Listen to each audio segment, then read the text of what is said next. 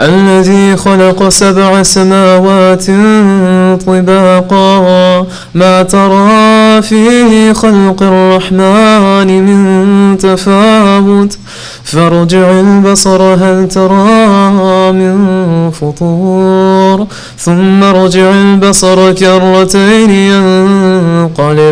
ينقلب إليك البصر خاسئا وهو حسير ولقد زينا السماء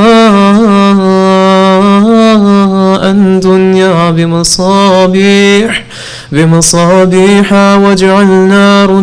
وجعلناها رجوما للشياطين وأعتدنا لهم عذاب السعير وللذين كفروا بربهم عذاب جهنم وبئس المصير إذا ألقوا فيها سمعوا لها شهيقا وهي تفور تكاد تميز من الغيظ كلما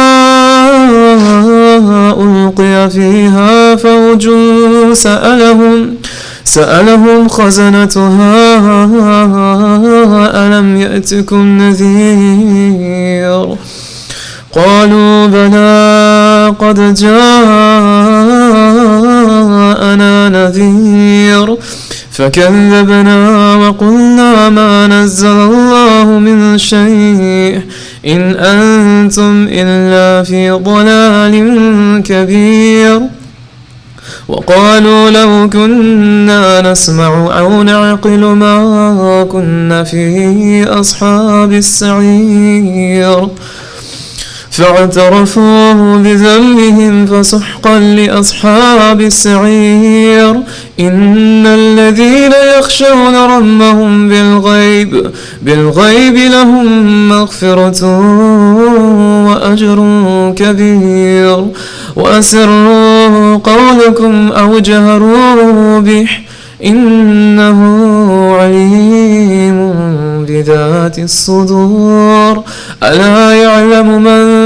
ألا يعلم من خلق وهو اللطيف الخبير وهو الذي جعل لكم الأرض ذلولا فامشوا في مناكبها وكلوا من رزقه وإليه النشور أأمنتم من في السماء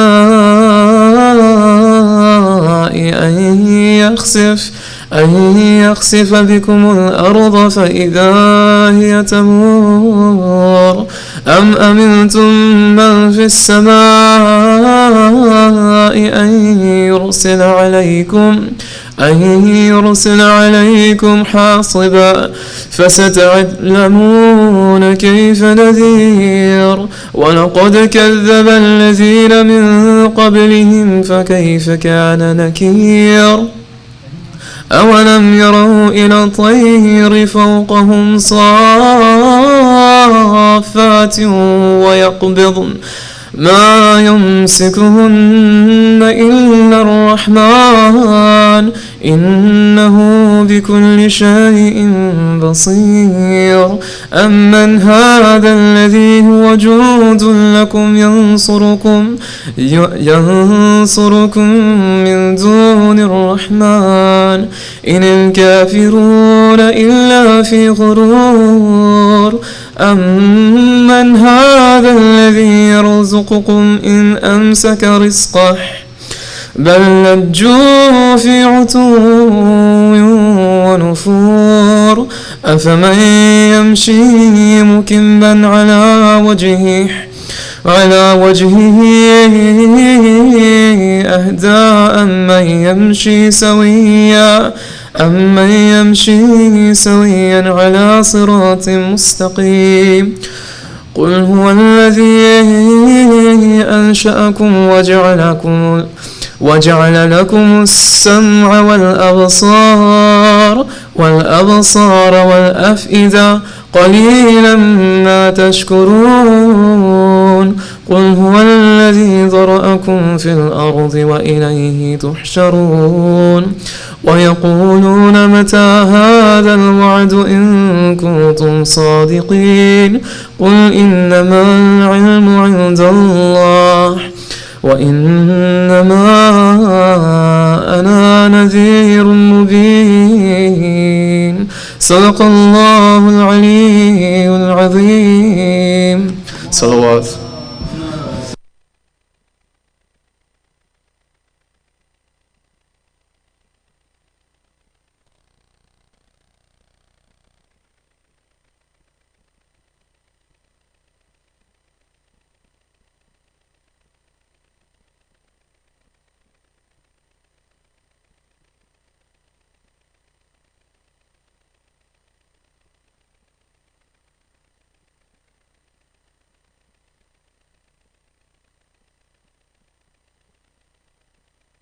بسم الله الرحمن الرحيم. السلام عليك يا أبا عبد الله، السلام عليك يا ابن رسول الله، السلام عليك يا ابن أمير المؤمنين وابن سيد الوسيين، السلام عليك يا ابن فاطمة سيدة النساء العالمين، السلام عليك يا خيرة الله وابن خيرته، السلام عليك يا ثار الله وابن ثاره والوتر الموتور، السلام عليك وعلى الأرواح التي حلت بفنائك، عليكم مني جميعا سلام الله أبدا ما بقيت وبقي الليل والنهار. يا أبا عبد الله، لقد عزمت الرزية وجلت وعزمت المصيبة بك علينا وعلى جميع أهل الإسلام، وجلت وعزمت مصيبتك في السماوات على جميع أهل السماوات. فلعن الله أمة أسست أساس الظلم والجور عليكم أهل البيت، ولعن الله أمة دفعتكم عن مقامكم وأزلتكم عن مراتبكم التي رتبكم الله فيها، ولعن الله أمة قتلتكم، ولعن الله الممحدين لهم بالتمكين من قتالكم. برأت الله وإليكم منهم ومن أشيائهم وأتبائهم وأوليائهم. يا أبا عبد الله، إني سلم لمن سلمكم وحرب لمن حربكم إلى يوم القيامة. ولعن الله آل زياد وآل مروان، ولعن الله بني أمية قاتبة، ولعن الله ابن مرجان، ولعن الله عمر بن سعد، ولعن الله شمر، ولعن الله أمة أسرجت وألجمت وتنقبت لقتالك. بأبي أنت وأمي لقد عزم مصابي بك، فأسأل الله الذي أكرم مقامك وأكرمني بك أن يرزقني تلب ثارك مع إمام منصور من أهل بيت محمد صلى الله عليه وآله. اللهم اجعلني عندك وجيها بالحسين عليه السلام في الدنيا والآخرة. يا أبا عبد الله، إني أتقرب إلى الله وإلى رسوله وإلى أمير المؤمنين وإلى فاطمة وإلى الحسن وإليك بموالاتك وبالبراءة ممن قتلك ونسب لك الحرب، وبالبراءة ممن أسس أساس الظلم والجور عليكم، وأبراء إلى الله وإلى رسوله ممن أسس أساس ذلك وبنى عليه بنيانا وجرى في ظلمه وجوره عليكم وعلى أشيائكم. برأت إلى الله وإليكم منهم، وأتقرب إلى الله ثم إليكم بموالاتكم وموالاة وليكم، وبالبراءة من أعدائكم والناسبين لكم الحرب، وبالبراءة من أشيائهم وأتبائهم. إني سلم لمن سلمكم وحرب لمن حربكم، وولي من والاكم وعدو لمن عاداكم.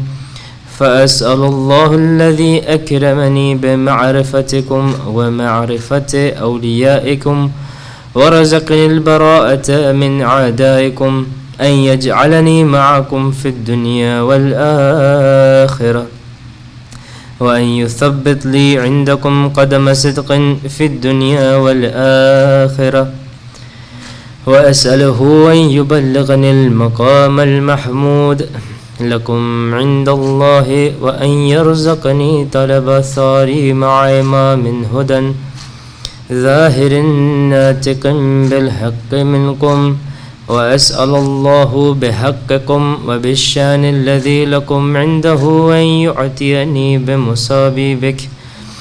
بمصابيبكم أفضل ما يعطى مصابا مصيبة ما أعظمها وأعظم رزيتها في الإسلام وفي جميع السماوات والأرض. اللهم اجعلني في مقام هذا ممن تناله منك صلوات ورحمة ومغفرة. اللهم اجعل محياي محيا محمد وآل محمد، ومماتي ممات محمد وآل محمد. اللهم إنا هذا يوم تبركت به بنو أمية وابن آكلة الأكباد اللعين ابن لعين على لسانك ولسان نبيك صلى الله عليه وآله، في كل موطن وموقف وقف فيه نبيك صلى الله عليه وآله. اللهم لعن أبا سفيان ومعاوية ويزيد بن معاوية عليهم منك اللعنة أبد الآبدين. وهذا يوم فرحت به آل زياد وآل مروان بقتلهم الحسين صلوات الله عليه. اللهم فضاعف عليهم اللعنة منك والعذاب الأليم.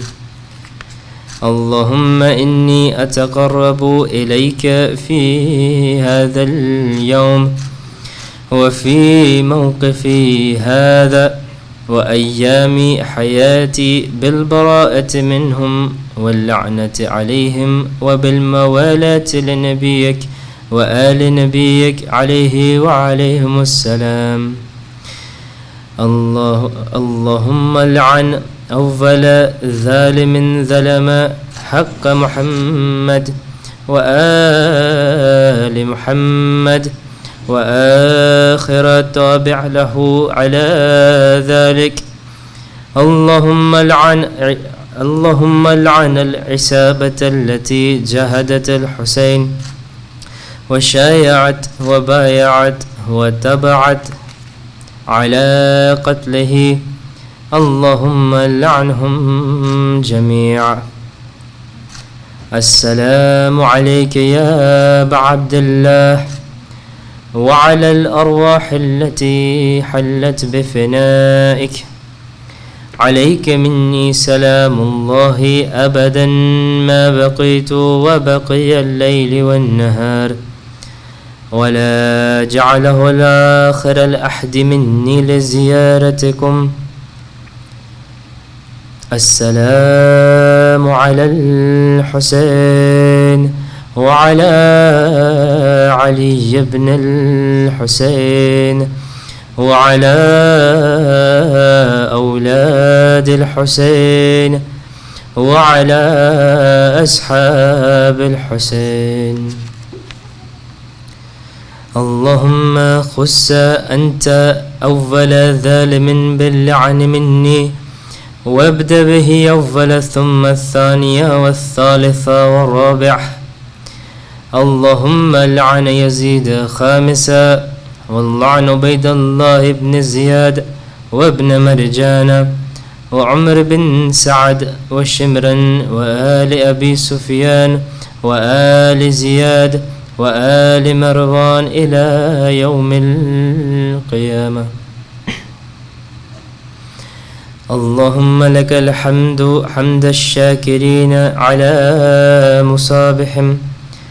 الحمد لله على عزيم رزيته، اللهم ارزقني شفاعة الحسين يوم الورود وثبت لي قدم صدق عندك مع الحسين وأصحاب الحسين الذين بذلوا مهاجهم دون الحسين عليه السلام. صلوات على محمد وعلى محمد.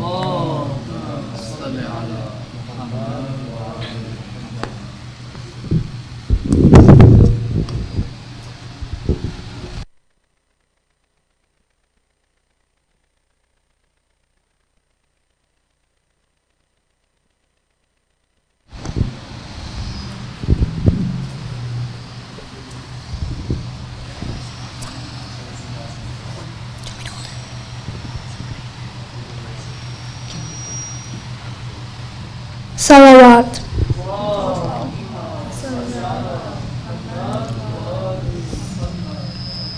Sayyid al-Shuhada, 10th of Muhurram, the day we all grieve, the day that our third Imam was Shaheed.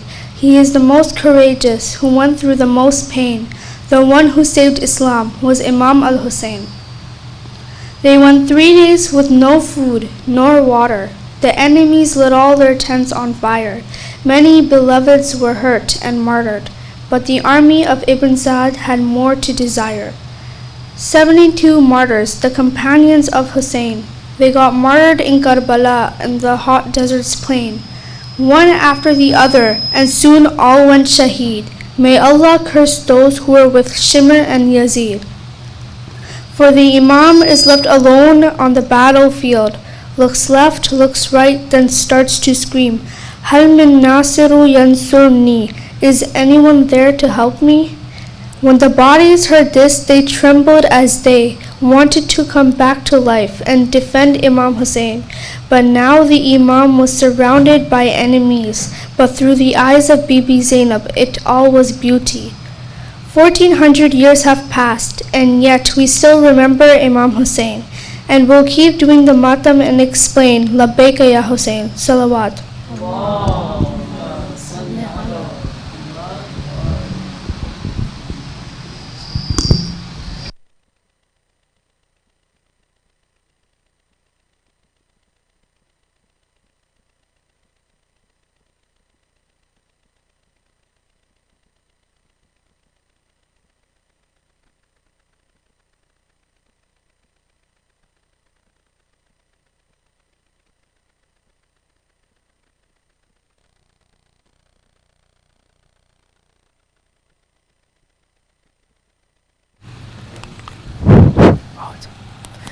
Brothers and sisters, respected scholar, Assalamu alaikum wa rahmatullahi wa barakatuh.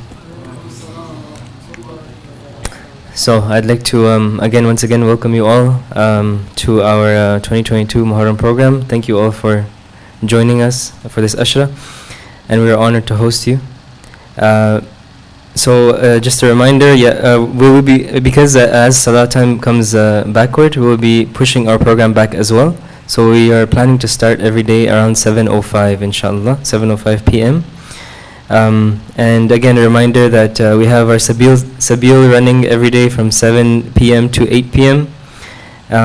As well as, that's the Sabil. And then I'd like to thank all the sisters who joined the sisters discussion last night. I hope all of you benefited, and I know definitely Sheikh really benefited from you guys as well.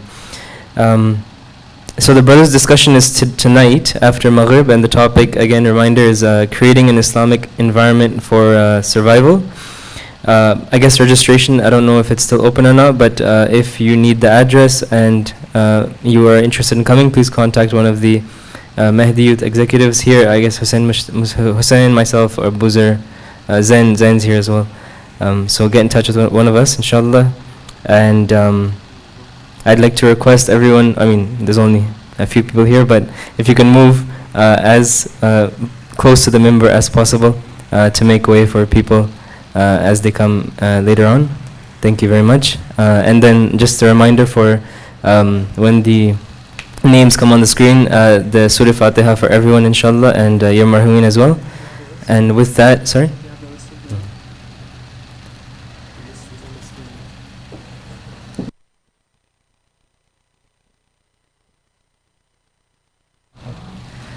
And with that, with the loud salawat and everyone, please, I'd like to invite Shaykh Eslami to the minbar. Salawat ala Muhammad wa ali Muhammad. Allah.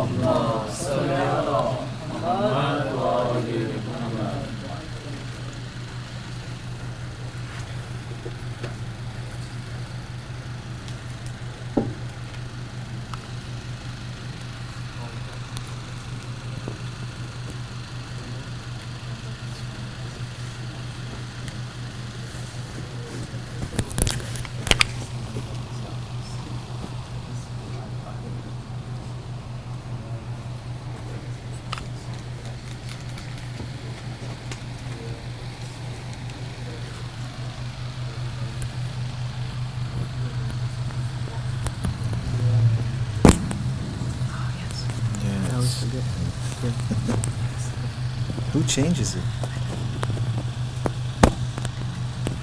We're streaming. Are we streaming right now? Sallu ala Muhammad wa ali Muhammad. Allahumma salli ala Muhammad wa ali Muhammad.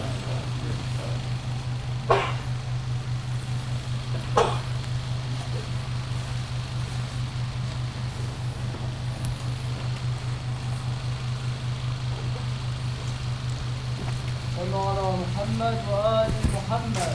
اللهم صل على محمد وآل محمد.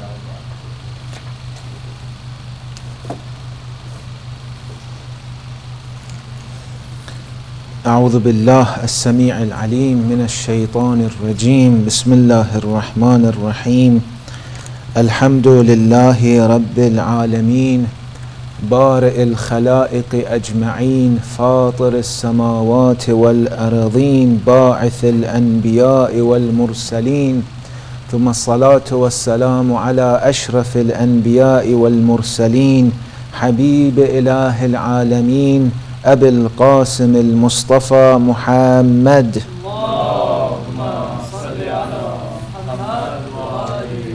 وعلى أهل بيته الطيبين الطاهرين المعصومين الذين أذهب الله عنهم الرجس وطهرهم تطهيرا.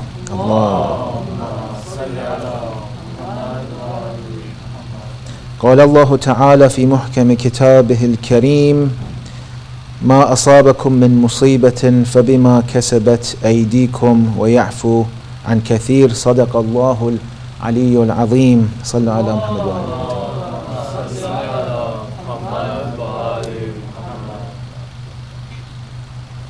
The previous days we were discussing the different reasons why we suffer in this dunya. Now some people become confused. What is the reason why they're suffering? And they come up with conclusions that are not right. When yesterday I explained some of the reasons, one brother came up to me and said, "Oh Shaykh, I had a headache yesterday, and from what you said on the minbar, I realized it is because I prayed my namaz late on that day. I prayed it at the end of its prescribed time, and that is why I got the headache. And I learned that from you. Jazakallah." I told him, look, that's not always the reason why you become sick.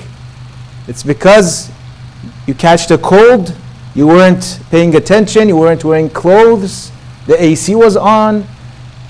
That's not the reason why you have a headache. You can't blame everything on God. Every difficulty, every suffering and hardship you're going through, don't blame it all on God. Sometimes He has nothing to do with it. It's you, it's your fault. You are the cause of the suffering you're going through. Yes, if you achieve something good, Allah says in the Quran that good that you have achieved, it is from God. He has given you the blessings and the motivation and the intention to achieve something good. ما أصابك من حسنة فمن الله. If whatever good befalls you, it is from God. But whatever bad befalls you, وَمَا أَصَابَكَ مِنْ سَيِّئَةٍ فَمِنْ نَفْسِكَ, it is from you. Anything bad that happens, it is from you. Now, this verse is indicating towards those kinds of hardships and difficulties we're facing, which are the consequences of our own actions. They are the results of what we have done. It's not Allah. It is an outcome of my own deeds. You're driving too fast and careless, you might hit another car. You're going to crash. This is something you have done. Now, God is so merciful that He might and He will consider it as an eraser. We mentioned those kinds of suffering that are erasers. They erase your sins. They purify your soul. He is merciful. Whatever you've done to yourself and it's your own fault, you're going through the consequences and the outcome of what you did to yourself. Yes, Allah is merciful and He will consider that and He will take that as an excuse to erase some of your sins because He is so merciful. But the main blame is on you. So many things, many sufferings and difficulties and tragedies we're going through, they're because of our own actions.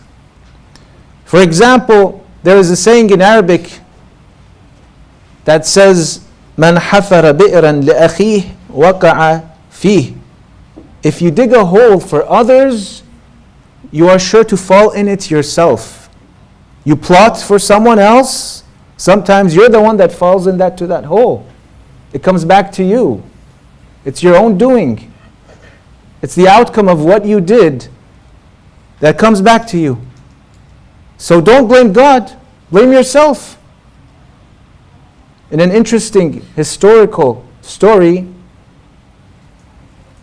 they say that Hulagu Khan, the Mongol emperor, the Mongol ruler that conquered Iran and Iraq, he was the one that he overthrew the Abbasid dynasty and he conquered Baghdad. Hulagu Khan, when he attacked the mountain and the castle of Alamut, where the Ismailis were, and he destroyed them and killed them all, there was the great scholar Nasir ad-Din Tusi. Nasir ad-Din Tusi was a Shia scholar that some say he was trapped in that castle, the Ismaili castle. Some say no, he was studying there and doing research.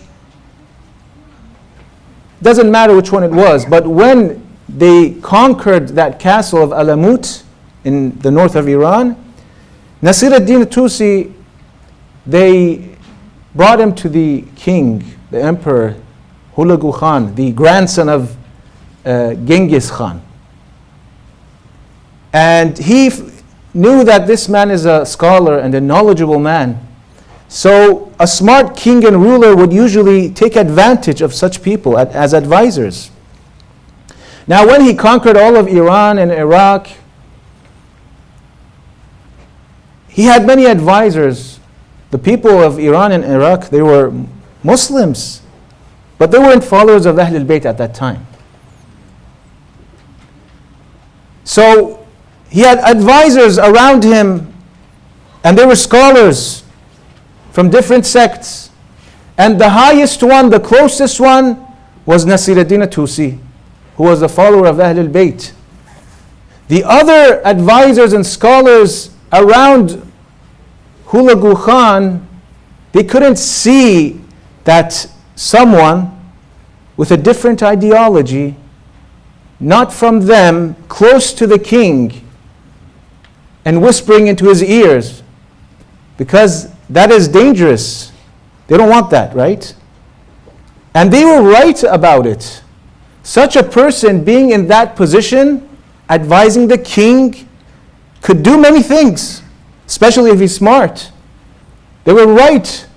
What they feared came to them. It started with Nasiruddin Tusi, who was the Shia advisor of Hulagu Khan. He wasn't Muslim himself, but he was listening to these scholars. He valued knowledge. And then his student, the student of Nasiruddin Tusi, Allama Hilli, he was the one that made all of Iran and parts of Iraq followers of Ahlul Bayt. It wasn't the Safawis that turned Iran into a Shia country. No. It was the Ilkhanids. That dynasty, they officially announced at the time of Allama Hilli that the official religion and sect of this country is the Twelver Shia Imami belief. And they, on their coins and in the mosques, in the khutbah of Jum'ah, that's what they would announce. They would have the names of 12 Imams everywhere. That was the official religion, and everyone had to abide by that. Whatever their belief was, whoever they were, that was the turning point for Iran. Everyone was Sunni, except for Kashan and Qom and Sistan, Baluchistan, some places, but the rest, they weren't followers of Ahlul Bayt. The turning point was Allama Hilli. Now, that's a different story, how he made that happen, how he became close to the Sultan at his time, which was Uljaito. His name was Uljaito, and later on he was named by Muhammad Khudabandeh. Nasiruddin Tusi paved the way for his student Allama Hilli in a very interesting incident where the king had divorced his wife, one of his favorite wives, 3 times in one session. And after 3 times in one session, you cannot return to her. She is haram. Now, he asked the scholars from different schools of thought, the Hanafis, the Malikis, the Hamdalis, the Shafi'is, is there a solution to this?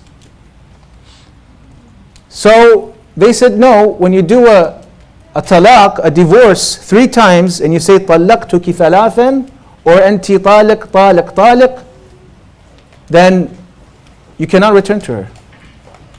So one of his advisors came to him and said, look, there's another sect of Islam, the Shias, the 12er Imamis. They have a different opinion. You want to see what they say about it? This may be a solution. He said, okay, who is their leader? They said, Allama Hilli, the student of Nasiruddin Tusi. So he said, call him and bring him to me. They called Allama Hilli from Hilla in Iraq to the capital where Khudabandeh Uljaito was living, which was different parts of Iran, sometimes in Tabriz. It started in Maraghe. So he went to Iran and he told the king that this is the ruling, that there are conditions. You didn't apply those conditions of talaq when you divorced your wife according to our madhab, the Ja'fari madhab, and the madhab of Amir al-Mu'mineen Ali ibn Abi Talib alayhi salam.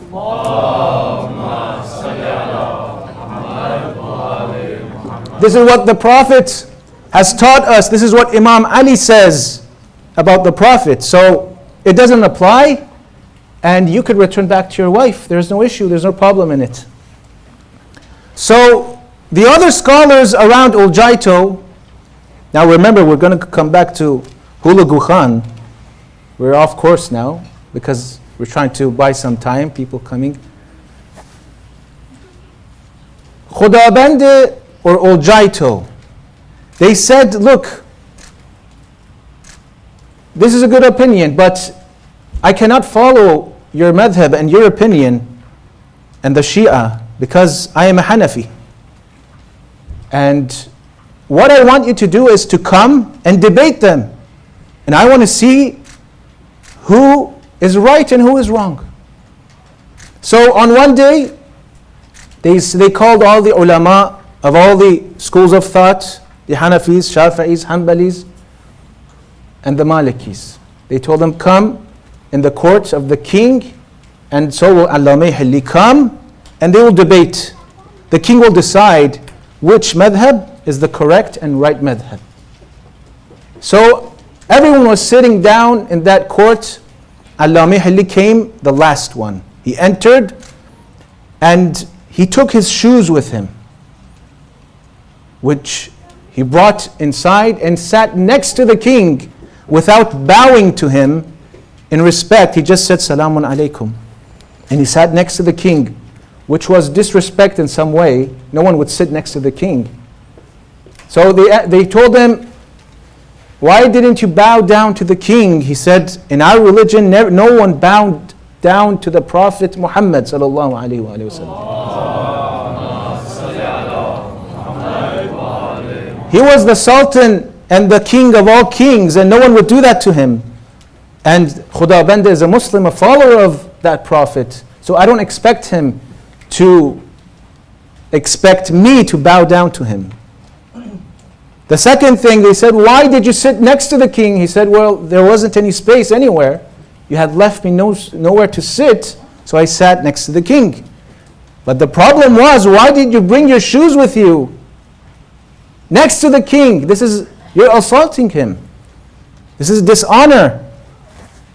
He said, well, he addressed the king. He said, you know why I brought my shoes? It's because I feared that the followers of Abu Hanifa, the Hanafis, they're going to take my shoes. They're going to steal it.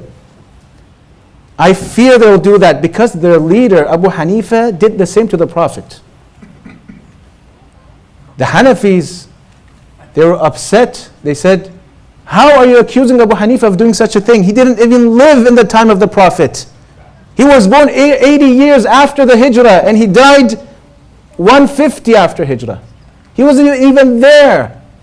He said, oh, my fault, I'm sorry. It was the Malikis.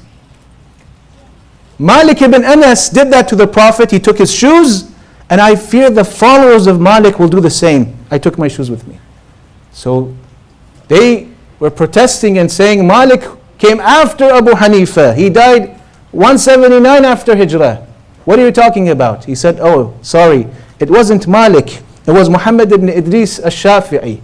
He did it, and his followers will do the same. They said, no, Muhammad ibn Idris died 204 after Hijrah. Then he said, no, sorry, it was Ahmad ibn Hanbal. He was the one that took it. They said, Ahmad ibn Hanbal came at the last. He died at 241 after Hijrah. And they were making fun of Allama Hilli. Then he said to the king, O king, did you hear their confessions? Their leaders came after the Prophet, years after him, while my leader was there from day one next to the Prophet, the first one who had faith in him. And what I'm telling you is his teachings.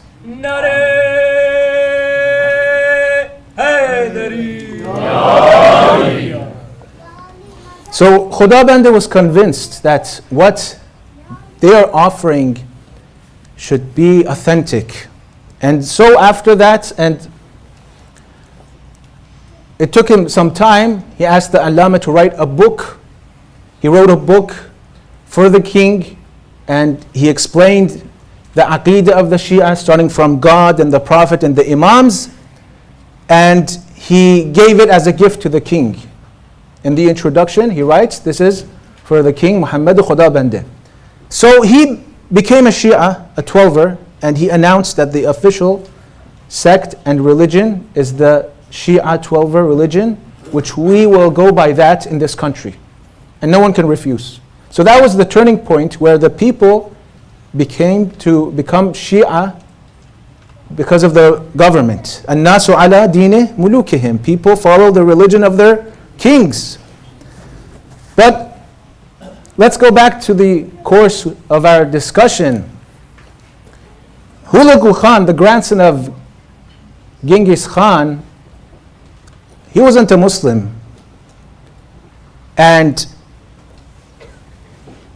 one day, he had his advisors, Nasiruddin Tusi and the others around him. One day, when Nasiruddin Tusi was away, the mother of Hulagu Khan passed away. She died. And they wanted to bury her. And Nasiruddin was somewhere.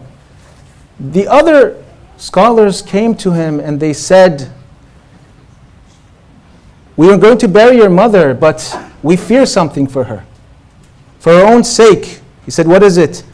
They said that, you know, when we bury someone here in our land, 2 angels will come to that person and ask them questions. Nakir wa Munkar. And they have to have the answers. Is your mother educated? Does she have all the answers to all the questions? He said, "No, she didn't have any education. How can she answer the questions?" They said, "Well, that's going to be a problem. Because if she cannot reply to the questions they're going to ask, and it's going to be a lot of questions, what are they going to do to her? They're going to torture her until the day of judgment. The day of resurrection, she will be tortured in her grave." The king said, "How dare they? I won't let it." They said, "No, you can't see them. You can't see the angels. Those who are alive will not see them. It's only the dead that see them.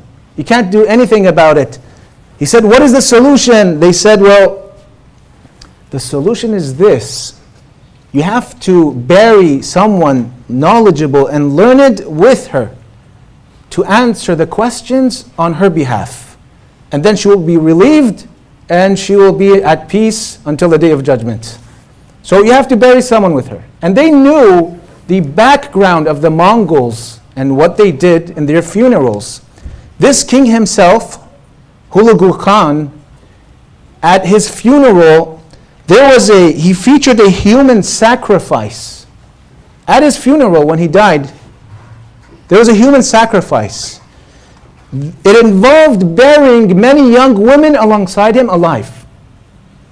Because they believed that if they're buried with him, they will serve him in the afterlife. So he was the last king in that realm, in the Middle East, to do that, of the Mongols. He buried many women with him. So this was something familiar for them. They told him, "Look, you want your mother, you want to save her, you have to bury something very knowledgeable with her in the grave, and he will answer." So he said to them, "Who is the most learned person that I can bury with my mother?" They said, "Nasiruddin Tusi. He is the most knowledgeable of all of us." He said, "Well, bring him to me. I will bury him with my mother." So they brought him, and he said, "What's going on?"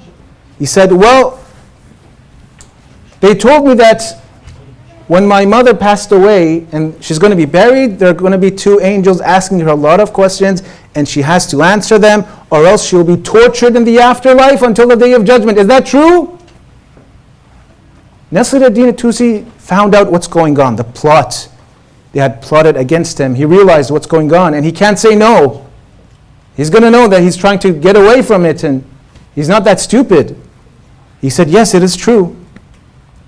He said, "Well, I have decided that I want to bury you with my mother so you could reply on her behalf." He said, "Yes, you're right. That will save her, but you have forgotten about something. Who's going to be buried with you when you pass away?" He said, "Yes, you're right. What should I do for myself?" He said, "Well, you have to save me for yourself. Because I'm the most learned scholar and the most knowledgeable. You need me." He said, "What should I do about my mother?" He said, "You know those other scholars, their knowledge combined together is almost the same as mine." So the king, Hulagu Khan, he ordered all of them to be buried with his mother so they could reply for her on her behalf on the day of judgment. This is a hole they dug for Nasiruddin Tusi, but they fell in it itself. And Allah subhanahu wa ta'ala says, "Ma asabakum min musibatin fabima kasabat aydikum." When you go through a tragedy and musibah, it's because what you have earned by your own hands, what you did to yourself. Sallallahu ala Muhammad wa alihi.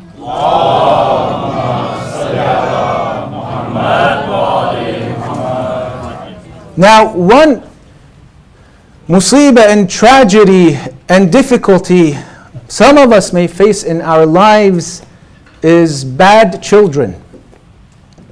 Children, disobedient children who might be wicked, disrespectful, disobedient. It's going to be a miserable life because they're not only disobedient to you, they're going to hurt your feelings and they're going to cause a lot of trouble. They're going to be troublemakers and they're going to ruin your reputation and your honor. Not only that, they'll even ruin your akhirah in some cases, right? A wicked child will ruin your akhirah. That's what happened to Zubayr ibn Awam, the cousin of Amir al-Mu'mineen alayhi salam.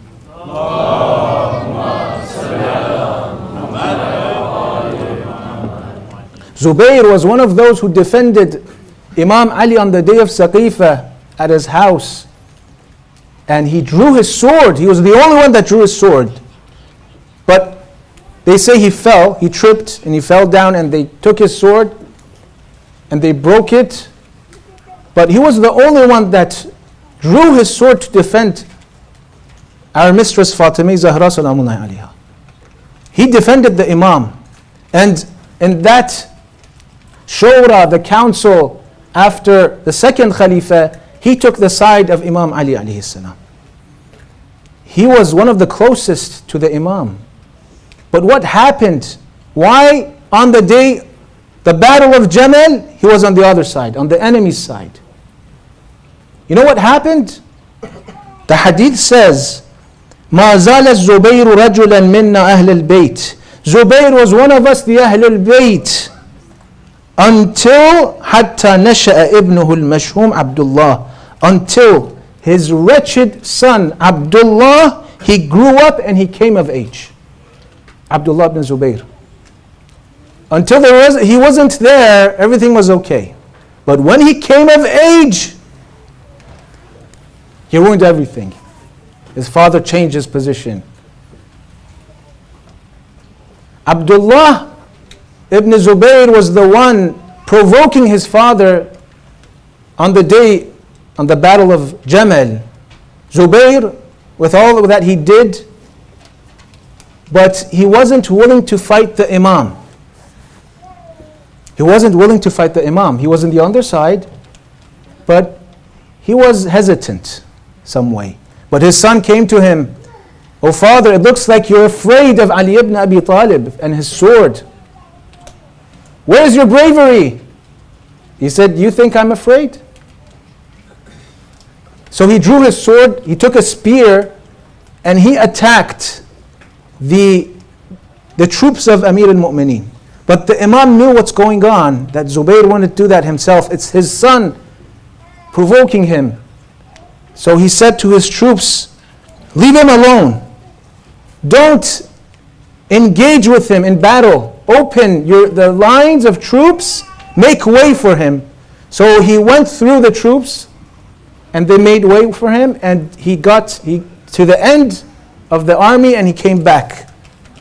And he said to his son, "Will a fearful person do that? If I was afraid, would do that?" So he wanted to prove that he's not scared of his cousin. But later on he left the army and the troops and he went on. He wasn't willing to fight. One of the Khawarij came back and he ambushed Zubayr and he killed him and he cut off his head and he brought it to Imam Ali alayhi salam. And the Imam said, "Al-qatilu wal-maqtul fi an-nar." Both the victim and the killer, they are both in hell. That is what happened to Zubayr. That was the end of him. After all these years being with the Ahl al-Bayt, his son Abdullah took him to the other side, the enemy's side. So, not only will bad children ruin your dunya, they will ruin your akhirah sometimes. But no one should blame a parent for that. Yes, maybe it is their fault. And that is why we're discussing under this ayah that مَا أَصَابَكُم مِّن مُصِيبَةٍ فَبِمَا كَسَبَتْ أَيْدِيكُم. Whatever musibah and tragedy you're going through, it's because of what you have done to yourself. It's the result and outcome of your own doings. But we have to give people the benefit of doubt. We have no right to blame them for what their children have become. We cannot blame a mu'min for anything at all, whether it's their children and the upbringing of their children or anything else, any sin, any mistake. You cannot blame them. You cannot judge them. I didn't know this years back. I came upon a hadith that shook me to the core. And from that day on, I'm worried. What's going to happen to me? What is going to happen to me?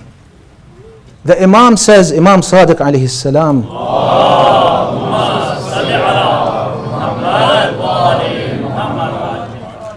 Man ayyara mu'minan bidhanbin, in another hadith, bishay'in lam yamut hatta yarkabahu. Whoever blames a mu'min for a sin, or the other hadith says, for anything, for a mistake. If you blame a mu'min or you judge them, even if you're right, but judging them and blaming them, you know what the consequence is? The Imam says you will not die until you commit the same mistake. You blame him and you judge him for something that maybe you're right about, but you don't have the right to do that. You blame yourself. What you're going through, you should know it's the consequence of your own actions, your own deeds. But when other people are facing the same problem, you have to give them the benefit of doubt. Don't blame them, don't judge them. Or else the Imam says, you will commit the same sin or the same mistake. Only if God has mercy upon you, He will forgive you. You ask for a law of mercy so that you won't commit the same sin. That's an exception, but this is the principle that Imam's giving. Give them the benefit of doubt. Wasn't God's Prophet Nuh alayhi salam didn't have a son who didn't come along with him on the ship? He said, "Oh Allah, innahu min ahli. He is my family, he is my son." Allah says, "Innahu laysa min ahlik. Innahu amalun ghayru salih." He is not a good deed. That's the Prophet. God's messenger, he has a son who has been deceived by his friends. He has been deviated from the right path. What is his fault? He's ma'soom, he's infallible, he's a prophet. That happens sometimes. You must consider that when you're regarding other people, other than yourself. But when it comes to yourself, you blame yourself. You blame yourself even if you have a doubt. Is it my fault or not? It's okay to blame yourself. So what should we do about our children? Why is it so important that we raise righteous children? One, it's good for your dunya. The honor they will bring to you and your family. The service they will do for you in this life. The pride you will have because of a good child, a good son, a good daughter. These are the benefits of the dunya, and you have the benefits of the akhirah. You know what the benefit of the akhirah is? The Prophet Muhammad sallallahu alaihi wasallam.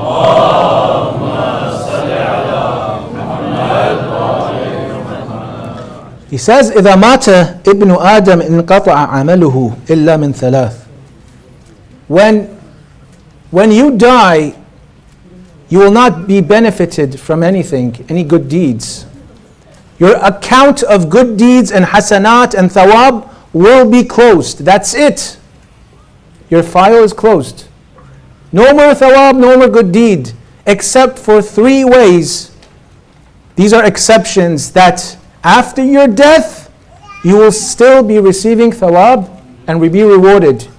Your account will be open for only these 3 causes. One, sadaqatun jariyah, a charity that doesn't subside. It doesn't finish. It's a mosque, a center, a Husayniyah, Imam Barga, something that remains and the mu'mineen are benefiting from that. That's something that will last. And you will receive the benefit from that after your death. The second thing, أو علم ينتفع به, or a knowledge that you leave behind. علم ينتفع به. You write a book. You leave knowledge behind for others to benefit from. You will see the reward and the thawab after your death. But the third, وَوَلَدٍ صَالِحٍ يَدْعُو لَهُ, a righteous child that would do good deeds and pray for his parents. He is the best way of leaving something behind that will benefit you in the akhirah. This is a deposit that you're making. A righteous child. Now this is important for your dunya and also your akhirah. But what are the things, the factors that matter? What makes a child a righteous child or a bad child? How can you control that? How can you influence on your children? Some things are obvious, right? Some things you do, they're very obvious. Even in the West, psychologists, they know that. They will tell you about that. You just have to have some more education, some more knowledge when it comes to bringing up your children. You have a child who is spoiled, that's your fault. A demanding child, a child that is always moody and whining, he's not getting along with others, that's your fault. Maybe you haven't given him enough vitamin N's. You know what vitamin N's are? Vitamin N's. Yes? It's to say no to your child every once in a while. Don't give them everything they want. I saw this in a video on YouTube. It was very interesting. He said if children who do not receive vitamin N's, they don't hear the word no from their parents, every once in a while, that's how they're going to be. Spoiled, demanding, moody, whining all the time. They're not happy, they're not satisfied. They don't appreciate what you're giving to them. They don't appreciate that. They don't express that appreciation. And the reason is why? Because you're giving them everything they want. So the formula, they say, is that you only give them 25% of what they want. Every 4 times they ask you something, you say no, no, and no, and the 4th time you give it to them. Even simple things like they want a snack, let's say it's not even harmful. Just for the sake of giving them the vitamin N, you should not give them the request. You're in the supermarket, they tell you, Baba, buy me this. Nothing for you today. The next day, buy me this. Nothing for you today. The 3rd time, nothing. The 4th time, yes, give them something. Even if it doesn't harm them, but saying no to them is for their own good. They need this vitamin they call N. I mean, these are things that it needs a little bit education, and I mean, it's not education, you just see it online, what they have to say. You have to look for that, inquire about how to raise your child. These are things that are the matters of the dunya. What I'm worried is the akhirah of your children. How can we secure their akhirah, our akhirah, and also our dunya? Sallu ala Muhammad wa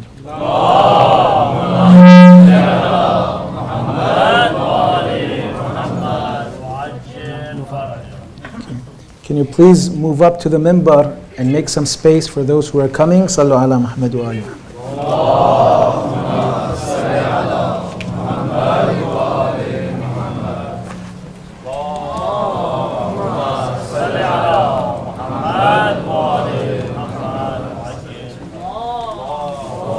There's more space here near the minbar. If you come closer, please. and make some space in the back. Sallu ala Muhammad wa ali Muhammad.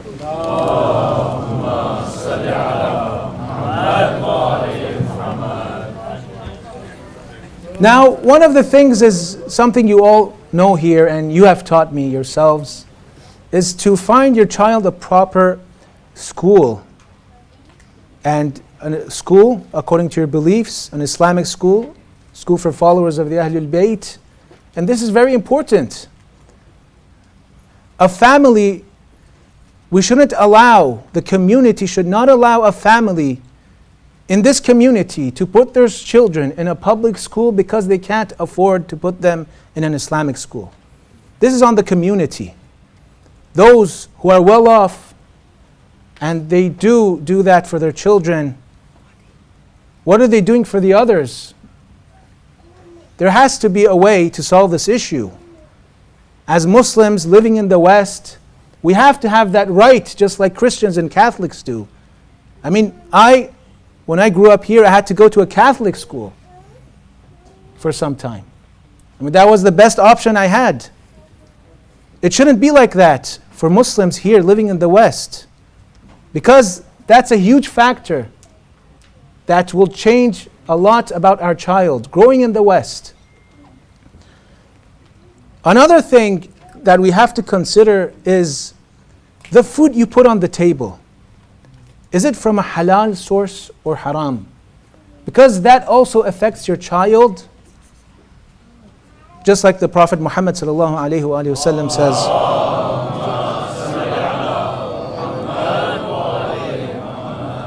sorry, the hadith is by Imam Sadiq alayhi salam.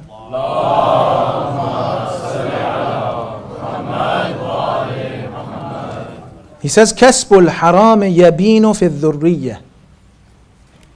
When your income is from haram, it will show in your children. That's an effect it will have on them. Don't be surprised. On the day of Ashura, Imam Hussein said to his sister, when she asked him, didn't you introduce yourself to them? They know you're the grandson of the Prophet, who you are? Didn't you talk to them, convince them? He said, yes, I did, but the problem is, مُلِئَتْ بُطُونُهُم مِّنَ الْحَرَامِ. Their stomachs are full of haram. It's the effect that haram has on them that makes them kill their own imam. Now, none of our children are going to reach that level, but they're going to have those traits and features and characteristics of those people that killed Imam Hussein.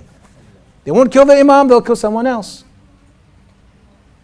That is because you weren't careful what you were giving them, what you were feeding them, how you made money. This has a big effect on your family and yourself. Now sometimes it's difficult. I mean, how many jobs can you find out there in the West where you have to sell alcohol or serve it? Even serving it is problematic. Even handing it over. I mean, how many jobs can you find that have this issue? Now, I'm not saying that whoever is working in such a place, maybe there's a fatwa they're following that allows them to do that. We give them the benefit of doubt. We cannot judge them. We cannot blame them. Maybe they're following some mujtahid who allows that. He's selling pork in his restaurant. It's not allowed. It will affect your children and yourself. You're not eating it, you're selling it to non-Muslims. But that's not allowed. It's haram. Now, we're not going to blame them. Again, maybe some mujtahid comes and says, it's okay if you sell it to non-Muslims. So we cannot blame. We cannot judge. But you yourself, you must know this. You must be careful. Someone would come and say, I'm not finding a good job. This is the best job I've found until right now. Allah says in the Quran, وَمَنْ يَتَوَكَّلْ عَلَى اللَّهِ فَهُوَ حَسْبُهُ. If you have tawakkul, if you rely on God, He will be sufficient for you. He will get you out of that situation you are in.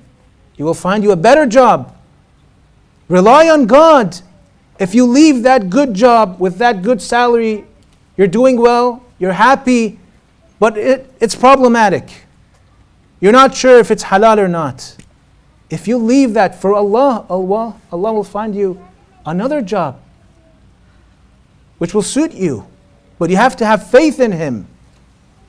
So, what you give them is important. It's an important factor. But all of these brothers and sisters, again, you could only do so much for them. I mean, you're putting them maybe in an Islamic school. But again, who are their friends? I mean, you can't control that, right? You find bad people everywhere. Wherever it is, even the mosque. You bring them here, you're afraid who they are going to befriend here. Everyone, in every situation, every place, you'll find good and bad. How can we control that? It's not up to us. We could only do so much for our children. So after trying our best, we have to rely on God and ask God. You can't just leave it to God. I'll leave the rest to you. No, you have to ask Him and beg Him for this, to keep your children safe, their deen, their akhlaq. You have to pray for this, not after they have been going astray, after you've seen them committing a sin. No, that's too late. That's what most people do. When they see their children going astray, deviated from the right path, that's when they are begging Allah, doing tawassul. They're looking for solutions. You've come too late. Maybe there's still hope for them, inshallah. But this is not the time. You have to be ready for this. One person came to Imam Hussein alayhi salam.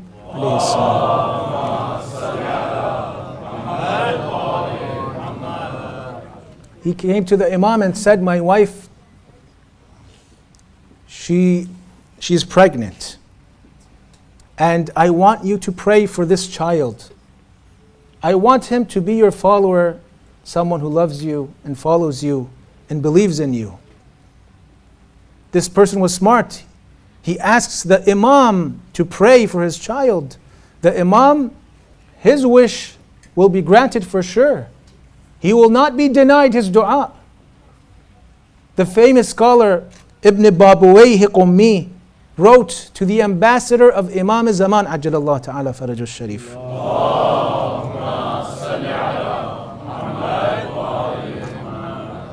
Hussein ibn Ruh Nubakhti, the fourth ambassador, and he asked him to write to the Imam or ask the Imam, this request I have. I don't have any children. I want the Imam to pray for me, to give, so that Allah gives me children, and I want them to be righteous and pious children. So the Imam wrote back to him, and he said, I have prayed for you, and Allah will give you children that will serve this deen, this religion. And he gave him Shaykh Saduq. Shaykh Saduq, who has served our faith like no one else. Many of our sources are from Shaykh Saduq, Man la yahduruhu al-faqih, and other books. Sorry. Yes, the book of Man la yahduruhu al-faqih is by Shaykh Saduq. He has compiled the ahadith of the A'imma and other books that all of our aqeedah and faith is based on. So we don't have the Imam to ask him to pray, but he can listen, he hears us.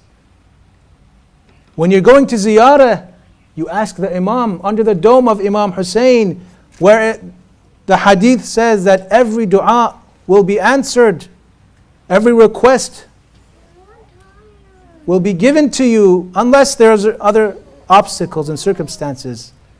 But praying for your children to be good, that's something that they won't deny you. So you have to pray before they are born. You have to consider that. before your children are born, when they're growing up, when they're small. But the problem is we forget about it. We forget about praying for them. Because, they're innocent children. Who would think in the future, what will they become? You never think about it. It's only when you fear that they're going astray, you're doing the dua, you're begging, you're supplicating, you're doing tawassul. That's something you have to worry about. That, am I praying for my children's upbringing every day? Whenever I do qunut, whenever I do tawassul, is that one of my first du'as I'm doing all the time or not? Or is it when they grow up, I fear for them and I do dua? No, it's from the beginning. Sallu ala Muhammad wa ala.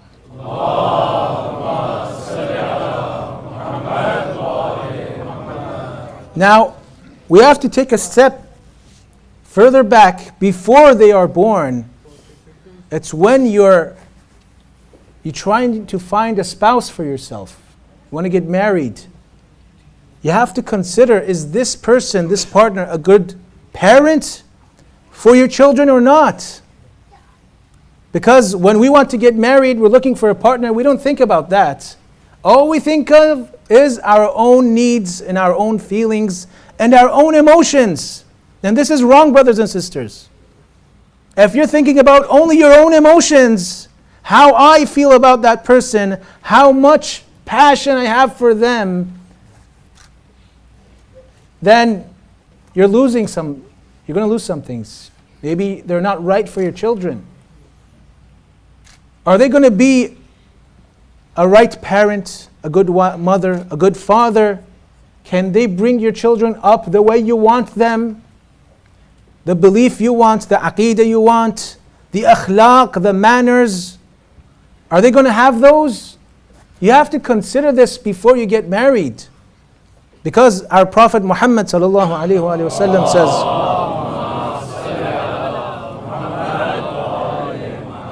he says, تَخَيَّرُوا لِنُطَفِكُمْ فَإِنَّ الْعِرْقَ دَسَّاسٌ. When you're choosing your partner, your spouse, choose them on this criteria. Are they going to be a good parent or not? Is she going to be a good mother for my children? Choose your wife and your husband based on that. Now I know for women it's different. They can't usually go and pick a husband. It's not in our culture. But I've seen and I've heard in stories many men, when they find a right person, they ask them, do you want to marry my daughter? Would you like to marry my daughter? It's not in our culture. It's not in anyone's culture that I know of. I know that. It's not something we can do. But there are other ways. I know some person, a scholar, who would pull some strings, faraway strings, and ask people to tell someone to come, and what do they think about this person, this person's daughter? Does he want to marry her? You don't have to tell them directly. It's just pulling some strings and asking other people to come in between and do some good. This was normal in the past. They would do these. Yes, asking them directly is not something we have in our culture, and it's difficult. But I've seen it, and it happened to me myself when I was in the Arba'in walking towards Karbala. Some man came to me, an old man, and he said to me, would you like to marry my daughter? And I said to him, look, I am married and I have 2 children. He said, well, it's no problem for me. So I said, well, I understand that and I appreciate what you're offering, but my wife has a problem with that. So he said that, well, it's up to you. There is no woman that will approve. Every woman would have a problem with that. I'll leave it to you. And I saw this poor uncle, he's so desperate to get rid of his daughter. So I felt sorry for him. What's going on here?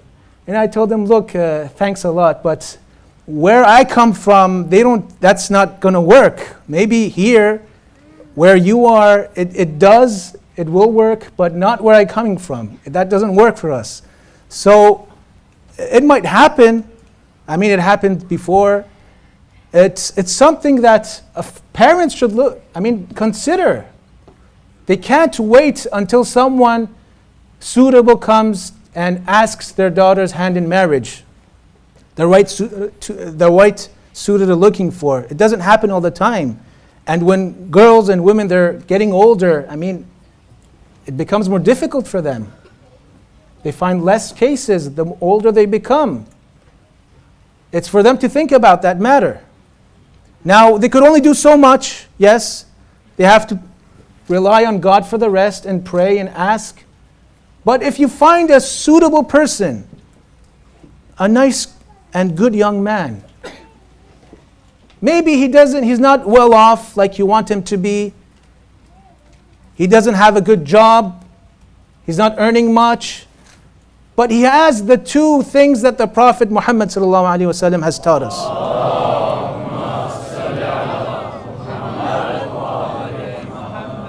من ترضونه دينه وخلقه فزوجوه. Whoever you like their deen, their religion, their faith, their aqidah, and their akhlaq, if you're satisfied with these two, then give them your daughters. Wealth doesn't matter. If you're well off, you could take care of him. You could take his hand, help him out. That's something you could do. If you're really looking for a good person for your daughter and you're well off financially, then why does it matter to you that how much does he earn? What is his job? If he has the akhlaq, and you have to inquire about that, and you have to be satisfied with it. You can't just look at him and say, oh, he looks like a nice guy. No. And his religion, his belief, if you're satisfied with that, then the Prophet says, فَزَوِّجُوهُ. This is what matters. So this is what we have to consider. The Prophet said, تَخَيَّرُوا لِنُطَفِكُمْ. Choose your spouses carefully and consider them as a parent, not as a partner for yourself only. No, emotions are important. You have to have some emotions for them, some passion. They have to be attractive to some point for you. But that's not all. There are more important things. Both of them are important. Consider them. Because the Prophet says, فَإِنَّ الْعِرْقَ دَسَّاسٌ. Irq means the genes. The genes are transferred from parents to children. They inherit the genes sometimes. Abdullah ibn Zubayr, you know who his mother was? Who is his mother? Who is his auntie? The woman standing in front of Amir al-Mu'mineen in the Battle of Jamal. That was her auntie. So you could guess where it's coming from. The mother brought him up like that, so he stood in front of his imam. And he made his father do that, fight his imam. I suppose because of the mother. But you find the same siblings. His uncle, the uncle of Abdullah, who was his uncle? Muhammad ibn Abi Bakr. That was his uncle from his mother's side, and that was his auntie from his mother's side. This uncle, who was the mother of Muhammad ibn Abi Bakr, he was the son of Abu Bakr, just like Aisha, just like the mother of Abdullah ibn Zubayr. They were all siblings, but the mother was Asma bint Umays. Asma was a different mother.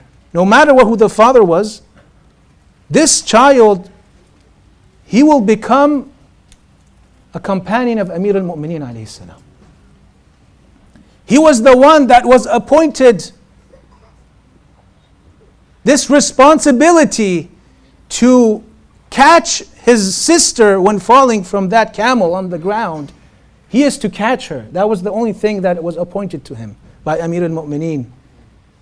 You have to take her and take her away from this battlefield. It's the mother that changed. The father was one. The mothers were different. That is why the Prophet says, choose for your children a good spouse. Amir al-Mu'mineen alayhi salam, one of his sons,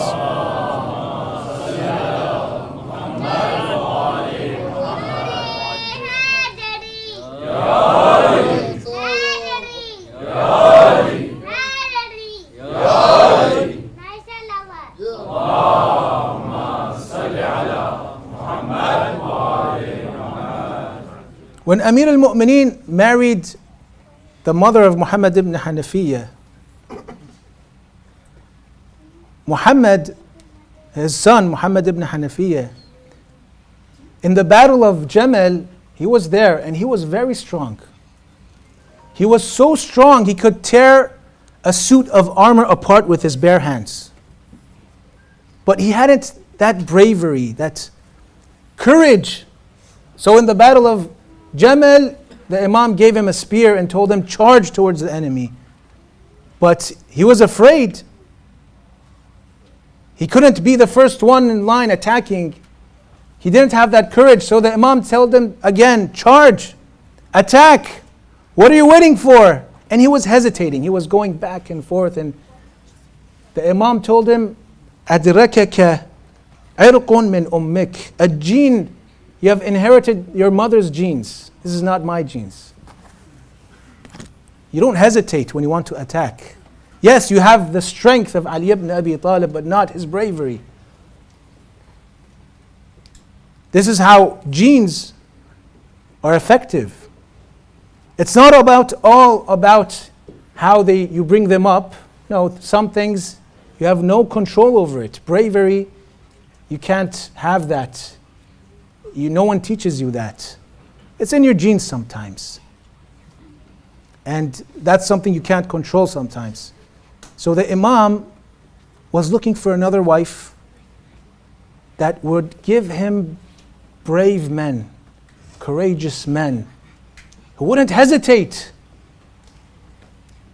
So he said to his brother Aqil, find me a woman from the bravest tribes of the Arab, the most courageous and fearless and valiant tribes. I want her to bear me children who will look after my son Hussein. So he found him Fatima bint Huzam al-Kilabiyah, known as al-Banin. And this mother truly gave the Imam boys that inherited the genes of both their father and their mother from both sides. No fear, no hesitation, complete submission and obedience. And she also taught them the akhlaq, the manners, how to be loyal to your Imam. It wasn't only about the genes, no. She taught them how to respect your Imam. Never walk in front of them. Never talk to them unless you're talked to. This was how she brought them up. So this was the result, the outcome of this marriage was a person that became the last line of defense for Abi Abdullah al-Hussein. Imam Hussein put his brother Abu al-Fazl Abbas for the last. He was the last line of defense who everyone goes back to when they are attacked. When the enemy charges, they seek refuge in him. When he is alive, the enemy fears him. They don't come towards the tents. Because on the night of Sham Ghariban, the poet says, addressing Abu al-Fazl, the night of Sham Ghariban, when the women are attacked and they want to fall asleep, he says, اليوم نامت أعين بك لم تنم وتسهرت أخرى فعز منامها.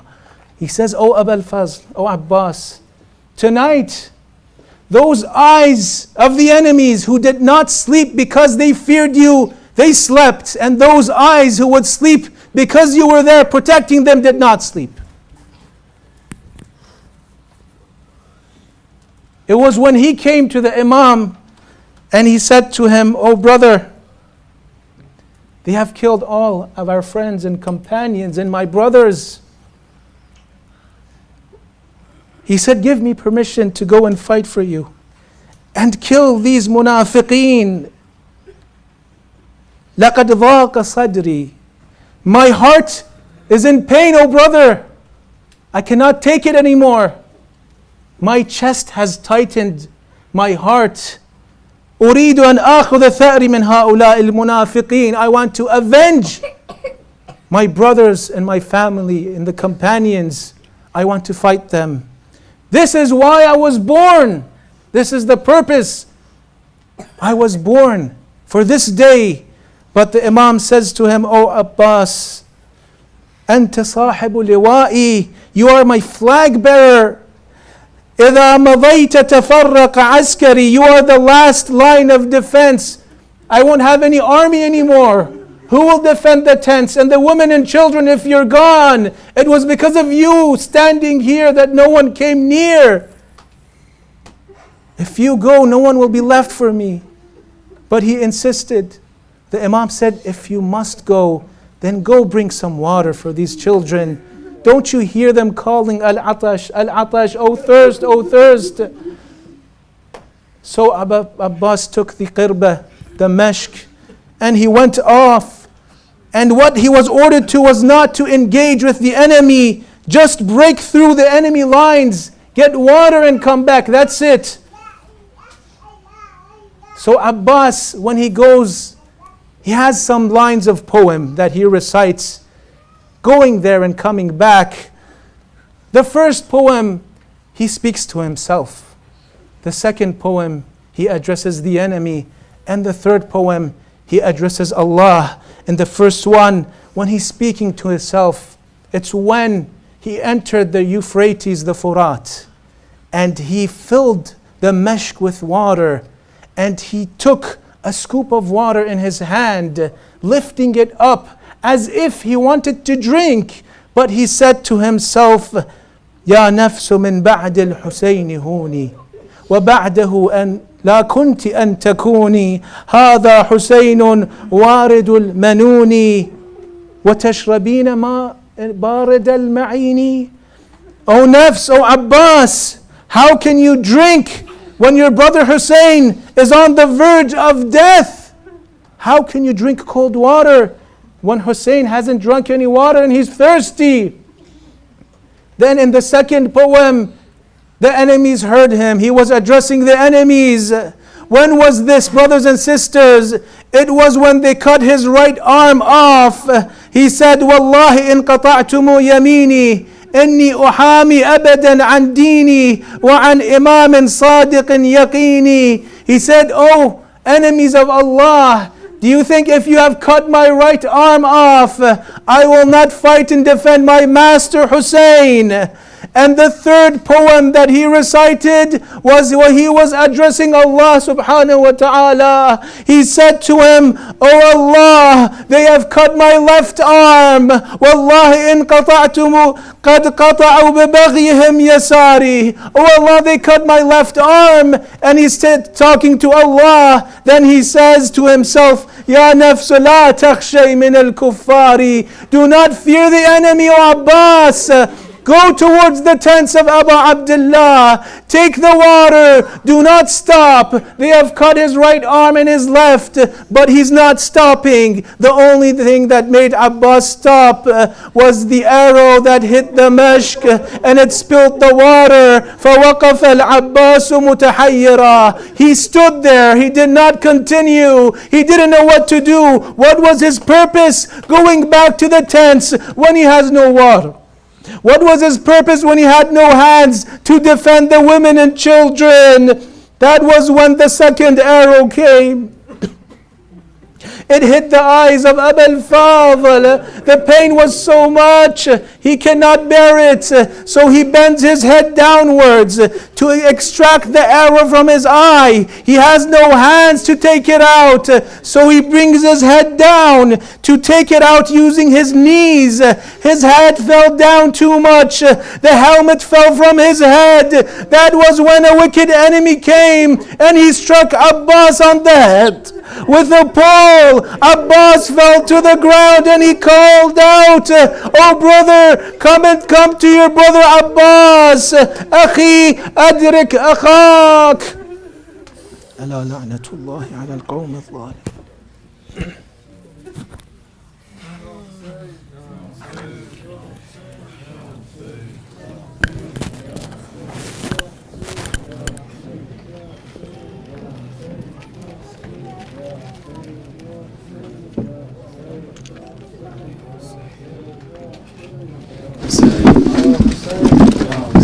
Ya Hussein, Ya Hussein, Ya Hussein, Ya Hussein, Ya Hussein, Ya Hussein, Ya Hussein, Ya Hussein, Ya Hussein.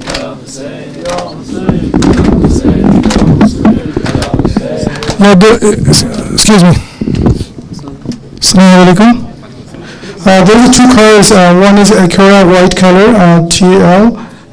License plate number is CCNM 062. And another one is a Toyota Sienna. License plate number CKET 457. Please go and repark your car blocking other people's. So please park properly. Ya Hussein, Ya Hussein. Please come in closer. Ya Hussein, Ya Hussein. Serving you is all that I had sought. Serving you is all that I had sought. My honor will never be bought. They said that I remembered you. I say that I never forgot. Serving you is all that I had sought. My honor will never be bought. They said that I remembered you. I say that I never forgot. For my Imam, I will not fail. My loyalty is not for sale. For my Imam, I will not fail. My loyalty is not for sale. La al-maut illa as-saada, la hayata illa ash-shahada, la hayata illa ash-shahada. La al-maut illa as-saada, la hayata illa ash-shahada, la hayata. For my Imam, I will not fail. My loyalty is not for sale. La al-maut illa as-saada, la hayata illa ash-shahada, la hayata. One last time louder. La al-maut illa as-saada, la hayata illa ash-shahada, la hayata. My lips won't touch water so long as yours are dry. In my head all I hear are your young daughter's cries. How can I drink before my beloved master? If Hussein falls, then why should Abbas live after? Should Abbas live after? Oh, Farhat is calling you, Abbas. Oh, Farhat is calling you, Abbas. Oh, Farhat is calling you, Abbas. Oh, Farhat is calling you, Abbas. Oh, Farhat is calling you, Abbas. Oh, Farhat is calling Abbas. I can still hold your flag even without my hands. I proved my loyalty and left them on the sand. The arrow in my eye won't move me from your side. Hussein, my love for you in my heart won't subside. In my heart won't subside. Oh, Farhat is calling you, Abbas. Oh, Farhat is calling you, Abbas. Oh, Farhat is calling you, Abbas. I am the lion of the army of Ali. I defend the Prophet and his pure family. Why should that change now that I cannot hold a spear? I'd rather die before seeing Master shed tears, seeing Master shed tears. Oh, Farhat is calling you, Abbas. Oh, Farhat is calling you, Abbas. Oh, Farhat is calling Abbas. In pieces will be my body and burnt away. Still I won't move from the side of my brother Hussein. They cannot match me in strength nor in bravery. I am unique in my unyielding loyalty, unyielding loyalty. Oh, Farhat is calling you, Abbas. Oh, Farhat is calling you, Abbas. Abbas. Oh, Farhat is calling you, Abbas. I will not drink from you. Kawthar is waiting for me. You belong to Asghar, but the arrow belongs to Ali. The children of Zahra are still waiting for you. Oh, Farhat, I promise them. To my word I must stay true. To my word I must stay true. Oh, Farhat is calling you, Abbas. Oh, Farhat is calling you, Abbas. Oh, Farhat is calling you. One last time. Oh, Farhat is calling you, Abbas. Oh, Farhat is calling you, Abbas. Oh, Farhat is calling you, Abbas. لك لبيك لك لبيك أبا عبد الله. لك لبيك لك لبيك أبا لك لبيك لك لبيك أبا عبد الله. لك لبيك. This is not everyone. لك أبا عبد الله. لك لبيك لك لبيك أبا عبد الله. لك لبيك لك لبيك أبا لا لك لبيك لك لبيك أبا لك لبيك لك لبيك أبا عبد الله. لك لبيك. صلى الله عليكم يا أهل بيت النبوة. صلى الله عليك أيها العبد الصالح المطيع لله ولرسوله. نسألك اللهم وندعوك باسمك العظيم الأعظم الأعز الأجل الأكرم يا الله يا الله يا الله يا الله يا الله يا الله يا الله يا الله يا الله يا الله بحق العباس يا Allah, we beseech you. We've come to the door of Bab al-Hawaj on this night. Any desire that you have, how can Abbas turn you away on this night? Ya Allah, we beseech you.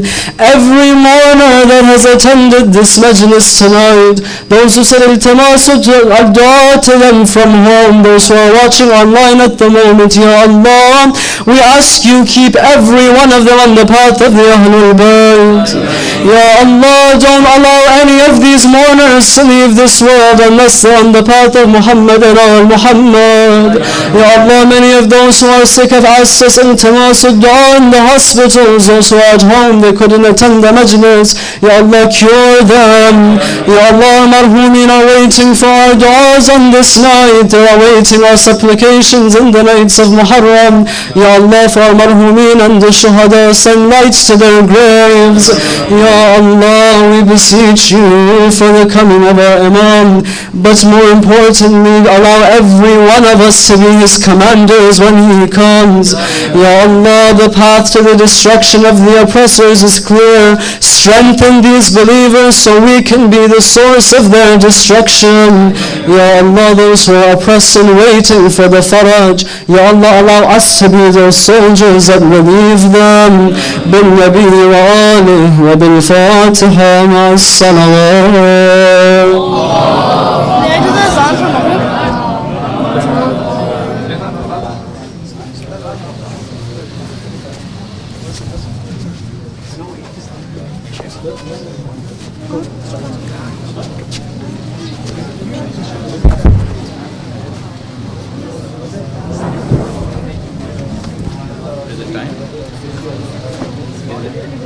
You said go for it.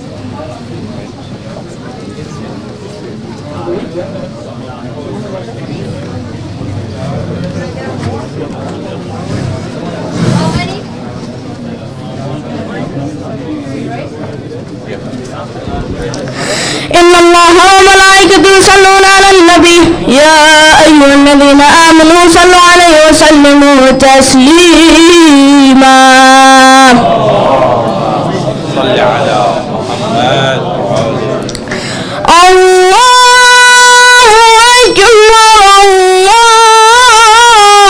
الله أكبر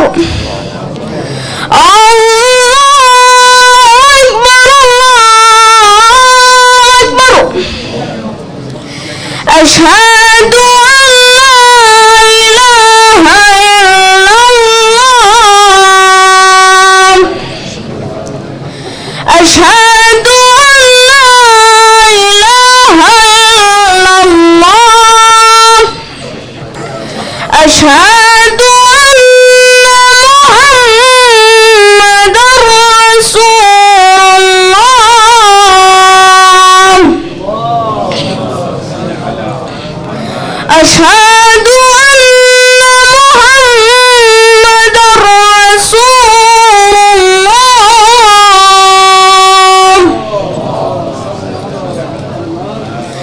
أشهد أن أمير المؤمنين وإمام المتقين عليا ولي الله أشهد أن أمير المؤمنين وإمام المتقين عليا حجة الله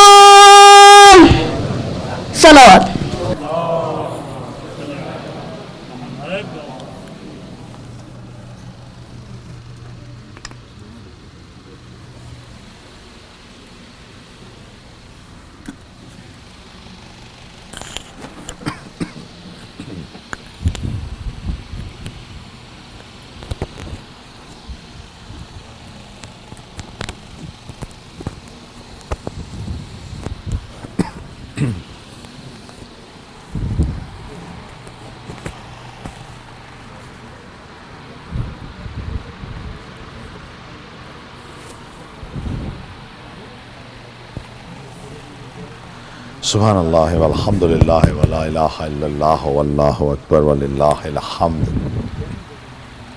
اللہ اکبر اللہ اکبر اشہد ان لا الہ الا اللہ اشہد ان لا الہ الا اللہ اشہد ان محمد رسول اللہ اشہد ان محمد رسول اللہ اشہد ان امیر المؤمنین و امام المتقین علی ولی اللہ اشہد ان امیر المؤمنین و امام المتقین علی حجت اللہ حی علی الصلاة حی علی الصلاة حی علی الفلاح حی علی الفلاح حی علی خیر العمل حی علی خیر العمل قد قامت الصلاة قد قامت الصلاة اللہ اکبر اللہ اکبر لا الہ الا اللہ ان صلاتي ونسكي ومحياي ومماتي للہ رب العالمین استغفر اللہ ربی واتوب الیہ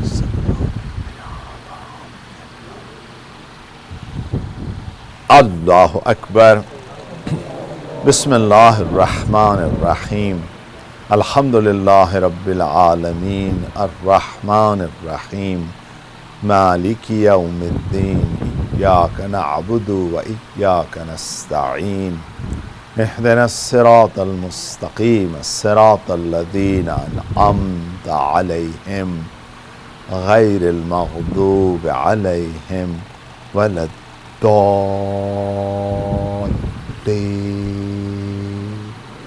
بسم اللہ الرحمن الرحیم والعصر ان الانسان لفی خسر الا الذین آمنوا وعملوا الصالحات وتواصوا بالحق وتواصوا بالصبر اللہ اکبر سبحان ربی العظیم وبحمد سبحان اللہ سبحان اللہ سبحان اللہ سمع اللہ لمن حمد اللہ اکبر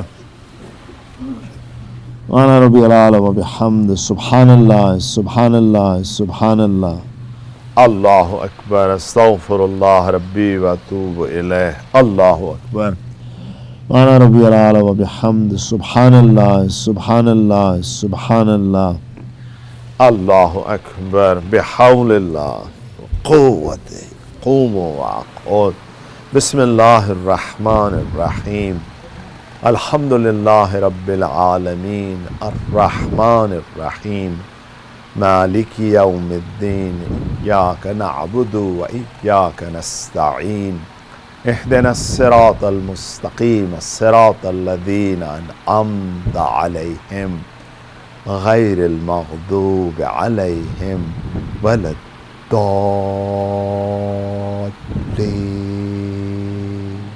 بسم اللہ الرحمن الرحیم قل هو اللہ احد اللہ الصمد لم یلد ولم یولد ولم یکن له کفوا احد کذالک اللہ ربی اللہ اکبر ربنا آتنا فی الدنیا حسنہ وفی الآخرۃ حسنہ وقنا عذاب النار وصلی علی محمد وآلہ الابرار اللہ اکبر سبحان ربی العظیم وبحمد سبحان اللہ سبحان اللہ سبحان اللہ سمع اللہ لمن حمد اللہ اکبر سبحان ربی العلی وبحمد سبحان اللہ سبحان اللہ سبحان اللہ اللہ اکبر استغفر اللہ ربی واتوب الیہ اللہ اکبر سبحان ربی العلی وبحمد سبحان اللہ سبحان اللہ سبحان اللہ اللہ اکبر الحمد للہ اشہد ان لا الہ الا اللہ وحدہ لا شریک لہ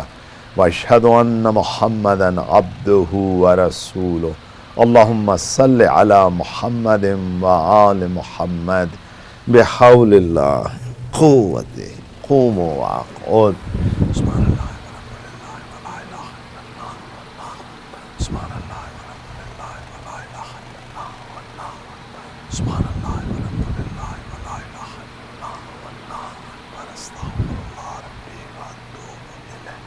اللہ اکبر سبحان ربی العظیم وبحمد سبحان اللہ سبحان اللہ سبحان اللہ سمع اللہ لمن حمد اللہ اکبر Subhana Rabbiyal A'la wa bihamdi. Subhanallah, Subhanallah, Subhanallah. Allahu Akbar. Astaghfirullah Rabbi wa atubu ilayh. Allahu Akbar. Subhana Rabbiyal A'la wa bihamdi. Subhanallah, Subhanallah, Subhanallah. Rabbi salli ala Muhammadin wa ali Muhammad. Ya Latif, irham abdika ad-da'if. Allahu Akbar. Alhamdulillah. Ashhadu an la ilaha illallah wahdahu la sharika lah. Wa ashhadu anna Muhammadan abduhu wa rasuluh. Allahumma salli ala Muhammadin wa ali Muhammad. Assalamu alayka ayyuhan nabiyyu wa rahmatullahi wa barakatuh. Assalamu alayna wa ala ibadillahi salihin. Assalamu alaykum wa rahmatullahi wa barakatuh. Allahu Akbar. Allahu Akbar. Allahu Akbar.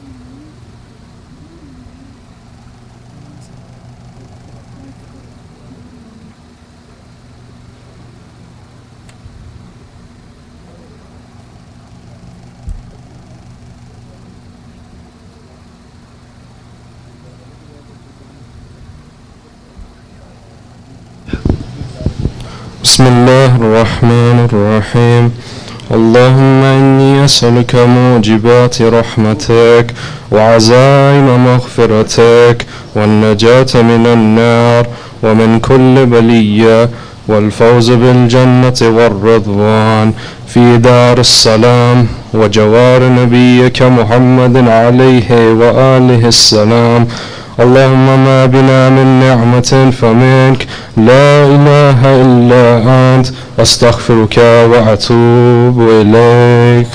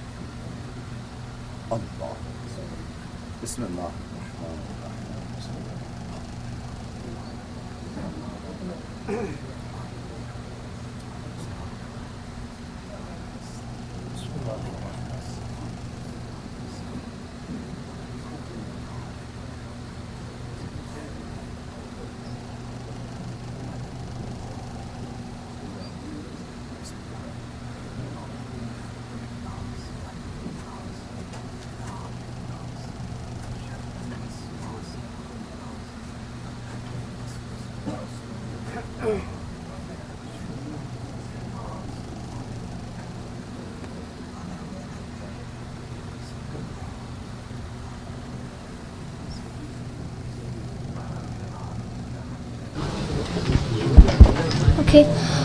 Allahu Akbar, Allahu Akbar. Allahu Akbar, Allahu Akbar. Ashhadu an la ilaha illallah. Ashhadu an la ilaha illallah. أشهد أن محمد رسول الله.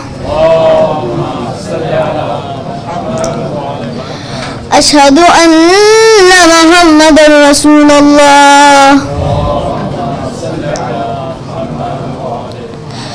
أشهد أن عليا ولي الله.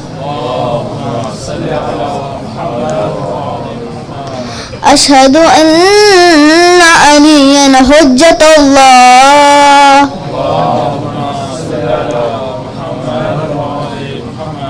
حي على الصلاة. حي على الصلاة. هيا على الفلاح هيا على الفلاح هيا على خير العمل هيا على خير العمل الله أكبر الله أكبر لا إله إلا الله لا إله إلا الله إن الله وملائكته يصلون على النبي يا أيها الذين آمنوا صلوا عليه وسلموا تسليما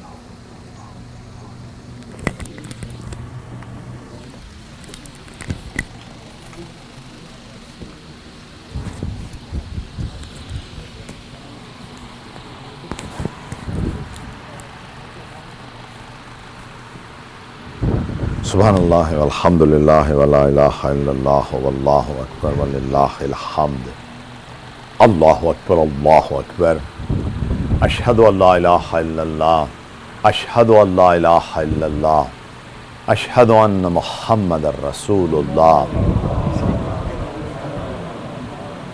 اشہد ان محمد رسول اللہ اشہد ان امیر المؤمنین و امام المتقین علی ولی اللہ اشہد ان امیر المؤمنین و امام المتقین علی حجت اللہ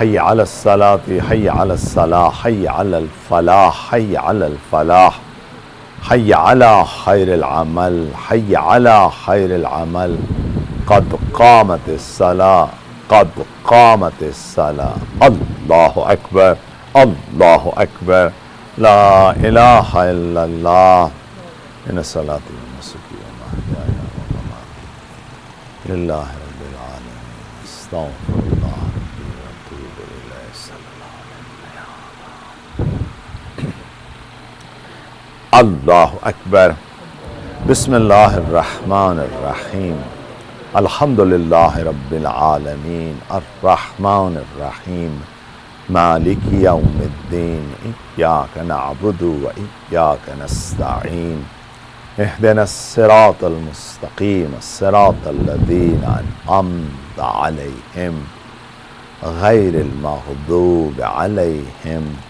ولا الضالین بسم اللہ الرحمن الرحیم قل اعوذ برب الناس ملک الناس الہ الناس من شر الوسواس الخناس الذي يوسوس في صدور الناس من الجنة والناس اللہ اکبر مولانا ربی العظیم و بحمد سبحان اللہ سبحان اللہ سبحان اللہ سمع اللہ لمن حمد اللہ اکبر مولانا ربی العظیم و بحمد سبحان اللہ سبحان اللہ سبحان اللہ اللہ اکبر استغفر اللہ ربی و اتوب الیہ اللہ اکبر مولانا ربی العظیم و بحمد سبحان اللہ سبحان اللہ سبحان اللہ اللہ اکبر بحول اللہ وقوته قوموا وقعود بسم اللہ الرحمن الرحیم الحمدللہ رب العالمین الرحمن الرحیم مالک یوم الدین ایاک نعبد و ایاک نستعین اہدنا الصراط المستقیم الصراط الذین انعمت علیہم غیر المغضوب علیہم ولا الضالین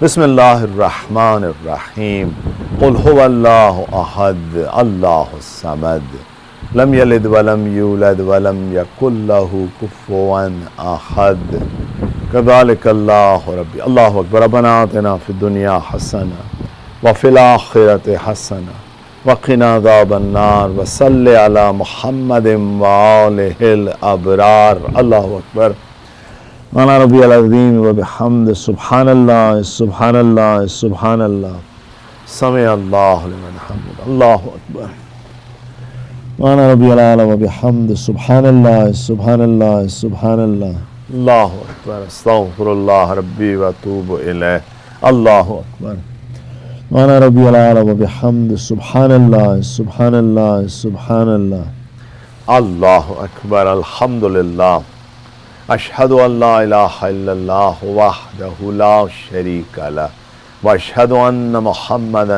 عبدہ ورسولہ اللہم صل علی محمد وآل محمد بحول اللہ قوت قوموا وقعدوا سبحان اللہ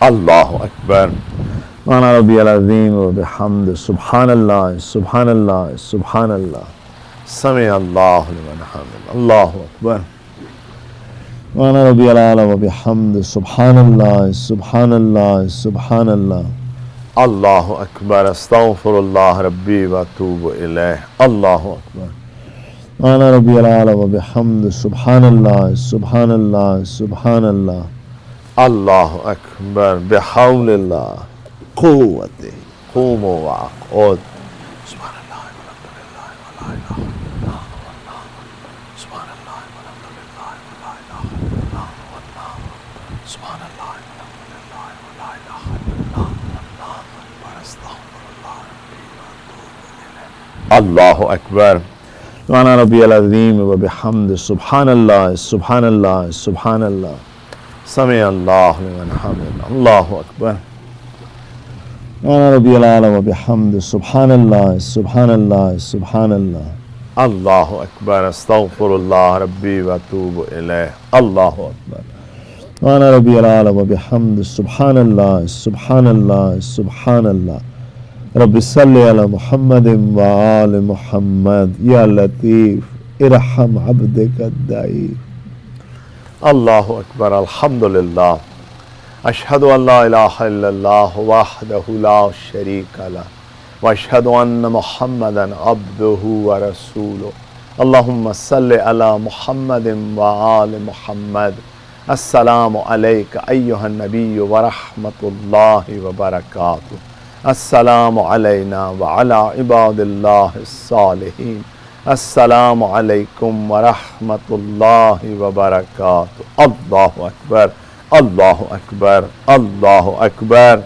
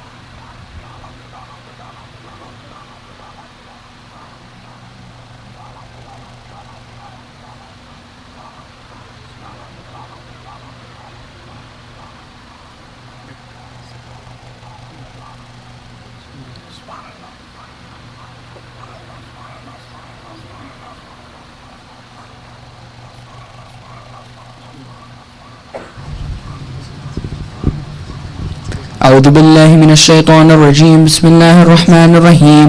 اللهم إنه ليس لي علم بمواضيع رزقي وما أنا أطلبه بخطرات تخطر على قلبي فأرجو في طلب البلدان فأنا فيما أنا طالب كالحيران لا أدري في ساحل أم في جبل أم في أرض أم في سماء أم في بر أم في بحر ولا يد إيمان من قبل إيمان وقد علمت أن المهم لك وأسباب يدك وأنت الذي تقسمه بلطفك وتسببه برحمتك. اللهم صل على محمد وآله واجعل يا ربي رزقك لي واسعا واطلبه سهلا وما أخذه قريبا ولا تؤنني بطلب ما لم تقدر لي فيه رزقا فإنك غني عن عذابي وأنا فقير عن رحمتك. فصل على محمد وآله وجود لعبدك وفضلك إنك ذو فضل عظيم. الله أكبر. بسم الله الرحمن الرحيم.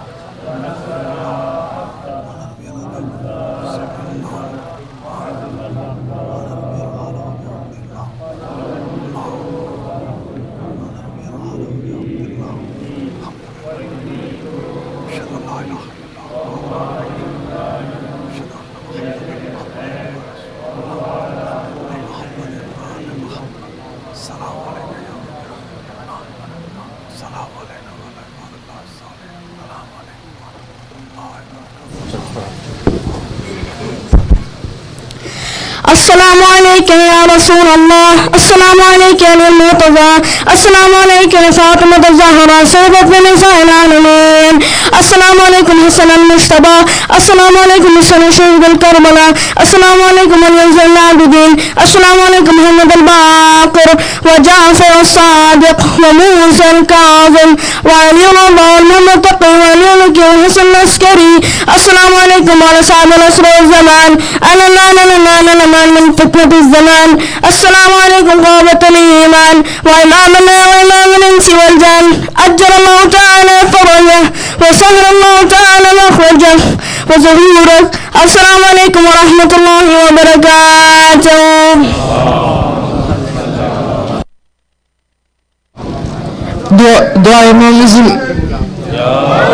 دعاء إمام زمانہ. بسم الله الرحمن الرحيم.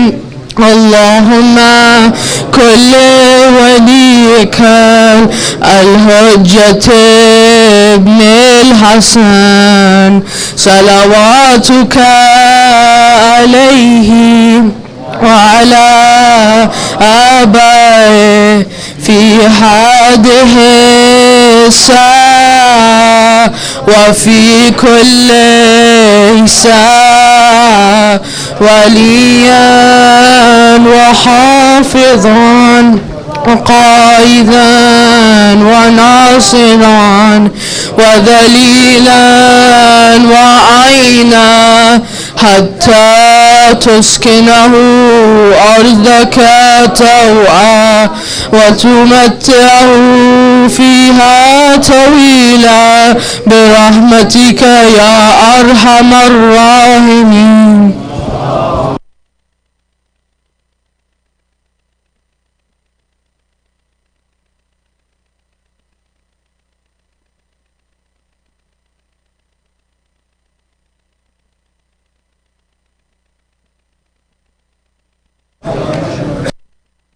अस्करी भाई की गाड़ी लग रही है मुझे.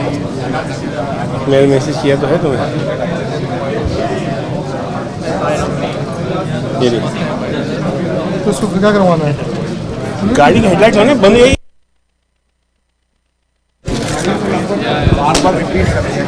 इंडियन इकलाम फरमाइश में है ये एक होंडा कार है जिसकी लाइट्स ऑन है. शायद ये गाड़ी ऑन है तो इसको प्लीज मूव कर अपनी गाड़ी को टर्न ऑफ कर लें और लाइट टर्न ऑफ कर लें. इसका नंबर है CDNR 739 CDNR 739 होंडा.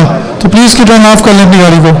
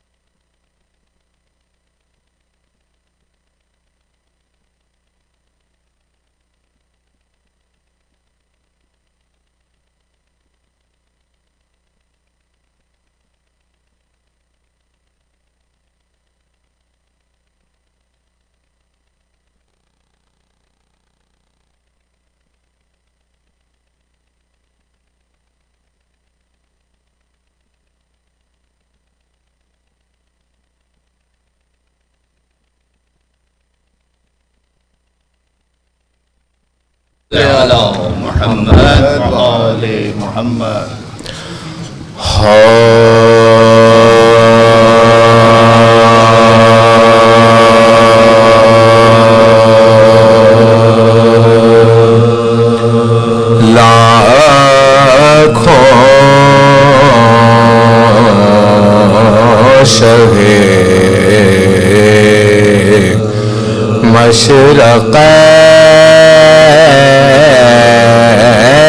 مشرقین کہنے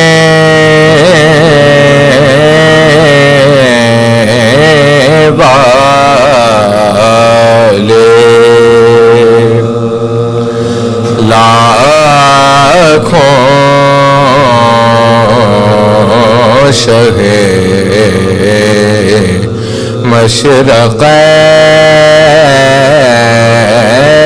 مشرقین کہنے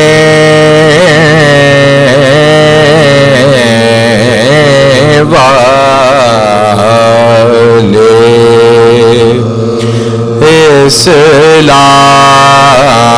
اسلام کا نور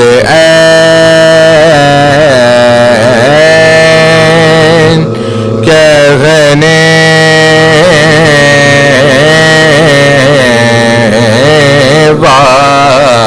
والے قاتل کا ملے گا نام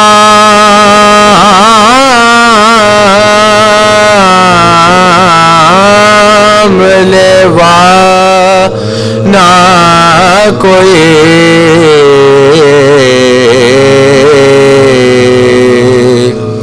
قاتل کا ملے گا نام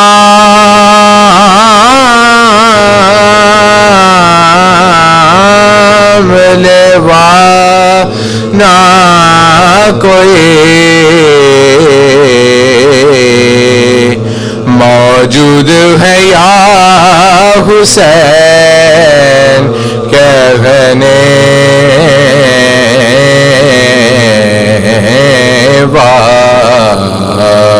والے لاکھوں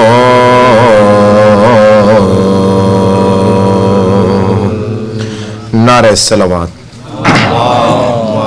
صلی علی محمد و آل محمد وجل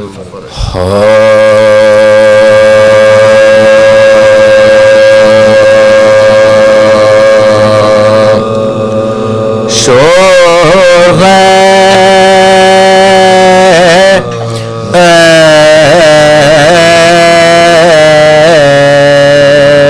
شور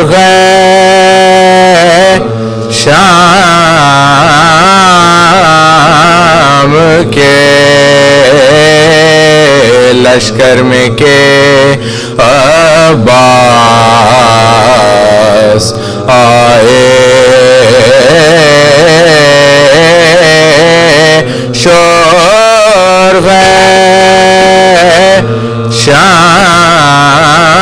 شام کے لشکر میں کے عباس آئے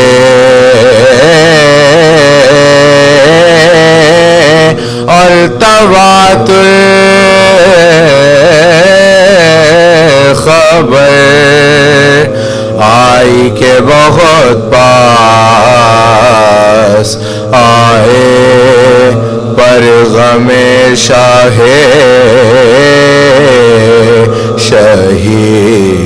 شہیداں سے بس دیا سائے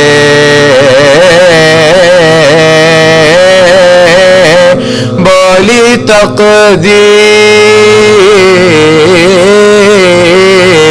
کے یہ جنگ انہیں راس آئے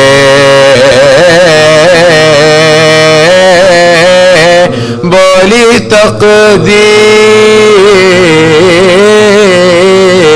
کے یہ جنگ انہیں راس آئے بڑھ کے گھوڑے کا شجاعت نے قدم چوم لیا بڑھ کے گھوڑے کا شجاعت نے قدم چوم لیا فتح نے گوشۂ دامان علم چوم لیا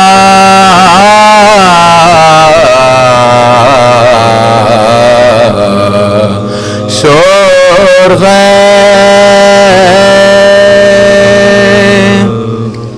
نعرہ صلوات صلی اللہ محمد وآل محمد وجل شاعر اہل بیت جناب شاہد نقوی صاحب کے سلام کے چند اشعار پیش خدمت ہیں.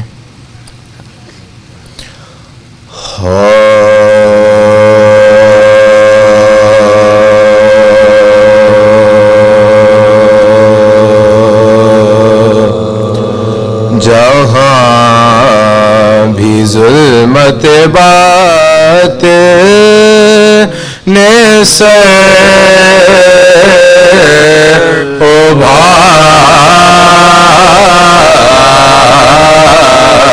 ابھارا ہے جہاں بھی ظلمت بات نے سر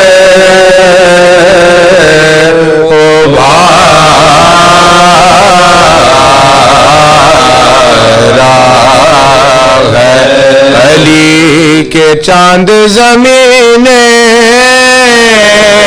تجھے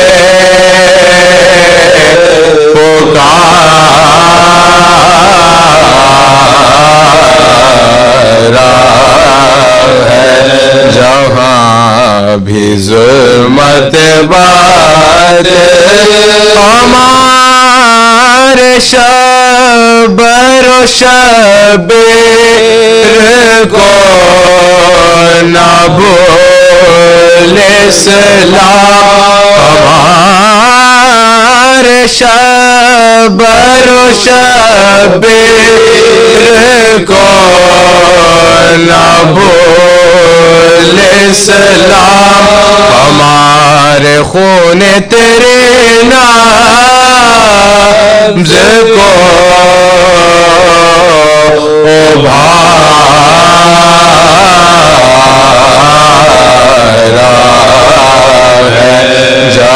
جہاں بھی ظلمت بات غم حسین کو آواز دو شکستہ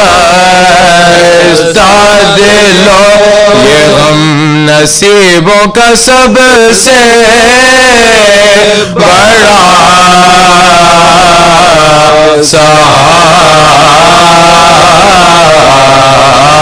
سہارا ہے جہاں بھی ظلمت بات اٹھا کے مشق چلو سوئے شام اٹھا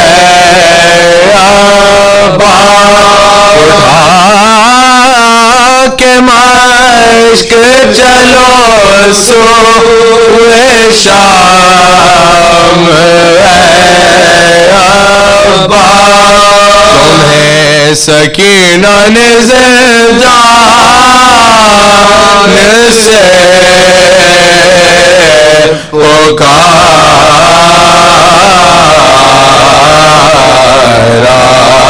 ہے جہاں بھی ظلمت بات ستم کے تیر سے مشق چھیدنے والے یہ تیر تو نے سکینہ کے دل پہ مارا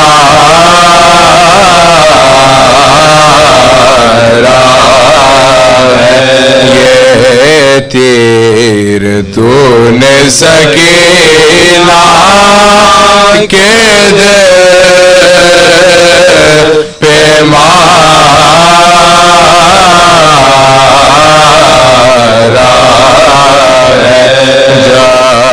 جہاں بھی ظلمت بات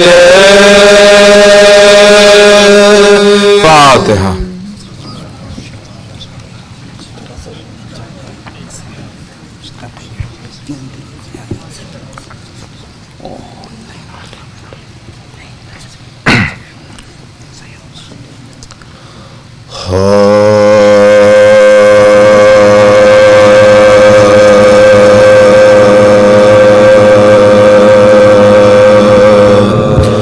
جب ہوئے بازوئے عباس قلم دریا پر، جب ہوئے بازوئے عباس قلم دریا پر، گر کے ٹھنڈا ہوا حضرت کا علم دریا پر، غرق خون ہو گیا وہ بحر کرم دریا پر، غل تھا زخمی ہوا سقائے حرم دریا پر، مشک کو دانتوں میں پکڑے ہوئے یوں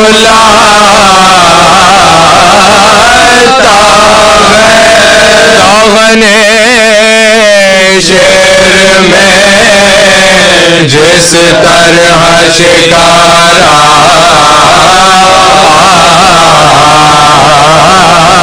آتا ہے، جب ہوئے بازوئے عباس قلم دریا پر، غش کی آمد ہے جگر سوز آتش سے ہے، کعبہ ہے جو بے دست ٹھہرتی نہیں پاؤں میں، رکھا پیاس بچوں کے لیے سینے میں دل ہے بیتاب، غم یہی ہے کہ کہیں مشک سے ضائع ہوا تیر پیغم جو کمانوں سے چلے آتے ہیں، یا علی کہتے ہیں اور مشک پر جھک جاتے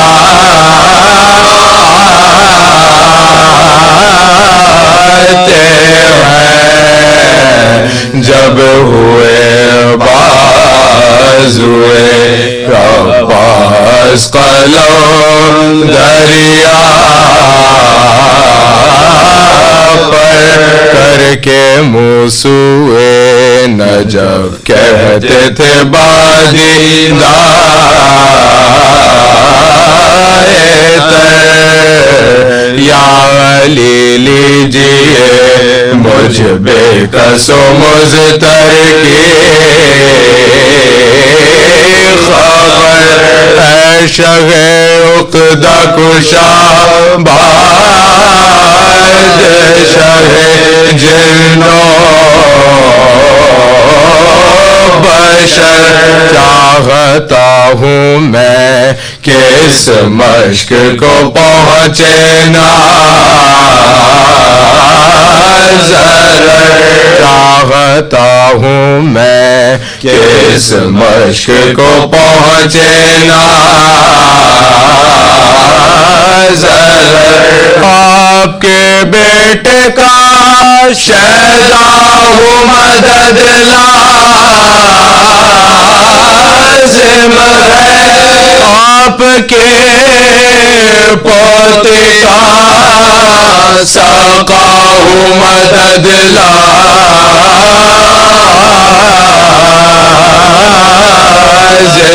ہے، جب ہوئے بازوئے عباس قلم دریا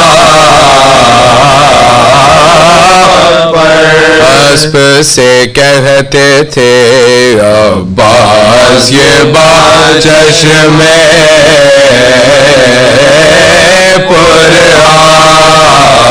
یہاں سے لے چل مجھے اے اسب وفادار،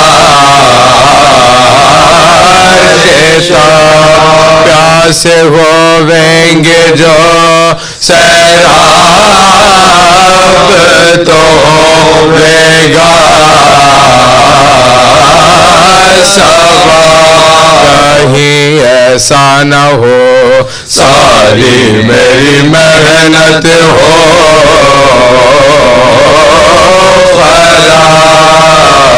کہیں ایسا نہ ہو ساری میری محنت ہو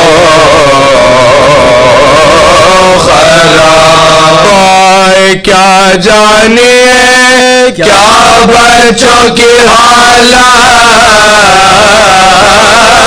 ہوگی، مر گئے پیاسی سکے نہ تو قیامت ہوگی، مر گئے پیاسی سکینہ تو قیامت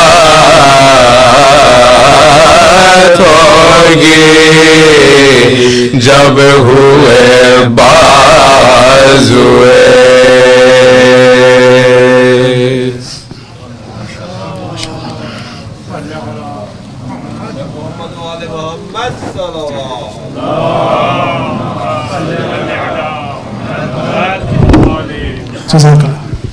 السلام علیکم ورحمۃ چند علامات کی آپ کو زحمت ہے. آپ سب سے پہلے ہمارا نام جو ہے وہ پارکنگ کے حوالے سے ہے. آپ سب سے التماس ہے کہ پلیز اپنی گاڑیوں کو پراپرلی پارک کریں، کیونکہ نیبرہڈ سے کافی کمپلین آئی ہیں. کل بھی 4-5 گاڑیاں جو تھیں وہ کسی کی پراپرٹی پہ کھڑی ہوئی تھیں، تو ہم نہیں چاہتے ہیں کہ ہمارے نیبر بھی ہم سے بادر ہوں. مجلس اعصام میں آئے ہیں تو ہم چاہتے ہیں کہ ان کو اس میں ہمیں کوئی بادریشن ہمارے سے نہ ہو، اور سٹی کو کال کریں، پولیس کو کال کریں، اور دوسروں کو بھی اس میں زحمت ہو. تو پلیز ہمارے والنٹری کے ساتھ تعاون کریں. وہ اپنی مجلسیں چھوڑ کے اپنا ٹائم اس میں آپ کی خدمت کے لیے لگا رہے ہیں، تو پلیز ان کی انسٹرکشن کو فالو کرتے ہوئے پراپر طریقے سے اپنی گاڑیوں کو پارک کریں، تاکہ دوسروں کو بھی زحمت نہ ہو اور زیادہ گاڑیاں ہم پارک کر سکیں. آئندہ ہمارے کچھ مجالس کے حوالے سے ہمارے پروگرام کا اسکیجول کچھ اس طرح سے ہے کہ کل ہماری جو مجلس اعزا ہے 9 تاریخ کی، وہ انگلش کی مجلس 7 بجے شروع ہوگی، اور انشاءاللہ وہ مغرب سے پہلے اختتام پذیر ہوگی، اور مغرب کے بعد اردو کی مجلس شروع ہوگی اور وہ اپنی ٹائم پہ اختتام ہوگی. شب عاشور کی مجلس انشاءاللہ 12:30 بجے یہاں پہ شب عاشور کی مجلس ہوگی، جس سے حسین شیرازی صاحب خطاب فرمائیں گے. اس کے بعد جو ہمارے عاشور ڈے کا پروگرام ہے وہ آپ کو ذرا سا ترتیباً بتا دوں. ہمارے عاشور کے دن جو ہے اعمال تقریباً نون ٹائم پہ 12 بجے شروع ہوں گے، اور جو کہ انشاءاللہ ظہر پہ اختتام پذیر ہوں گے. ظہر کے بعد اردو کی مسائل مجلس ہوگی، جو کہ انشاءاللہ فاقہ شکنی کے بعد فاقہ شکنی تک چلتی رہے گی. اور اس کے بعد ہماری شب عصر عاشور کی مجلس جو ہے، جو کہ انگلش میں ہوگی تقریباً 5 بجے قریب، وہ انشاءاللہ ہوگی. اور پھر ہماری جو ہے شامی ولیمہ کی مجلس بعد نماز مغربین ہوگی. تو آپ سب لوگ اس سے ذرا سا ٹائمنگ کو ذرا خیال کرتے ہوئے، اس کی مزید ڈیٹیل ہماری ویب سائٹ پہ بھی آ جائیں گی، تو آپ لوگ اس کو ذرا سا کنسیڈر کر لیجیے. میرے پاس کچھ مرمین کے نام ہیں جو کہ ہمارے اسپانسر ہیں. آپ کو پتہ ہے یہ ان مجالس کو ہمارے اسپانسر ہی ان کو اسپانسر کرتے ہیں، تو وہ چاہتے ہیں کہ ان کے مرمین بھی اس میں شرکت ہوں. تو آپ سے گزارش ہے کہ ایک دفعہ سورہ الحمد اور 3 دفعہ سورہ اخلاص پڑھ کے میں جملہ مرمین کے نام لیتا ہوں, ان کے ارواحوں کو بخشتے ہیں. علی نواز زرداری, رجل خاتون, رونق حسین کاظمی, کنیز فاطمہ, اظہر حسین کاظمی, خورشید اکبر, صالح خاتون, ظہیر فاطمہ, ادیب زیدی, نازمہ بانو, سید امیر علی شاہ, سیدہ غلام فاطمہ, سردار بیگم, احمد علی شیخ, سید سجاد حسین شاہ, سیدہ اشرف سلطانہ, محمد ستین شیخ, خوار ستین, عابد علی جاوا, سلطان جاوا, دلشاد جاوا, شاہدہ بیگم, سلیم شیخ, زاہدہ نازلی, غزالہ مصطفیٰ, فریدہ یاسین, محمد ثقلین شیخ, سید حسن عباس, سید نظر عباس, منظور منگلہ, اور مرمین احسن شمس احسن, مرمین of Ahsan Syed and family, مرمین of Shams Ahsan family, مرمین of Babar Shah family, مرمین of Ahsan Syed family, مرمین of Akbar family, مرمین of Akhtar Khurshid family, اور مرمین of Adnan Ali family, مرمین of سید حسن مشتبہ اینڈ فیملی, مرمین آف بشارت حسین اینڈ فیملی. فاتحہ.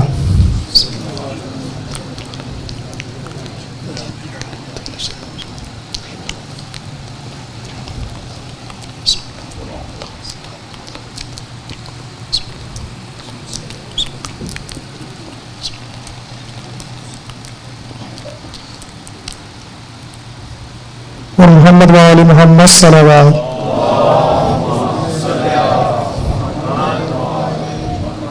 نماز کو زحمت دینے سے پہلے میں آپ لوگوں سے گزارش کروں گا کہ ایک دفعہ آگے آ جائیں پلیز. کافی جگہ باقی ہے, ابھی لوگ کافی ایکسپیکٹڈ ہیں آنے کے لیے, تو پلیز آ جائیں. اور ایک دفعہ پھر میں آپ کو ریمائنڈر کرا رہا ہوں کہ اگر آپ کی گاڑی پارک ہوئی ہوئی ہے کسی گھر کے آگے, کسی کی پراپرٹی کے آگے کھڑی ہوئی ہے, تو پلیز ابھی جا کے اس کو پراپرلی پارک کر لیں. ہمارے پاس کافی جگہ ہے لاٹ کے اندر بھی ابھی بھی, تو پلیز کر لیں. پھر ایسا نہ ہو کہ مسجد کی مجلس کے دوران میں پھر کوئی آپ کو مطلب اناؤنسمنٹ سننا پڑے جس میں آپ کو جا کے پھر پراپرلی پارک کرنا ہے. تو پلیز اگر آپ کی گاڑی پارک ہے کسی کی پراپرٹی پہ تو جا کے ابھی پراپرلی پارک کر لیں. Thank you. ویسے آپ کے لیے روز بینک کی پارکنگ بھی اویلیبل ہے, تھرڈ کنسیشن کی پارکنگ بھی اویلیبل ہے. پر محمد وآل محمد صلی اللہ علیہ وسلم. وہاں سے اللہ رشی کے تشریف لیں.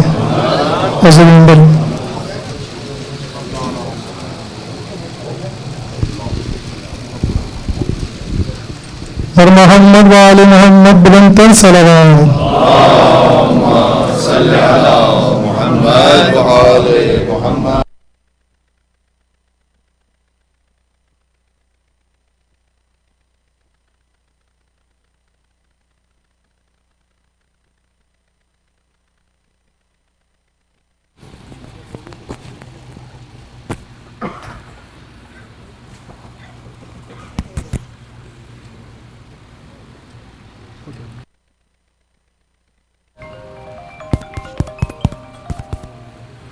اعوذ باللہ من الشیطان الرجیم. بسم اللہ الرحمن الرحیم. الحمدللہ رب العالمین والصلاة والسلام علی سید الانبیاء والمرسلین وعلی آلہ الطیبین الطاہرین سیما بقیت اللہ فی الارضین ولعنۃ اللہ علی اعدائہم اجمعین من الآن الی یوم الدین. صلوا علی محمد وآل محمد.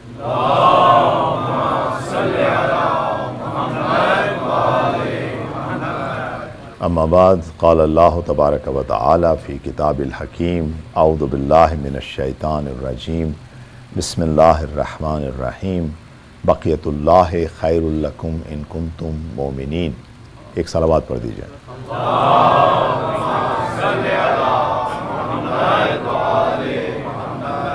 مومنین سے ایک اما یجیبو کی دعائے صحت کے لیے التماس ہے 5 دفعہ 5 ٹائمز اما یوجو پڑھ دیجئے. ان مرحومین کے نام لے رہا ہوں میں ان کے: سید بابر علی شاہ، سید ولایت حسین، بطول اکبر.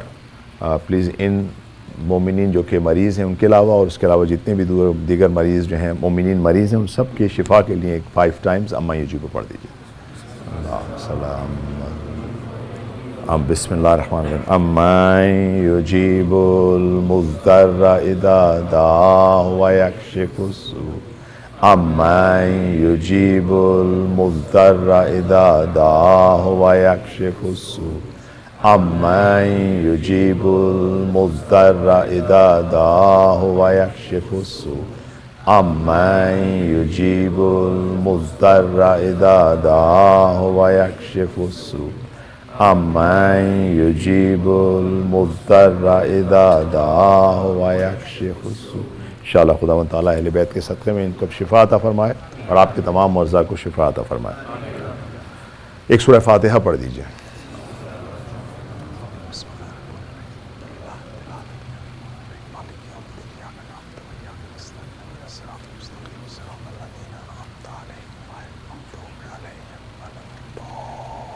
انشاءاللہ اس سورہ فاتحہ کا ثواب آپ کے تمام مرحومین کو پہنچے انشاءاللہ.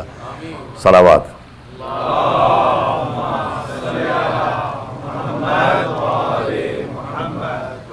کبھی بھی ان ایفرٹس کو کم نہ سمجھا کیجیے. چھوٹی چھوٹی چیزیں ہوتی ہیں لیکن بہت ضروری ہوتی ہیں. دیکھیے ہم نے اگین بات ہماری استقرار پر ہو رہی ہے اور میں نے آپ سے عرض کیا تھا کہ کل آپ سامنے عرض کیا تھا کہ شیطان نے آدم کو سجدہ نہیں کیا کیونکہ اس کو اپنے استقرار کا احساس نہیں تھا. اس کو اپنے اس استقرار کا احساس نہیں تھا. بعض اوقات ہمارے ساتھ مجبوری یہی ہوتی ہے، ہم جس چیز کی اہمیت کا اندازہ نہیں کر پاتے اس کی طرف ہماری توجہ نہیں ہوتی. جیسے میں نے آپ سے عرض کیا جب تک ہم سکون میں ہیں، یہاں ماشاءاللہ ہال میں اتنی کیپیسٹی ہے، چھت اتنی اونچی ہے، ہمیں آکسیجن مل رہی ہے، تو ہم آکسیجن کی اہمیت کا اندازہ نہیں کر رہے. ٹھیک ہے نا؟ تو بس یہاں پر استقرار ایک ایسی نیڈ کو کہا جاتا ہے، ایسی نیڈ کو کہا جاتا ہے جس کا کوئی ریپلیسمنٹ نہ ہو. ایسی نیڈ اور جو آپ کے سروائیول کے لیے اور آپ کی بقا کے لیے ضروری ہو. میں دیکھیے آکسیجن کا کوئی نعم البدل ہے نہیں ہے. مجھے حتماً میرے لنگس کو آکسیجن چاہیے. Right? My lungs need oxygen. Right? And again that's needed for my survival. میری سروائیول کے لیے آکسیجن ضروری ہے. رائٹ؟ اور اس کا کوئی نعم البدل بھی نہیں ہے. بس میری باڈی کی جو نیڈ ہے، چاہے میں اس کو احساس کروں نہ کروں، میری باڈی کو اس کی طرف اضطرار ہے، ایکسیجنسی اس کی طرف ہے. رائٹ؟ دیکھیے خداوند تعالیٰ نے، ہم نے آپ سے ہماری جو بات ہو رہی تھی وہ یہ ہے کہ ہم امام زمانہ کی نیڈ کا احساس اس لیے نہیں کرتے کہ ہم ان کے لیے اضطرار محسوس نہیں کرتے. اور دیکھیے کہ جب امام نے یقینی طور پہ کہیں نہیں لکھا لیکن ہمیں یقین ہے کہ شیخ کلینی نے جب باب الحجہ شروع کیا ہے، جب امام کے بارے میں کوئی جو چیپٹر شروع کیے ہیں تو اس کا ٹائٹل لگایا ہے اضطرار بالحجہ. یعنی آپ کا اضطرار بالحجہ، یعنی حجہ کی طرف آپ کا اضطرار ہونا چاہیے. ٹھیک ہے نا؟ اچھا کچھ اور چیزیں ہیں جن کی طرف ہمارا اضطرار ہے، لیکن شیطان جو ہے، شیطان ہمیں ڈسیو کرتا ہے. دیکھیے میں آج تین چیزوں کو بات کرنا چاہتا ہوں. کچھ اور ایک اضطرار کے لیول کیا ہیں اس کی بات کروں گا آپ کے سامنے. ٹھیک ہے؟ کس چیز کی ہماری باڈی کو، ہماری سول کو اضطرار ہے اس کی بات کروں گا. پھر اس کے بعد میں جو آپ کے سامنے ہم جو کانسیپٹ دیا ہے، بھائی اس میں اور شرک میں کیا فرق ہے. کوئی ایسا نہ ہو کہ کوئی کہے ارے آپ نے تو شرک کر دیا، یہ کیا کیا آپ نے. ٹھیک ہے؟ آپ نے یہ والے ایٹریبیوٹس جو ہے آپ نے ٹھیک ہے کہا ٹرانسفارمر، یا یہ کہا جائے یہ جو غالی ہیں اور آپ کی اس میں اپینین میں کیا فرق. غالی بالکل غلط ہے، ہم نے آپ کو غالی کو فالو نہیں کر سکتے. بلکہ میں آپ کو بالکل آنیسٹلی کہہ رہا ہوں، یہاں پہ قطعاً یہاں پہ کوئی وہ نہیں چل رہا معاملہ یہاں پہ. یعنی غالی میجورٹی آف دا علماء ایون ائمہ علیہ السلام ان کو اسلام سے خارج سمجھتے ہیں. امام ہادی نے اپنے زمانے میں غالیوں کے خلاف بہت سخت اقدام کیا ہے. آپ امام ہادی کی زندگی پڑھیں، اگر آپ غالیوں کے فیور میں ہیں تو آپ کوئی بھی اگر غالیوں، اب نہیں ہے مجھے معلوم ہے، لیکن اگر کوئی بھی غالیوں کے فیور میں ہے تو امام ہادی کے مخالف ہے. امام ہادی کی زندگی میں سب سے بڑا مبارزہ ان کا غالیوں سے ہوا ہے. یعنی امام کو جو چیلنج ہے، یعنی غالی وہ لوگ جو کہ آنے کے بعد امیر المومنین کو خداوند خواستہ ربوبیت پر لے کے جا رہے ہیں، کہہ رہے ہیں رب ہیں وہ ہمارے خدا ہیں. نہیں، ایسا کچھ نہیں ہے. یہ تو وہی ہو گیا جو کرسچینٹی میں، پھر آپ میں اور کرسچینٹی میں کیا فرق رہ گیا؟ اگر کیا کہتے ہیں کرسچنز جو ہیں ان کی عقل میں اتنی بات نہیں آئی، ان کی عقل میں اتنی نہیں بات آئی کہ خدا نے حضرت عیسیٰ کو یہ کمال دیا کہ وہ مردے کو زندہ کر دیں. خدا نے ان کو دیا کیونکہ وہ خلیفۃ اللہ ہیں اپنے زمانے کے، تو وہ زندہ کر رہے ہیں. تو یہاں سے کہاں سے پتہ چلے گا کہ وہ خدا کے بیٹے ہیں یا خدا کے بیٹے ہیں؟ بس اس چیز کا خیال رکھیں. اس کا ہم کوشش کریں گے جواب دیں اس کو، ٹھیک ہے نا. دیکھیے بعض اوقات ہوتا کیا ہے کہ میجورٹی آف دا لوگ کیونکہ ان کی عقل کام نہیں کر پاتی، خدا کا یہ جو سسٹم اتنا کمپلیکیٹڈ ہے کہ سمجھ نہیں پاتے، لہٰذا دماغ شیطان کہیں اور لے جاتا ہے ان کو، ٹھیک ہے نا. بعض لوگ ڈینائی کر دیتے ہیں، بعض لوگوں کو ڈر ہوتا ہے کہ ایسا نہ ہو شرک ہو جائے، تو وہ امام امیر المومنین کی تمہاری ساری فضیلتوں کا انکار کر دیتے ہیں، ساری فضیلتوں کا انکار کرتے ہیں. بھائی اس پہ بات نہ کیجئے، سمجھ میں نہیں آ رہا کس طریقے سے ان کی فضیلتوں کو بیان کریں، ٹھیک ہے. بعض اوقات اتنا آگے بڑھ جاتے ہیں کہ ان کو خدائی کے درجے پہ لے جاتے ہیں. دونوں چیزیں غلط ہیں، دونوں چیزیں غلط ہیں، ٹھیک ہے نا. امیر المومنین کا اپنے نہج البلاغہ میں وہ جو حکمات ہیں اس میں کہا ہے نا کہ میرے بارے میں 2 لوگ ہلاکت میں مبتلا ہو جائیں گے، 2 لوگ ہلاکت میں مبتلا ہو جائیں گے، جو میری فضیلت کو کم کریں گے یا میری فضیلت کو خدا تک لے جائیں گے. یہ غلط ہے، ٹھیک ہے. ایک صلوات پڑھ دیجئے.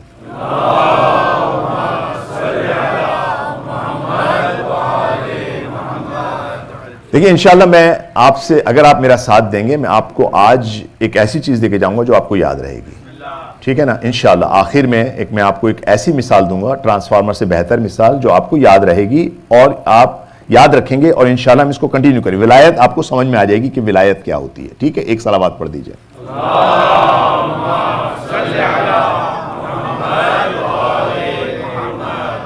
دیکھیے میں ایک آپ کو استرار جو ہے آپ کو اپنی باڈی سے سمجھاتا ہوں، جو کہ ایک مثال سے سمجھ میں آتا ہے. دیکھیے ہماری باڈی کو، میری باڈی کے اندر میری باڈی کو مختلف چیزوں کی ضرورت ہے. ایک میری ہارٹ بیٹ ہے، ٹھیک ہے نا. ہارٹ بیٹ اگر کسی وجہ سے بھی رک جائے یا اس میں بیلنس خراب ہو جائے تو میری زندگی کو خطرہ پیش آ جائے گا، رائٹ. میں جو ہارٹ کی جو موومنٹ ہے یہ میرے لیے، میرے ایگزسٹنس کے لیے ضروری ہے. مجھے استرار ہے اس کی طرف، ٹھیک ہے نا. میرا یہ بات آپ میرے ساتھ ہیں نا. اس کے بعد میرے جسم کو فنکشن کرنے کے لیے آنکھوں کی بھی ضرورت ہے، کان کی بھی ضرورت ہے، زبان کی بھی ضرورت ہے، ہاتھ کی بھی ضرورت ہے، انگلیوں کی بھی ضرورت ہے، ٹانگوں کی بھی ضرورت ہے، رائٹ. بھائی ان میں سے کوئی دوسرے کو ریپلیس کر سکتا ہے؟ بھئی ہم کہیں کہ بھئی ایک آدمی کو ہم ڈیزائن کر رہے ہیں، ہم کان ایسا کرتے ہیں، کان نہیں لگا رہے، 2 آنکھیں اور لگا دیتے ہیں، 4 آنکھیں لگا دیتے ہیں. کہیں گے کیا کر دیا بھئی آپ نے، رائٹ. یہ تو نہیں کریں گے نا آپ. ایسا تو نہیں کریں گے کہ کان کی جگہ آپ کیا کریں، آنکھیں لگا دیں. آپ زبان کی جگہ کان لگا دیں، یہ بھی نہیں کریں گے، رائٹ. کوئی بھی نہیں کرے گا نا. آپ کہیں گے نہیں یہ تو ڈیزائن خراب ہو جائے گا، رائٹ. یعنی بس یہ جو آنکھ ہے، یہ جو کان ہے، یہ جو ناک ہے میری، اور یہ جتنی بھی چیزیں میرے لیے، سب میرے ایگزسٹنس کے لیے ایک ایسی نیڈ ہے جن کا کوئی نیم البدل نہیں ہے، ٹھیک ہے. ہم آگے استرار کے اوپر، استرار پہ آگئے ہم، ٹھیک ہے نا. آ رہے ہیں نا میرے ساتھ ہیں آپ. اس طرح اپنی باڈی میں دیکھ لیجئے. بھئی آپ کی باڈی میں، آپ کی باڈی کو جو ہے، آپ کو وائٹامن ڈی چاہیے، آپ کی باڈی کو وائٹامن سی چاہیے، آپ کی باڈی کو کیلشیم چاہیے، آپ کی باڈی کو اور دوسری چیزیں چاہیے، منرلز چاہیے. ہم کہیں کہ بھئی کیلشیم نہیں ہے، ہم ایسا کرتے ہیں ان کو وائٹامن ڈی دے دیتے ہیں. نہیں آپ دے سکتے. آپ کو وائٹامن ڈی کی جگہ وائٹامن ڈی دینا پڑے گا، کیلشیم کی جگہ کیلشیم دینا پڑے گا. بس ہر چیز کی ہماری باڈی کو ضرورت ہے، سروائیول کے لیے ہماری باڈی کو ضرورت ہے، ٹھیک ہے نا. البتہ ان کے استرار میں فرق ہے، استرار میں فرق ہے، ٹھیک ہے نا. اگر دیکھیے ایک دفعہ ایک آدمی کی آنکھیں بہت اچھی ہیں، اس کے کان بہت اچھے ہیں. آپ میرے ساتھ ہیں، میں آپ کو لنک کروں گا، ٹھیک ہے نا. آنکھیں بڑی اچھی ہیں، بہترین 20/20 آئیز کا سائٹ، رائٹ. کان ایسے بہترین ہے، ساری 20 ڈیسیبل وغیرہ سب کی آوازوں کو سن سکتے ہیں، رائٹ. زبان بہت اچھی ہے، کان بہت اچھے ہیں، ناک بہت اچھی ہے، سارے ہاتھ پیر ہیں. قلب ان کا خراب ہو گیا، دل خراب ہو گیا. اب یہ میجر پرابلم ہے. بس اس کا استرار، دل کا استرار بڑا استرار ہے، اس کے اوپر پوری زندگی کا دار و مدار ہے. اچھا بھائی کسی آدمی کا دل بہت اچھا ہے، ٹھیک ہے، آنکھیں کمزور ہو گئیں، اندھا ہو گیا، کان چلے گئے، ناک کام نہیں کر رہی، زبان کام نہیں کر رہی, ہاتھ کٹ گئے, ٹانگیں کٹ گئی, پھر بھی یہ سروائیو کر جائیں گے, سروائیو کر جائیں گے. ہاں ادھورے ہیں, انکمپلیٹ ہیں, ٹھیک ہے نا, سمجھے نا بات آپ. بس کس استقرار میں بہت ساری چیزوں کا استقرار ہو سکتا ہے, کچھ چیزوں کا استقرار آپ کی زندگی کو آپ کو خطرے میں ڈال سکتا ہے, رائٹ, آپ کی ایگزسٹنس کو خطرے میں ڈال جاتا ہے. ایک صلوات پڑھ دیجئے.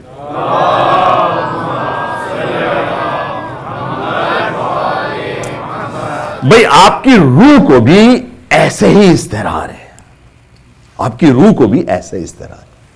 اچھا شیطان ہمیں بہکاتا ہے. اگر شیطان آپ کو کہ دیکھیے آپ کے پاس دل دھڑک رہا ہے آپ کا, آپ کو ضرورت ہی نہیں آنکھوں کی, آپ کو کانوں کی ضرورت ہی نہیں ہے, آپ کو زبان کی کیا ضرورت. روح کے لیے جس طرح ولایت کا استقرار ہے اسی طرح استقرار نماز کا بھی ہے. اسی طرح استقرار, دیکھیے میں یہاں کوئی دعوت نہیں کر رہا, اب میں نے آپ کہیں گے انہوں نے رنگ چینج کیا, ابھی میں آپ کے سامنے ابھی میں روایت پڑھ رہا ہوں, ابھی روایت پڑھتا ہوں. اسی طرح آپ کو ہمیں احساس نہیں ہو رہا, شیطان نے ہمارے ساتھ بہت بڑی دشمنی کی ہے, شیطان نے ہمارے ساتھ بہت بڑا فراڈ کیا ہے ہمارے ساتھ. شیطان نے ہمارے ساتھ فراڈ یہ کیا کہ ہمیں کہا نہیں ہمیں ان نیڈوں کی نہیں ہماری توجہ جا رہی, ہمارے پاس ایک لسٹ کھول دی, ارے بھائی آپ کے پاس ثواب کی یہ لسٹ ہے, آپ نے فلاں کام کیا ثواب آ گیا ملین, جیسے ہم اکاؤنٹنگ میں ہوتا ہے نا, بھائی اکاؤنٹ میں کتنے پیسے ہیں, بھائی آپ نے وہ کام کیا تھا نا 100,000 جب ڈپازٹ ہو گئے, ارے بہت ہیں ماشاءاللہ, کام کی ضرورت نہیں ہے, باقی چھوڑ دیجئے, چھوڑیے بھائی, جب تک 100,000 ہے آرام سے بیٹھیے. ہم نے یہ سمجھا بھئی ہم مجلس میں گئے, ثواب کتنا آیا, مولانا نے کہا ارے اتنا ثواب, ایک آنسو اتنا ثواب, آپ نے کہا ارے کتنا ثواب ہے, اکاؤنٹ بھرا ہوا ہے, چھوڑو نماز آج نہیں پڑھتے, کیا مسئلہ ہے. اکاؤنٹنگ میں ہم نے یہاں پہ غلطی کی, آج روزہ نہیں رکھتے, کیا مسئلہ ہے بھائی, اتنا سارا ثواب پڑا ہوا ہے, سمجھے نا, کیا کرنا ہے ثواب کا اتنے سارے کا, ٹھیک ہے بھئی آج جب آج پہ نہیں جاتے, نہیں کیا مسئلہ ہے. دیکھیے آپ کہاں پہ ہمارے کو شیطان نے دھوکہ دیا, ایسا کچھ نہیں ہے. آپ کی روح کے اندر آپ کی روح کی کچھ نیڈز ہیں, اگر ایک نیڈ دوسرے کو ریپلیس نہیں کر سکتی, جس طرح آپ کان کی جگہ آنکھ نہیں لگا سکتے, اس طرح آپ روزے کی جگہ آپ نماز نہیں رکھ سکتے, نماز کی جگہ عزاداری نہیں رکھ سکتے. ایک صلوات پڑھ دیجئے.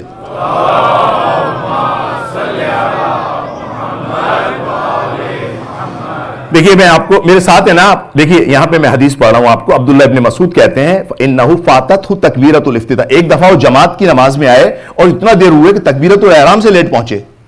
اس کے بعد آنے کے بعد رسول کے ساتھ نماز پڑھی انہوں نے, پڑھنے کے بعد آخر میں آئے رسول اللہ کے پاس, کہنے لگے کہ یا رسول اللہ میں چونکہ ایک تکبیرۃ الاحرام مجھ سے مس ہو گئی. کہا بہت بڑی چیز مس کر دی تم نے, تو بہت بڑی چیز مس کر دی. کہا میں ایک غلام آزاد کرتا ہوں. کہا نہیں ہوگا. کہا میں 2 غلام آزاد کرتا ہوں. کہا نہیں ہوگا, نہیں پلٹے گا. دیکھیے پیغمبر کیا فرما رہے ہیں, کہا یا ابن مسعود, یہ پیغمبر فرما رہے ہیں, امام پیغمبر معصوم فرما رہے ہیں, صادق پیغمبر فرما رہے ہیں, یا ابن مسعود وَلَوْ أَنفَقْتَ مَا فِي الْأَرْضِ جَمِيعًا لَمْ تَكُنْ مُدْرَكًا فَضْلًا, جو فضل تم نے مس کیا, اگر تم پوری زمین میں جتنی چیزیں اس کو لے کے آ جاؤ گے, انفاق کر دو گے, انفاق صلاۃ کی جگہ نہیں بھر سکتا. ایک صلوات پڑھ دیجئے.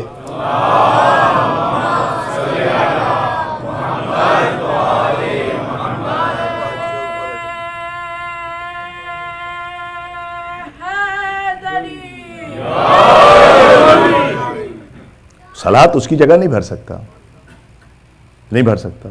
آپ نے بہت سے لوگوں نے ایک حدیث سنی ہوئی ہوگی, ٹھیک ہے, کیا سنی ہے حدیث, میں آپ کے سامنے وہ حدیث ریپیٹ کر دوں. پہلے تو آپ دیکھیے جو پیکیج ہے وہ کیا ہے. وہ امام فرماتے ہیں, امام جعفر صادق فرماتے ہیں,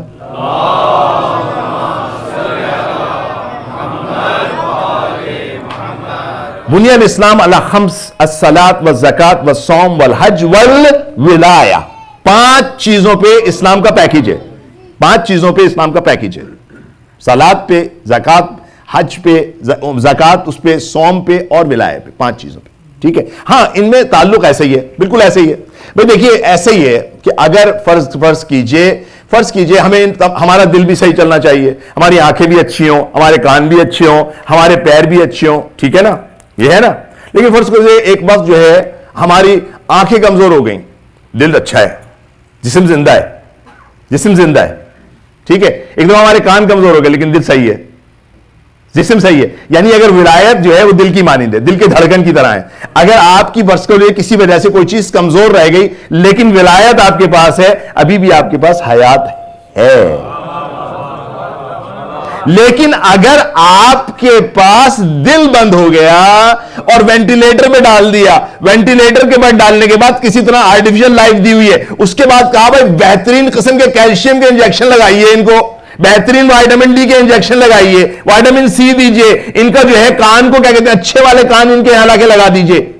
کچھ فائدہ ہے تمام چیزوں کا. جب دل ہی دھڑکنا بند ہو گیا تو یہ سب چیزیں بیکار ہیں. وہ ولایت کے بغیر یہ تمام کی تمام چیزیں بیکار ہیں. کیا امام نے کیا کہا؟ بنی الاسلام علی خمس, بھائی 5 چیزوں پہ بنیاد قائم ہے, الصلاۃ و زکات و صوم و حج و ولایہ. اس کے بعد زورانہ نے پوچھا فوراً فایہما افضلہما, ان میں سے کون سی افضل ہے؟ فقال الولایہ, ولایہ افضل ہے. کیوں کہ بیکاز افضلہن لانہ مفتاحہن, یہ جو ہے ولایت کیا کرتی ہے؟ یہ چابی ہے, یہ چابی ہے, یہ چابی ہے. اس کے بغیر کچھ نہیں ہوگا. جب تک یہ ہارٹ بیٹ نہیں ہوگی باقی کسی چیز کا کوئی فائدہ نہیں ہے. آنکھیں ہوں گی کوئی فائدہ نہیں ہے, کان ہوں گے کوئی فائدہ نہیں ہے. آپ نماز پڑھتے رہیے, زکات دیتے رہیے, حج پہ جاتے جائیے, آپ کچھ بھی کر دیجئے, اگر ولایت امیر المومنین پہ, ولایت امام زمان پر آپ کا یقین نہیں ہے تو کوئی فائدہ نہیں ہے. ایک صلوات پڑھ دیجئے.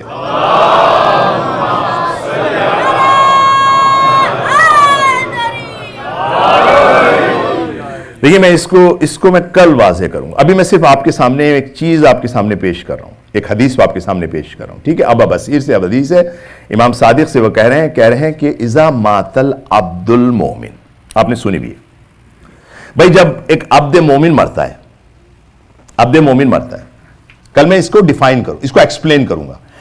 اذا مات العبد المومن دخل معه فی قبرہ 6 صور, بھائی اس کے ساتھ قبر میں 6 صورتیں انٹر ہوتی ہیں. دیکھیے آپ یاد رکھ لیجئے, ایک بات یاد رکھ لیجئے, آپ جو بھی بات کر رہے ہیں, اب آپ سمجھیں گے ہم تو انسان ہیں, ہم نے بڑی ترقی کر لی, ہم نے کیا کہتے ہیں ویڈیو ریکارڈنگ بنا لی. آپ جو بھی ایکشن کریں ہم اس کو ریکارڈ کر لیتے ہیں. آپ نے بہت دیر کی, اللہ کے بہت پہلے بنا لی تھی ویڈیو ریکارڈنگ. ہمارا ایک ایکشن ریکارڈ ہے, اور کہاں ریکارڈ ہے؟ ہماری اپنی سول کے اندر. کہاں ریکارڈ ہے؟ آپ کے اپنے ایک مائنڈ. دیکھیے میں نے یہ انگلی یوں کی, یہ ریکارڈ ہو گیا اپنی تمام انوائرمنٹ کے ساتھ.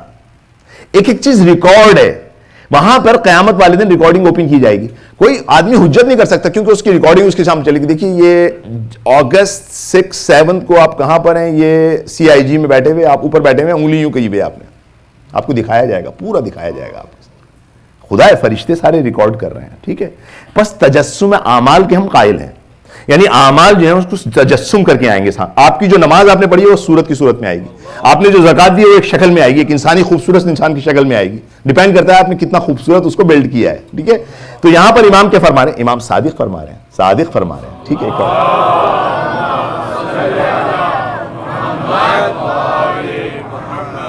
اذا مات العبد المومن دخل معه فی قبرہ 6 صور, بھائی 6 صورتیں انٹر ہوں گی, 6 چیزیں انٹر ہوں گی قبر میں. جیسے ہوگا فیہن صورت, ان میں سے ایک صورت ہوگی یا احسنہن, سب سے خوبصورت ہوگی, وجہن واباہن ہیبت, اس کی بڑی ہیبت ہوگی, واطیبہن ریحان, اس میں بہت خوشبو نکل رہی ہوگی, وانظفہن صورتا, اس میں بہت نظافت ہوگی اس پہ.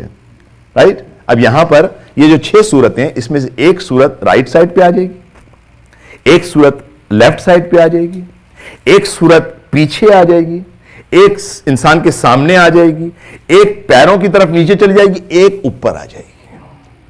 ٹھیک ہے, اب ان میں سے جو سب سے خوبصورت اور سب سے نظیف جو صورت ہے وہ سوال کرے گی, بھائی اپنے آپ کو انٹروڈیوس کرائیے. جیسے آتے ہیں نا, ایک میٹنگ ہوتی ہے, بھائی آپ انٹروڈکشن کرائیے اپنا پلیز.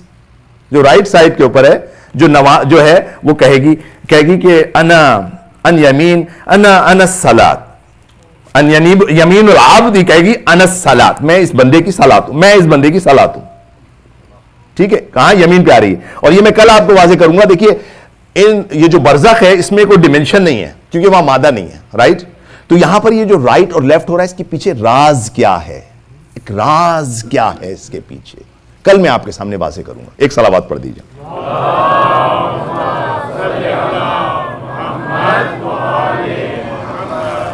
وَتَقُولُ الَّتِي عَنْ يَسَارِهِ أَنَا الزَّكَاةُ, وہ جو لیفٹ سائڈ پہ وہ کہے گی میں زکات ہوں, اس کی زکات ہوں, اس نے جو زکات دی تھی وہ میں ہوں. وَتَقُولُ الَّتِي بَيْنَ يَدَيْهِ أَنَا الصِّيَامُ, جو سامنے ہے وہ کہے گی میں صیام ہوں, میں اس کا روزہ ہوں. وَتَقُولُ الَّتِي خَلْفَهُ أَنَا الْحَجُّ وَالْعُمْرَةُ, بھائی میں اس کا حج اور عمرہ ہوں, جو پیچھے ہوگی.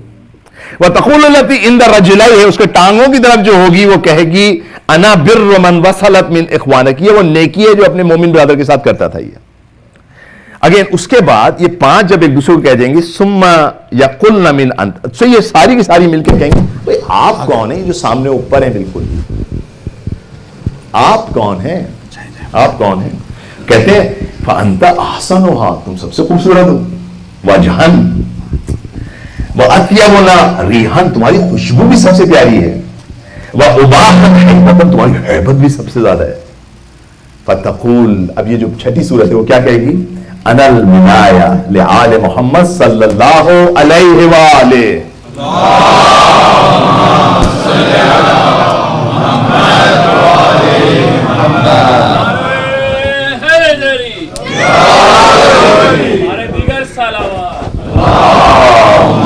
صلی علی محمد وآلِ محمد وعجل فرج. بھئی یہ ریزنز ہیں میں آپ کے سامنے کر دیا, آج میں بھی بیان نہیں کرتا. یمین کیا ہے, کیونکہ وہاں پر یہ جو آپ دیکھیے جو چیز آپ کے پاس ہے نا, یمین, اس کو کوئی یسار والے چینج نہیں کر سکتے, اس کو ریپلیس نہیں کر سکتے. آپ کو رائٹ سائڈ سے ایک پروٹیکشنز چاہیے, ہم سب کو رائٹ سائڈ سے ایک پروٹیکشنز چاہیے. ہم سب کو, ہم صرف ایک جو سمجھتے ہیں یہ جو لیفٹ سائڈ پہ یہ گناہ ہے, یہ لیفٹ سائڈ والی جو ہے وہ گناہوں سے بچا رہی ہے. آپ کے سامنے سے اٹیک ہو رہا ہے, آپ کے رائٹ سائڈ سے اٹیک ہونا ہے, آپ کے لیفٹ سائڈ سے اٹیک ہونا ہے, آپ کے پیچھے سے اٹیک ہونا ہے, 4 جگہوں سے اٹیک ہونا ہے.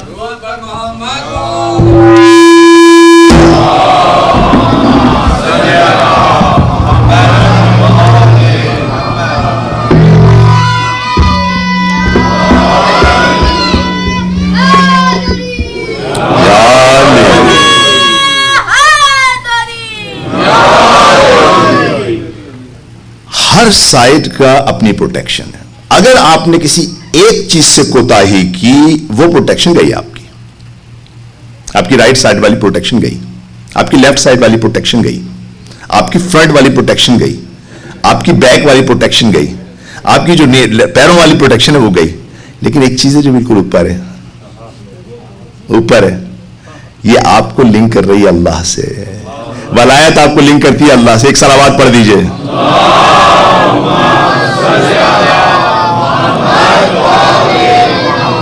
کل میں اس کو واضح کروں گا, کل میں آپ کو ایک اور صلوات پڑھ دیجئے.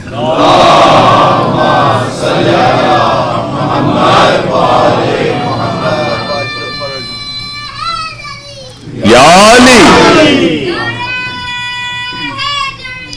یا علی, یا علی.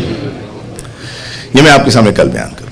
کل میں آپ کو حدیث معراج سے لے کے آؤں گا, وہاں پہ میں بتاؤں گا کہ کیا وجہ ہے, اس کا کیا راز ہے, خود اللہ بیان کرے گا کیا راز ہے اس کے پیچھے. لیکن میں آج آپ کا ہاتھ پکڑ کے ہم چلتے ہیں شرک کی طرف, اور دیکھیں غالی والا کیا معاملہ ہے, ولایت سے کیا مراد ہے.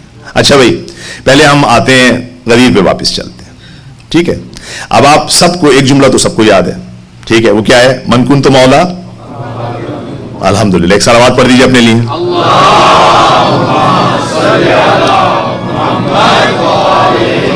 اچھا بھائی, اس جملے سے پہلے پیغمبر نے ایک جملہ کہا تھا, پیغمبر نے ایک جملہ کہا تھا اس جملے سے پہلے, ٹھیک ہے, کسی کو یاد ہے؟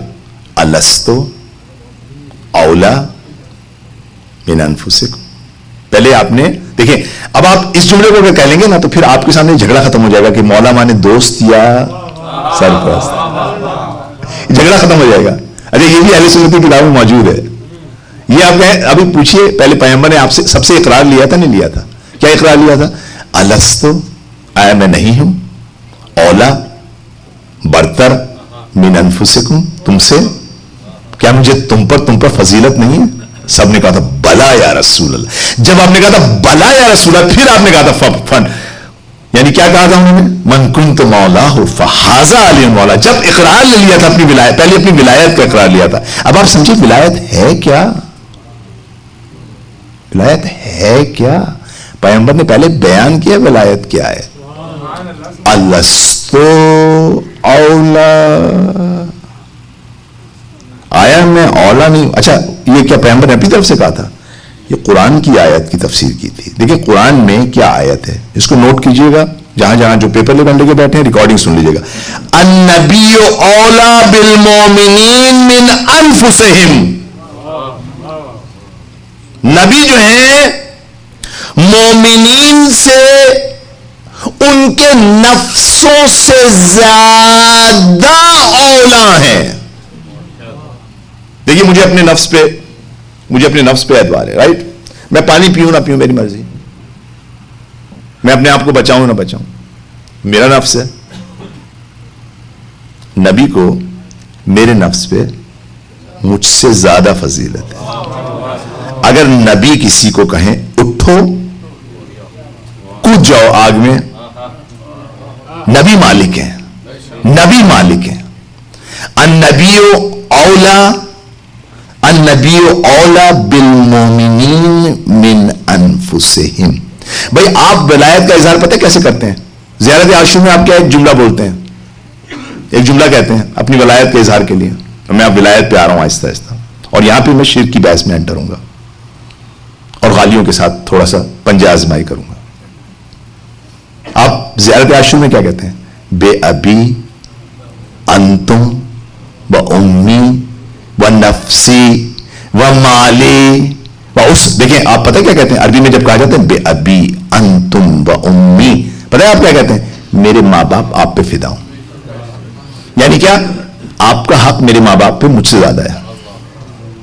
آپ پہ میرے ماں باپ فدا ہوں, میرا مال فدا ہوں, میری جان فدا ہوں, میری ہر چیز آپ پہ فدا ہوں. اس کو کہا جاتا ہے ولایت. ایک صلوات پڑھ دیجئے.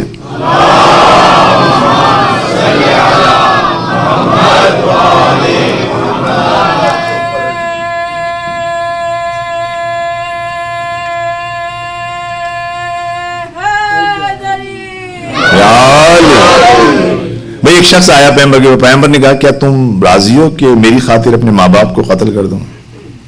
گھبرا گیا. اس زمانے میں ماں باپ کی اہمیت ہوتی تھی. آج والا تو کہتا ہے ہاں کوئی مسئلہ نہیں, کر دیں گے, انسٹاگرام پہ بھیج دیتے, کیوں آپ نے وہ کیا. اس زمانے میں ماں باپ سے بڑی محبت تھی. تھوڑا گھبرا گیا.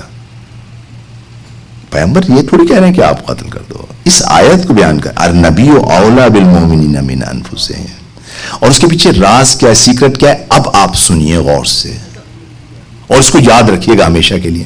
کل میں اس کو تھوڑا سا ریپیٹ کروں گا. یہ ولایت ہے کیا اور آپ ولایت میں ہیں یا نہیں ہیں, ٹھیک ہے. اچھا پہلے شرک کی بات ہو جائے. شرک کس کو کہا جاتا ہے؟ وہ شرک کی ایک بڑی ڈیٹیل والی بحث ہے. اگر میں اس ڈیٹیل میں جاؤں گا تو بہت زیادہ بوریت ہو جائے گی. شرک نظری ہوتا ہے, تھیوریٹیکل ہوتا ہے, یعنی عقیدے کا شرک ہوتا ہے, اور ایک دفعہ شرک عمل میں ہوتا ہے. عمل میں بھی شرک ہوتا ہے, ٹھیک ہے, عمل میں بھی شرک ہوتا ہے. جب نظری شرک ہوتا ہے اس میں شرک ذاتی ہوتا ہے کہ ذات میں کوئی شریک کیا جائے, جس کے لیے آپ قل واللہ احد پڑھتے ہیں. جب آپ قل واللہ احد پڑھتے ہیں تو آپ دو چیزیں کہتے ہیں, آپ دو چیزوں کی وہ نقل کرتے ہیں, احد اور واحد. احد یہ بھی سنتے جائیے. احد یعنی کیا؟ یعنی بسیط, ایک ذات ہے, کمپاؤنڈ نہیں ہے. جو کمپاؤنڈ ہو جائے گا وہ کیا ہو جائے گا؟ شرک ہو جائے گا. بھائی دیکھیے یہ جو چیز بنی ہوئی ہے, یہ اس کے اوپر کا ایک حصہ ایک نیچے کا حصہ ہے, کمپاؤنڈ ہے, رائٹ. اس کے جز ہیں. اللہ بسیط ہے, اللہ ایک ذات ہے, اس کے پارٹ نہیں ہے. اس کو کہا جاتا ہے قل هو اللہ احد. احد یعنی اس کے پارٹ نہیں ہے, ٹھیک ہے. اللہ الصمد لم یلد ولم یولد ولم یکن لہ کفوا احد. وہ جو واحد والا آتا ہے, اس کا مثال کوئی نہیں ہے. اس جیسا کوئی بھی نہیں ہے, اس جیسا کوئی نہیں ہے, اس جیسا کوئی نہیں ہے. یعنی کہ یہ واحد ہے, واحد سے ہونا یہ اس کا دوسرا ہونا, اس جیسا کوئی نہیں ہے, اس جیسا کوئی نہیں ہے, ٹھیک ہے. یہ ہو گئی توحید ذاتی, یعنی ذات میں خدا یونیک ہے, کوئی اس کی مثال نہیں ہے, کوئی مثال نہیں ہے اس کی, ٹھیک ہے, کوئی مثال نہیں ہے, کوئی اس جیسا نہیں ہے, خدا جیسا کوئی نہیں ہے, ٹھیک. ایک بات. دوسری بات خدا کی صفات کے اندر بات ہوتی ہے. دیکھیے اس میں دلچسپ بات ہے. جہمیہ جو ہے وہ ایک فرقہ ہے. دیکھیے اہل سنت یا شیعوں میں جب آتے ہیں تو ہم تھیولوجیکل سائڈ پہ کچھ اسکول ہوتے ہیں. اب میں ڈیٹیل والی بحث ہے شاید نہ جاؤں اس میں. کچھ عقائد کی بحث ہوتی ہے, اس کے اسکول ہوتے ہیں. یہ جو آپ کہتے ہیں نا کہ حنفی, مالکی, شافعی, یہ فقہ کے ایک مکتب ہیں. ٹھیک ہے, یہ فقہ کے مکتب ہیں. جب عقیدے کے مکتب آتے ہیں تو اشعری, معتزلی اور امامیہ 3 مکتب ہیں. اس کے علاوہ عقیدے کے مکتب ہے جرہمیہ اور دوسرے. وہاں اتفاق ہے وہابی جس کو فالو کرتے ہیں وہ تشبیہ کے قائل ہیں اور یہ شرک ہے. تشبیہ کے قائل ہیں یعنی خدا کے جسم کے قائل ہیں, جسمانیت کے قائل ہیں بعض چیزوں میں, بعض جگہ پر. ٹھیک ہے نا, میں اس کی بحث میں ابھی نہیں پڑھتا, لیکن میں آپ کو سمپل الفاظ میں, آپ بہت زیادہ بورنگ ہو جائے گی, بچے تھوڑا سا ہو جائیں گے. میں تھوڑا سا ایک شرک کا ایک واضح افعال میں شرک میں بہت ساری خالقیت میں کوئی شریک کو مانے خدا کو اس کے مطابق, یہ غلط ہو جائے گا. ٹھیک ہے, اب شرک کیا ہے میں آپ کو سمپل لفظوں میں بتاؤں آپ کو شرک کیا ہے.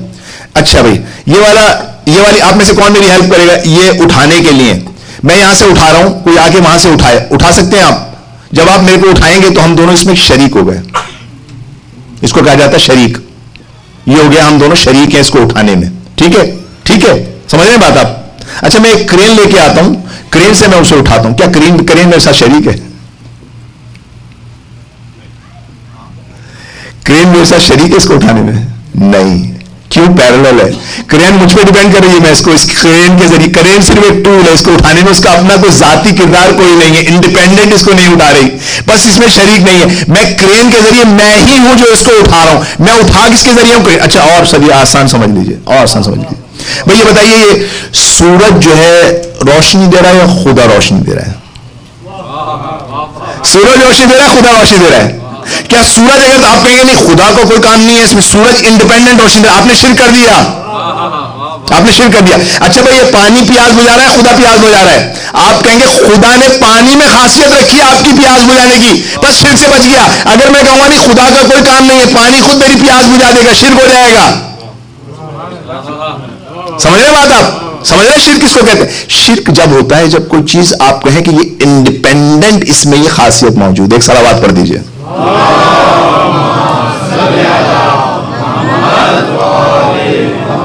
باہر آواز نہیں آ رہی, یہ بھی لگا دوں, ایک صلوات پڑھ دیجئے. اور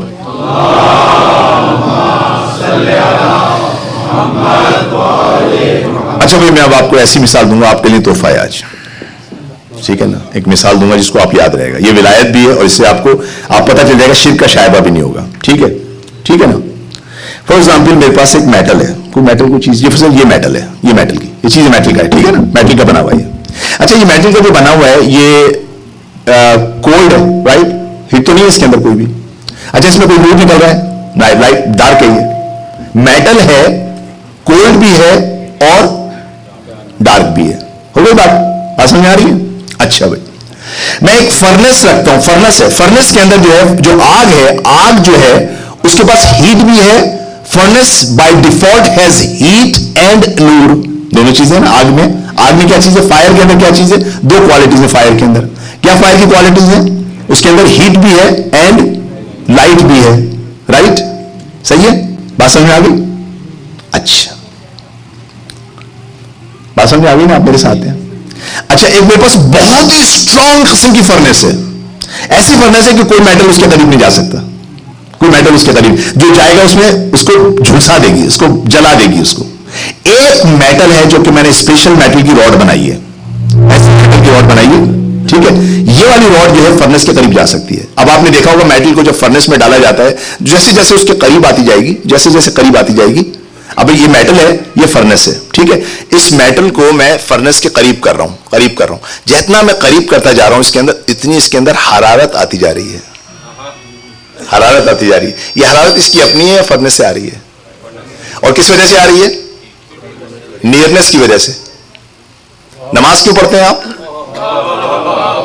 نماز کیوں پڑھتے ہیں, کیا نیت کرتے ہیں نماز میں؟ قربتاً, یہ جو نیئرنس ہے آپ کو کچھ دے گی. ٹھیک ہے, اچھا ابھی آپ اپنے آپ کو چھوڑ دیں, معصوم کو سوچیں, معصوم کی جو نیئرنس وہ نیل ہے. ٹھیک ہے, اچھا بھائی اب یہ میٹل جو ہے وہ آہستہ آہستہ فرنس کے قریب جا رہا ہے, قریب جا رہا ہے, قریب جا رہا ہے, قریب جا رہا ہے, قریب جا رہا ہے. اس میں کیا ہوتا ہے, ہیٹ بڑھتی جا رہی ہے. یہ کیا, یہاں جو ہیٹ اس کی اپنی نہیں تھی, اس ہیٹ اس کی تھی, اس کی انڈیپینڈنٹ نہیں تھی. اگر انڈیپینڈنٹ ہوتی تو ہم کہتے شریک ہو گیا. اس کی اپنی نہیں ہے, ہیٹ وہاں کی ہے, اگر ہم دور کر دیں گے ہیٹ چلی جائے گی, ہیٹ ختم ہو جائے گی, رائٹ. اچھا ہم جیسے جیسے میٹل کو قریب لاتے جا رہے ہیں, اس کی ہیٹ بڑھتی جا رہی ہے, اس وہ ایٹریبیوٹ جو اس والے فائر کے ہیں اس کے پاس آتے جا رہے ہیں, اور جیسے جیسے آتے جا رہے ہیں, جب آپ نے جا کے فرنس میں بیچ میں رکھ دیا اس کو, تھوڑی دیر بعد آپ دور سے کہہ رہے ہیں ارے اس میں سے تو لائٹ بھی آ رہی ہے, اس میں تو ہیٹ بھی آ رہی ہے. اس میٹل میں لائٹ بھی ہے اور ہیٹ بھی ہے. کیا شرک ہو گیا؟ اس کا اپنا نہیں ہے, دور کر دیجئے غائب, دور کر دیجئے غائب, رائٹ. اچھا دیکھیے جو ائمہ علیہ السلام ہے نا, پیغمبر اور امام علی, یہ خدا کی ذات کے اندر فانی ہیں, اتنے فانی ہیں, یہ اتنا قریب جاتے ہیں کہ ایک دفعہ آپ نگاہ اٹھا کے دیکھتے ہیں, ارے کہتے ہیں یہ تو ید اللہ نظر آ رہا ہے, ارے یہ تو وجہ اللہ نظر آ رہا ہے, یہ تو عین اللہ نظر آ رہا ہے, یہ تو ایسا لگ رہا ہے جیسے خدا کا چہرہ, یہ تو لگتا ہے جیسے ید اللہ خدا کا ہاتھ, یہ تو ایسا لگتا ہے جیسے. کیا شرک ہوا؟ کیا شرک ہوا؟ نہیں, شرک نہیں ہوا. اللہ نے اس طرح سے ایک خاص نور بنائے ہیں جو خدا سے کسب کرتے ہیں. دیکھیے اب آپ اس ورس کو دوبارہ دیکھیے, جیسے میں نے ٹرانسفارمر کے اس میں کہا تھا, پیغمبر کیا کہتے ہیں, انا بشر مثلکم, بھائی میں تمہاری طرح کا بشر ہوں, اللہ مجھ پہ کیا ہوتی ہے, وہو آتی ہے. یہ وہی کو آپ معمولی سمجھ رہے ہیں, ارے مجھ میں صلاحیت ہے کہ میں اس فرنس کے قریب جا سکوں اور یہاں سے کوئی چیز ہیٹ اور یہاں کی چیز لے سکوں, کسی اور چیز میں صلاحیت نہیں ہے کہ وہ اس فرنس کے قریب جا سکے. اب جتنے لوگوں کو آنا ہے وہ اس راڈ کے قریب, اس کے قریب آئیں گے, اس کے پاس پوری ہیٹ, پورا نور ہے, اور جو آئے گا وہ اس سے ہیٹ اور نور لے گا. جتنی قربت ہوتی جائے گی, جتنی قربت ہوتی جائے گی, اس کے واسطے سے خدا کی قربت ہوتی جائے گی. خدائی کمالات آپ سب میں آتے چلے جائیں گے, آپ جتنا قریب ہوتے چلے جائیں گے. اسی لیے آپ کو کہا گیا کہ ولایت مانے جانتے ہیں کیا ہے؟ ولایت مطلب اپنے آپ کو فنا کر دینا, یعنی میری اپنی کوئی ذات نہیں, میں آپ کی طرف ہوں, بیچ میں کوئی رکاوٹ نہیں ڈالنا, اپنے آپ کے اندر کوئی آئسولیشن نہیں لانا, اگر کسی قسم کی کوئی انسولیشن نہیں رکھنا. جیسے کیونکہ پیغمبر بالکل اسی طریقے سے جس طرح میں اور آپ کہہ رہے ہیں کہ آپ ہماری ذات کو اپنے لیے فنا کر دیں, پیغمبر خدا کے لیے اپنی پوری ذات فنا کیے دے ہیں. پیغمبر خدا کو کہہ رہے ہیں بے ابی انتم و امی و نفسی و مالی و اسرتی, خدایا آپ پہ میری جان, آپ پہ میرے ماں باپ, آپ پہ ہر چیز فدا. جیسے جیسے قریب ہوتے جا رہے ہیں, خود پیغمبر جیسے جیسے قریب ہو رہے ہیں, خدائی کمالات آتے جا رہے ہیں. اب پیغمبر کی انگلی ایسی ہو جائے گی کہ چاند کی طرف اشارہ کریں گے, چاند شق ہو جائے گا. پیغمبر اشارہ کریں گے درخت کی طرف, درخت بڑھتا چلا آئے گا. پیغمبر اپنی انگلیاں دے کے بطول میں کہیں گے پانی بہنا شروع کر دے گا. ایک سلامات پڑھ دیجئے.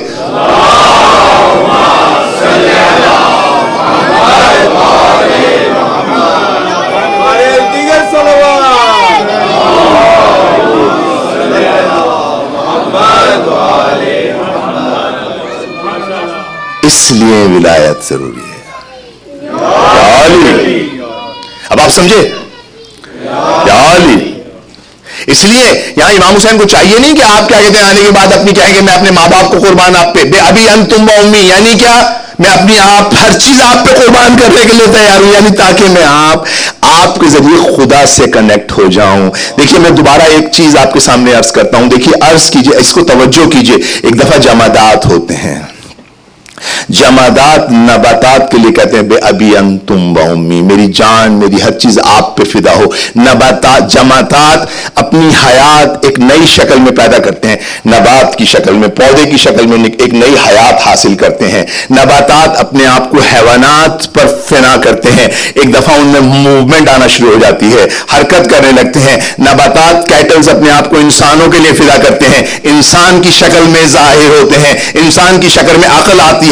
جب انسان, دیکھیے جو اس پورے گیم میں جو مسنگ ہے وہ کیا ہے, میں اس کو ایک لمحے کے لیے روک دیتا ہوں. پیغمبر اور انبیاء اپنے آپ کو خدا کی ذات میں فنا کرتے ہیں, خدائی حیات طیبہ حاصل کرتے ہیں. بروکن لنک کیا ہے کہ انسان آنے کے بعد اپنے آپ کو اہل بیت کے صرف فدا کر دے تاکہ وہ حیات طیبہ جو اوپر سے آ رہی ہے وہ یہاں پر منتقل ہو جائے. ایک صلوات پڑھ دیجئے.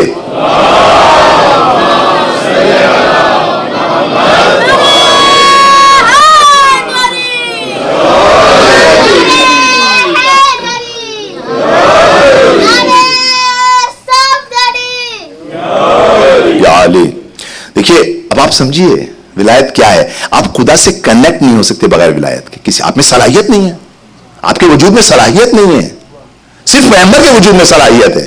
میں نے آپ سے عرض کیا پیغمبر کا اگر وجود نہ ہوتا نہ قرآن ہوتا نہ اہل البیت ہوتے. یہ پیغمبر کی ذات ہے جو کنیکٹ کرے گی. کوئی ذات خدا سے کنیکٹ نہیں ہو سکتی, حتیٰ فرشتے کنیکٹ نہیں ہو سکتے. میں آپ کے سامنے کل لے آؤں گا, اگر مجھے موقع ملا تو کل میں آپ کے سامنے امام رضا کی لاؤں گا. جب آپ سے سوال کیا کسی نے آ کے پیغمبر سے سوال کیا, امام علی نے کہا یا محمد آپ کیا جبرائیل سے افضل ہیں یا جبرائیل آپ سے افضل ہیں؟ کہا جبرائیل کو تو ہم نے تعلیم دی ہے, جبرائیل کو تو ہم نے تعلیم دی ہے. اور پھر میں آپ کے سامنے راز کھولوں گا الحمد کے معنی کیا ہیں. جو آپ قرآن آپ جو تسبیحات پڑھتے ہیں, تسبیحات اربع پڑھتے ہیں, الحمد کے معنی کیا ہے, سبحان اللہ کے, یہ تعلیمات ہیں جو کہ پروفٹ محمد نے جبرائیل کو کریشن کے وقت دیے. اینجلس کو سمجھ میں نہیں آ رہا تھا ہمیں کس نے کریٹ کیا ہے. یہاں پہ نور آل محمد ان کو تعلیم دے رہا تھا. ایک صلوات پڑھ دیجئے.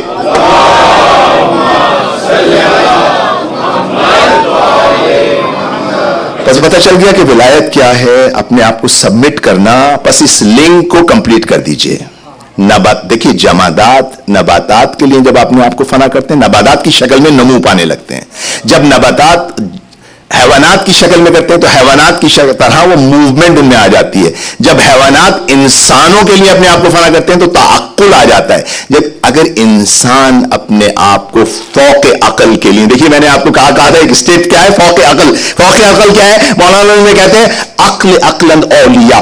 اولیاء جو ہے وہ عقلوں کی عقل ہے, عقلوں پہ ایک عقل ہے, اور عقل وہاں سے ہے کہاں, خدا سے کنیکٹ ہے. بس یہ اپنے آپ کو اب جب آئمہ پہ فدا کریں گے, جب یہ ان پہ فدا کریں گے تو خداوند تعالیٰ ان کو حیات طیبہ دے گا اور یہ کنیکٹ ہو جائیں گے خدا سے, کیونکہ وہ کنیکٹ ہوئے ہیں خدا سے. ایک صلوات پڑھ دیجئے.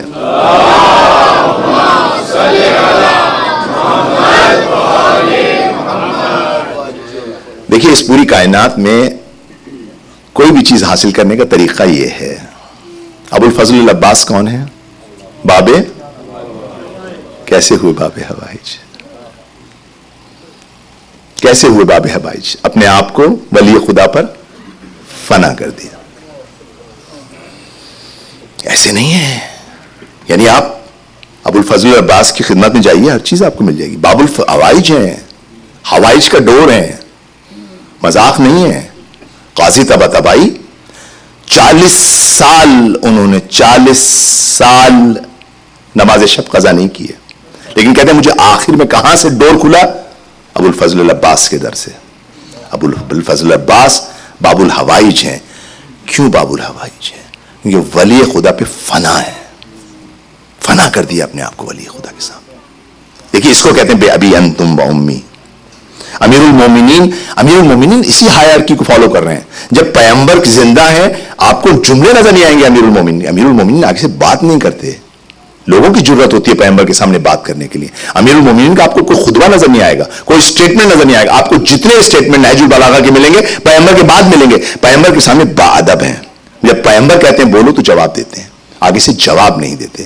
عباس اسی باپ کے بیٹے ہیں. امام کے سامنے آپ ایک اف بھی نہیں کرتے, اف بھی نہیں کرتے, اف بھی نہیں کرتے.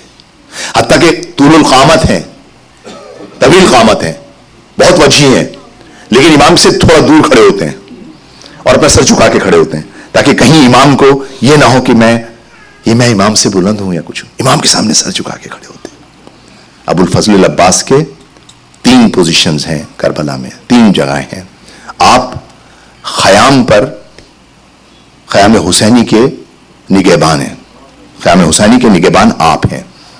جب تک عباس زندہ رہے ہیں نا, دشمنوں کی ہمت نہیں تھی خیام کی طرف بڑھ سکیں, کسی کی ہمت نہیں تھی کہ خیام کی طرف جا سکیں. امام کو بھی بہت اطمینان تھا عباس زندہ ہیں. لیکن معلوم آپ نے کتنے لوگ کربلا گئے ہیں اور آپ نے علی اکبر کے مقام شہادت کو دیکھا ہے, بہت دور ہے خیام سے, بہت دور ہے. جب علی اکبر شہید ہوئے ہیں تو امام پہنچے ہیں, زینب پہنچی ہیں. کیوں؟ اطمینان تھا کیونکہ عباس خیموں کی نگہبانی کر رہے ہیں. عباس خیموں کے نگہبان ہیں. ایک پہلی پوسٹ ہے. اس کے بعد دوسری پوسٹ آپ کی کیا ہے؟ آپ کی دوسری پوسٹ یہ ہے کہ آپ امام حسین کے نگہبان ہیں. امام حسین کے نگہبان ہیں. جب تک عباس زندہ ہیں بیویوں کو پریشانی نہیں ہے کہ امام حسین کا کیا ہوگا. عباس ہے اور کسی کی مجال نہیں ہے کہ عباس کی ایسی ہیبت ہے, کوئی مجال نہیں ہے کہ امام کی طرف کچھ آگے بڑھ سکے. امام عباس ہیں, عباس زندہ ہیں. یہ جب عباس کی شہادت ہوئی ہے نا, تو جب یہاں سے آوازیں بلندی الل عباس واویلا, الل عباس واویلا, اب بیویوں کو خطرہ ہو گیا تھا کہ اب حسین کی جان خطرے میں. اور میں نے آپ کے سامنے انشاءاللہ آج شروع والے دن بیان کروں گا کہ امام جب جاتے تھے جنگ کے لیے, شہید مطالعے لکھتے ہیں کہ وہاں سے واپس پلٹتے تھے, خیموں کے قریب آتے تھے, لا حول ولا قوت پڑھتے تھے تاکہ خیام کو پتہ چلے میں ابھی زندہ ہوں, ورنہ خیام میں اندر ایک بے چینی تھی, بیویوں میں بے چینی تھی, حسین زندہ ہیں یا اس دنیا سے چلے گئے. جب تک عباس رہے کسی کو فکر نہیں تھی. حسین پہ آنچ نہیں آ سکتی, عباس موجود ہے. عباس پہ تیسری پوسٹ جو حضرت عباس کی ہے, ابو القربہ ہیں. مشکوں کی ذمہ داری آپ کی ہے, پانی کی ذمہ داری آپ کی. یہ سخت بہت مشکل ہے عباس کے لیے, بہت مشکل ہے, بہت مشکل ہے. کیونکہ خیموں کے نگہبان ہیں تو خیموں کے قریب آتے ہیں, آ کے دیکھتے ہیں, آپ کا دل ٹوٹ جاتا ہے. بچے العطش العطش العطش, عباس ہیں عباس. یا بچے اگر العطش بھی کہہ رہے ہیں تو ان کی آنکھوں, ان کے پیاسوں کو, ہونٹوں کو دیکھ کے آپ کا دل ٹوٹ جاتا ہے, بہت ٹوٹتا ہے دل. ایک دفعہ امام کی خدمت میں جب پہنچتے ہیں تو دل بالکل ٹوٹ چکا ہوتا ہے. آنے کے بعد امام کے سامنے کھڑے ہوتے ہیں, کہتے ہیں قد ضاق صدری, اے میرے امام مولا میرا سینہ پھٹا جا رہا ہے. قد ضاق صدری, میرا سینہ پھٹا جا رہا ہے, مجھے جنگ کی اجازت دے دیں. امام کہتے ہیں بھائی آپ تو ہمارے علمدار ہیں, آپ تو علمدار ہیں.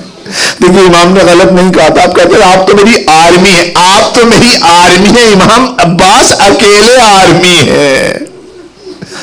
عباس سر جھکا لیتے, سر جھکا کے چلتے ہوئے آتے ہیں خیموں کی طرف آتے. دیکھا سکینہ اور دوسرے بچے اس خیمے میں جہاں پر پانی کی مشکیں رکھی جاتی تھی وہاں کچھ گلاہٹ ہے, اپنے جسم کو, اپنے پیٹ کو ننگا کر کے اس پہ لیٹے ہوئے ہیں بچے. العطش العطش کہتے ہیں. سکینہ ایک امید سے دیکھتی ہے, عباس کو خیال آتا ہے سکینہ آپ کو پانی چاہیے؟ جی امو نے کہا جاؤ اپنی مشق لے کے آؤ. اب پہلے سکینہ اس سے پہلے کہ مشق لے کے آتی, امو پہ اتنا اعتماد ہے, ایک دفعہ بچوں کو اکٹھا کرتی ہے, بچوں ادھر آؤ میں تمہیں بتاتی ہوں. دیکھو آج میرے امو نے وعدہ کیا ہے کہ پانی لے کے آئیں گے. سارے بچوں کو جمع کر رہی ہے سکینہ. اے سکینہ کاش آپ یہ نہ کرتی, آپ نے عباس کو اور ٹکڑے کر دیا. ایک دفعہ عباس سکینہ کو گود میں لے کر آتے ہیں. ارے حسین سمجھ جاتے ہیں. ارے سکینہ اور عباس کو دیکھتے ہیں. امام ایک جملہ سکینہ کو کہتے ہیں, ایک جملہ عباس کو کہتے ہیں. عباس کو کہتے ہیں عباس میں سمجھ گیا سکینہ کی سفارش لائے ہو, سکینہ کی سفارش لاؤ, جاؤ بھیا جاؤ پانی کا کچھ انتظام کرو. ایک جملہ سکینہ کو کہتے ہیں بی بی آج تو چچا کی سفارش لے آئی, اور کل کو جب کوئی تماچے مارے گا تو بہت بار امو یاد آئیں گے. اجرکم اللہ. ایک دفعہ عباس خوش ہوتے ہیں, ارے ہاتھ میں مشق سکینہ پکڑتے ہیں. اس کے بعد امام نے کہا ہے پانی لائے جائے. القمہ کے اوپر 4000 کا لشکر ہے. ایک دفعہ عباس ہے, علی کے شیر ہے. ایک دفعہ آگے بڑھتے ہیں, تیر انداز سے آگے بڑھتے ہیں. حضرت عباس بہت تیزی سے زگ زیگ راستہ بناتے ہوئے اپنے آپ کو لے کے جاتے ہیں, القمہ تک پہنچاتے ہیں, القمہ میں اترتے ہیں. ایک دفعہ مشق بھرتے ہیں, ایک دفعہ ہاتھ میں مٹھی میں پانی لیتے ہیں. ہمارے دشمن سمجھتے ہیں ہم پانی پئیں گے، پانی پئیں گے. عباس پانی کو دیکھتے ہیں، پانی کو دیکھتے ہیں، پھینک دیتے ہیں. شاید کہا ہو اے پانی میرا مولا شہید، مولا پیاسا ہے، یہ کیسے ہو سکتا ہے؟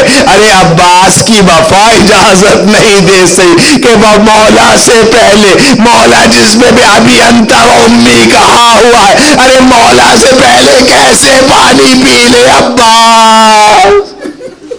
اجرکم اللہ، اجرکم اللہ. ایک دفعہ عباس واپس پلٹتے ہیں. اب عباس کے سامنے صرف ایک ہدف ہے، ارے کسی طرح پانی سکینہ تک پہنچ جائے، ارے کسی طرح پانی خیام تک پہنچ جائے. اب شارٹیسٹ راستہ لیتے ہیں، اب سیدھا چلتے ہیں، اپنی جان کا خوف نہیں رہا، اب بڑھتے ہیں تیزی سے. تیر آنے لگتے ہیں، کچھ تیر آپ کو لگتے ہیں، کچھ گھوڑوں کو لگتے ہیں، لیکن عباس شیر کی طرح بڑھ رہے ہیں. مگر کچھ درختوں کے پیچھے چلتے ہیں. ایک دفعہ عباس کی آواز آتی ہے، حسین کو آواز آتی ہے، ارے میرا سیدھا ہاتھ. ارے عباس نے مشق کو الٹے ہاتھ میں پکڑ لیا.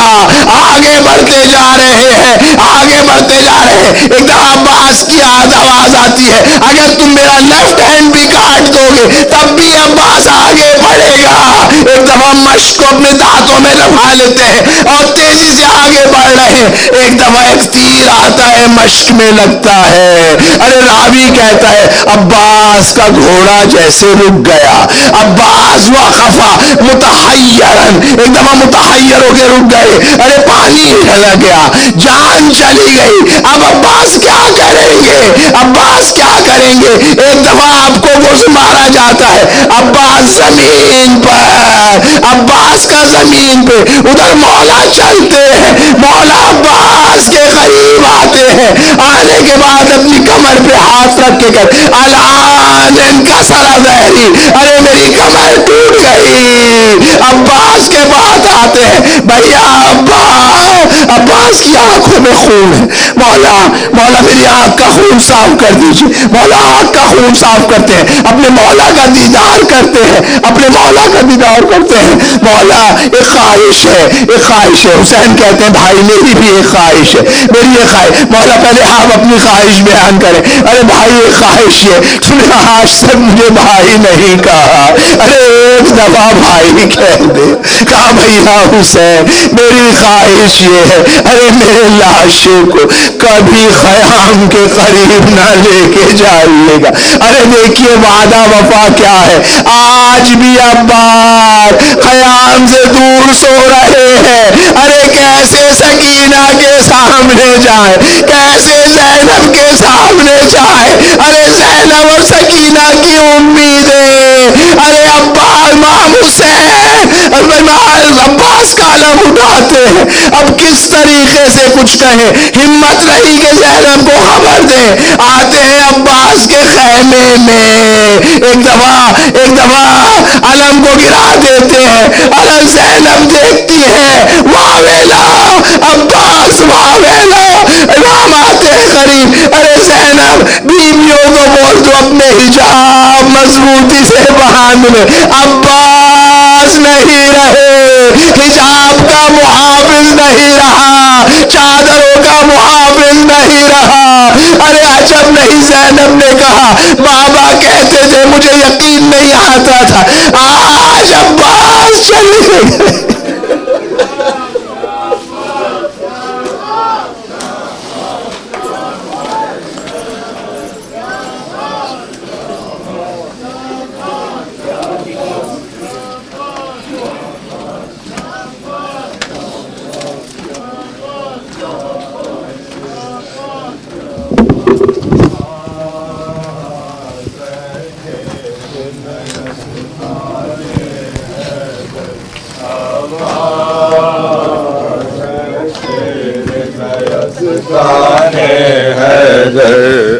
عباس شیر نیستان حیدر، دیتی تھی صدا زینب رو کر. عباس شیر نیستان حیدر، میرے شیر جوان اے میرے بھائی ہو کہاں شوق ہے دل پا میرے تیری جدائی ہو کہاں دیر سے دیتی ہوں بھائی یا میں دہائی ہو کہاں لٹتی ہے فاطمہ زہرا کی کمائی ہو کہاں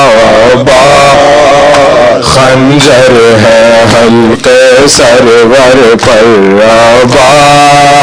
سے شیر نیستان حیدر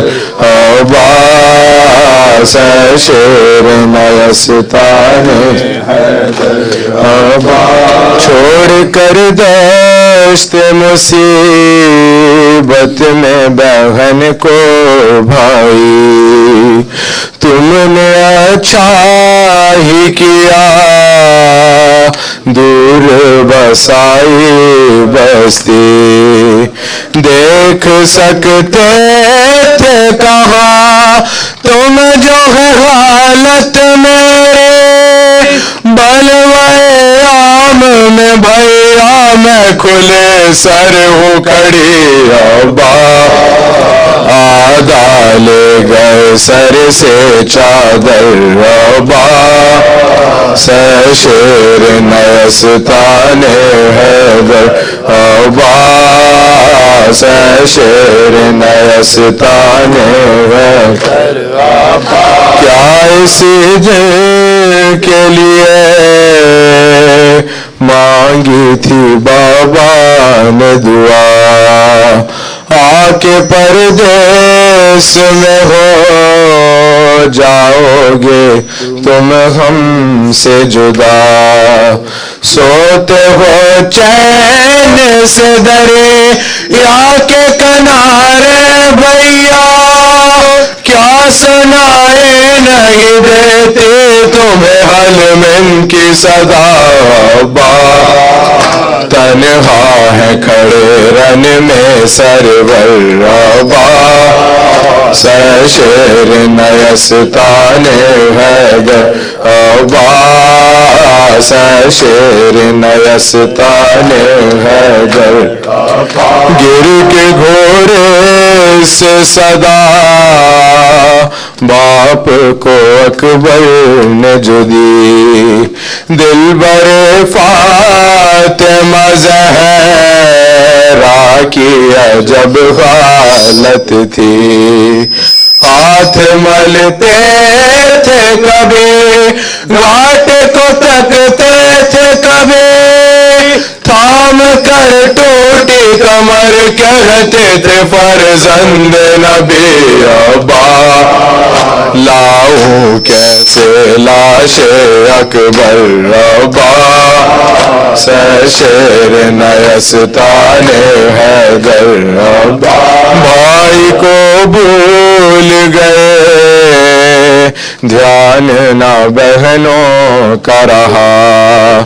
یاد آیا نہ کوئی پائی جو دریا کی ہوا ہائے کس دیر سے کیا تم نے گوارا بھیا ہر تماچے پہ سکینہ نے تمہیں یاد کیا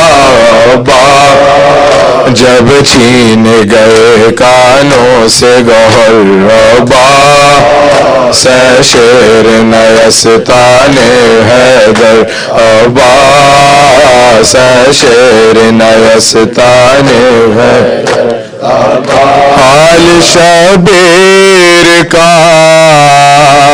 اب تو نہیں دیکھا جاتا ہے کمر خم نہیں آنکھوں سے سجھائی دیتا یہ ضعیف یہ جوان لال کا صدمہ بھیا تھام لو بڑھ کے ذرا ہاتھ تمہیں بھائی کا کھاتے ہیں ٹھوکر پر ٹھوکر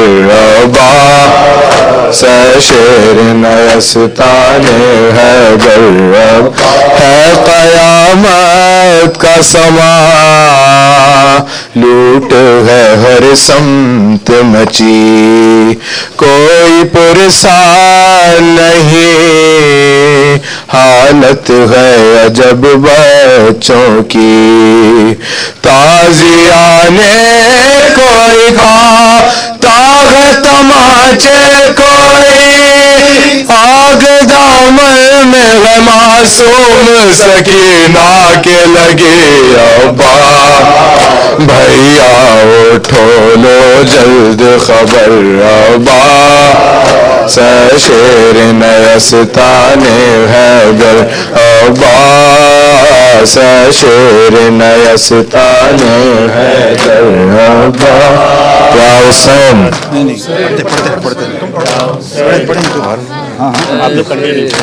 نیستان حیدر ابا شیر نیستان حیدر ابا اے میرے شیر جوان اے میرے بھائی ہو کہاں شاق ہے دل پا میرے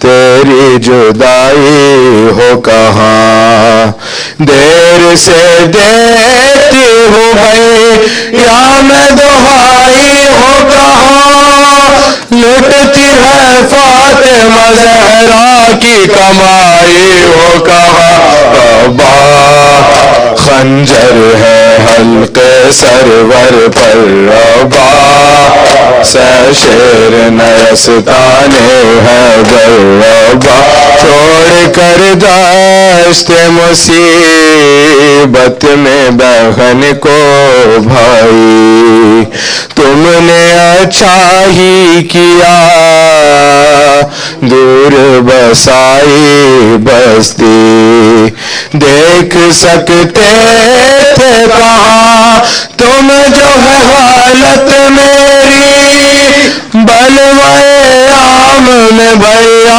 میں کھلے سر ہوں کھڑی ابا آدھا لے گئے سر سے چادر ابا شیر نیستان حیدر ابا شیر نیستان حیدر ابا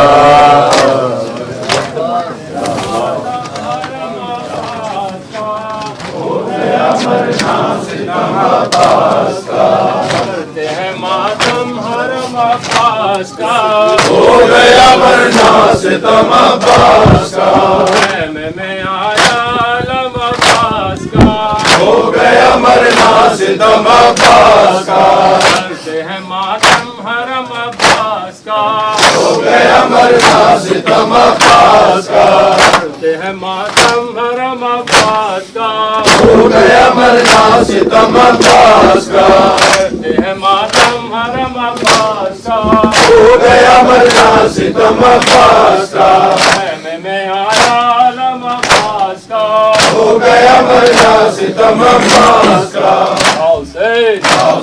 یا حسین یا حسین یا حسین یا حسین یا حسین یا حسین یا حسین یا حسین یا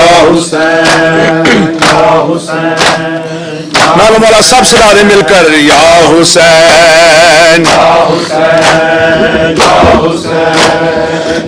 حسین یا حسین یا حسین یا حسین یا حسین یا حسین یا حسین یا حسین یا حسین یا حسین یا حسین یا حسین یا حسین یا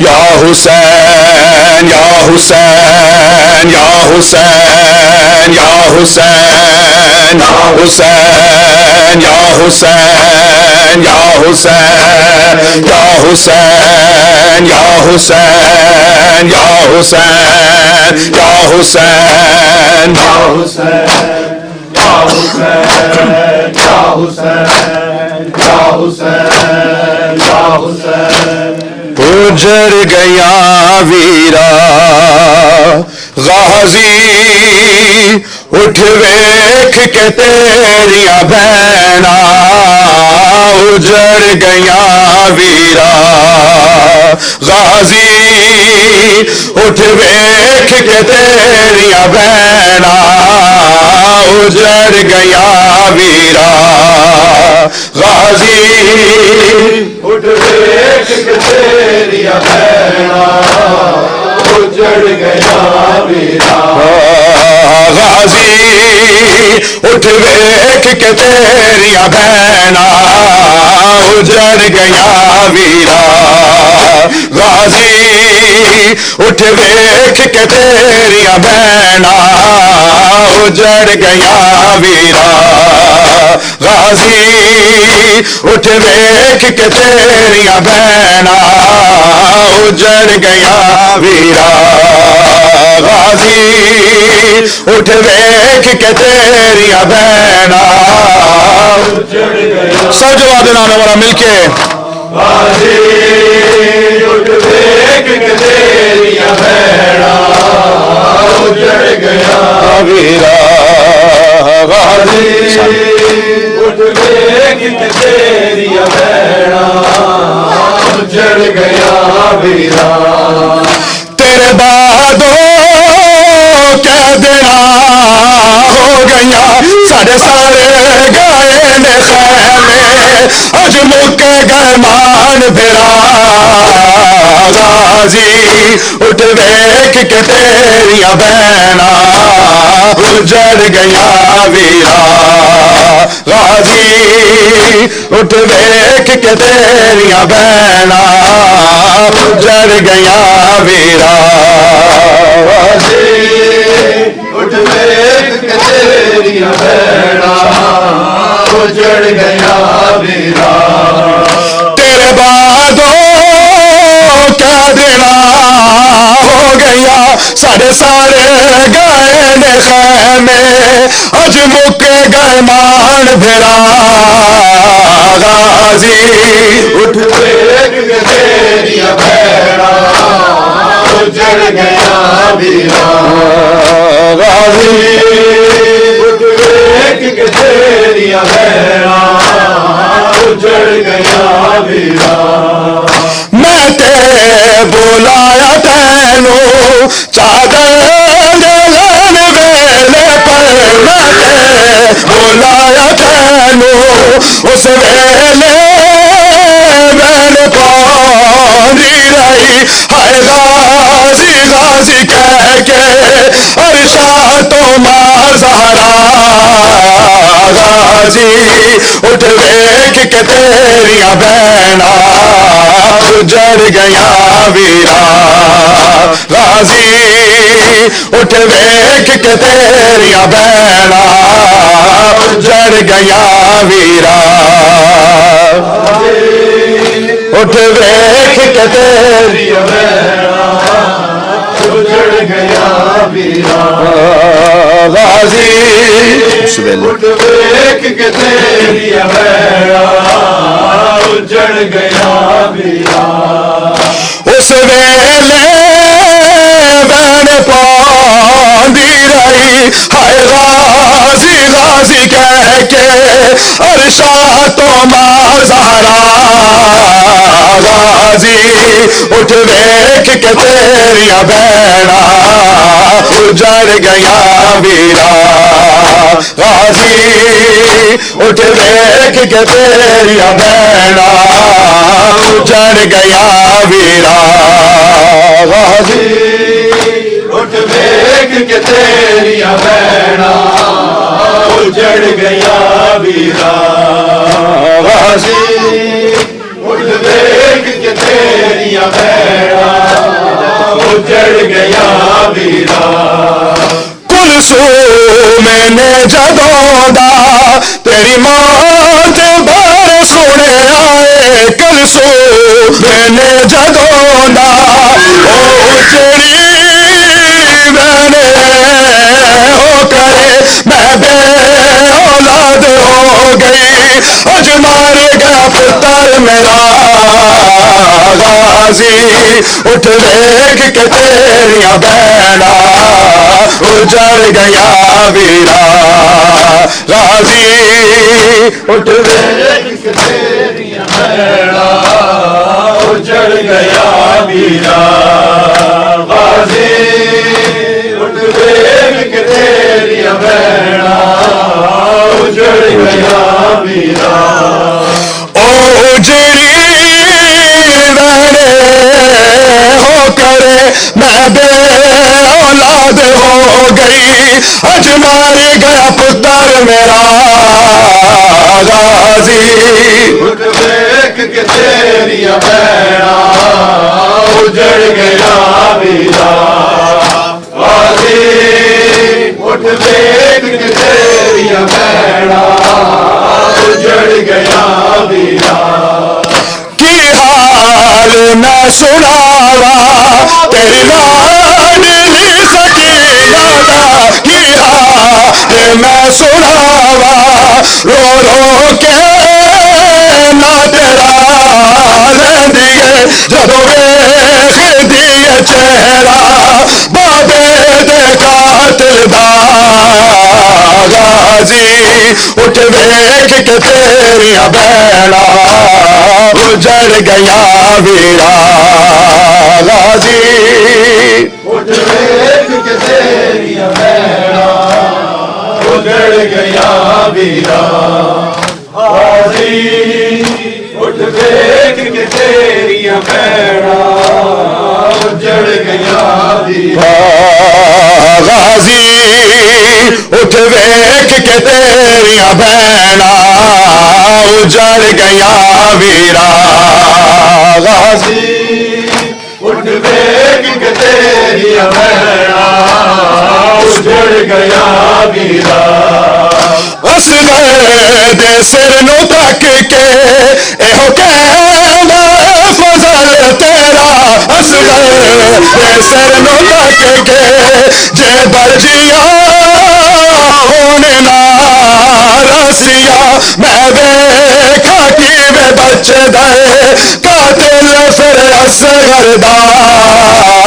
غازی اٹھ ویکھ کے تیریاں بہنا اجڑ گیا ویرا غازی اٹھ ویکھ کے تیریاں بہنا اجڑ گیا ویرا غازی اٹھ ویکھ کے تیریاں بہنا اجڑ گیا ویرا تیرے بعدوں کہہ دینا ہو گیا ساڈے سارے گئے نے خیمے اج مک گئے مان پھرا غازی اٹھ ویکھ کے تیریاں بہنا اجڑ گیا ویرا غازی اٹھ ویکھ کے تیریاں بہنا اجڑ گیا ویرا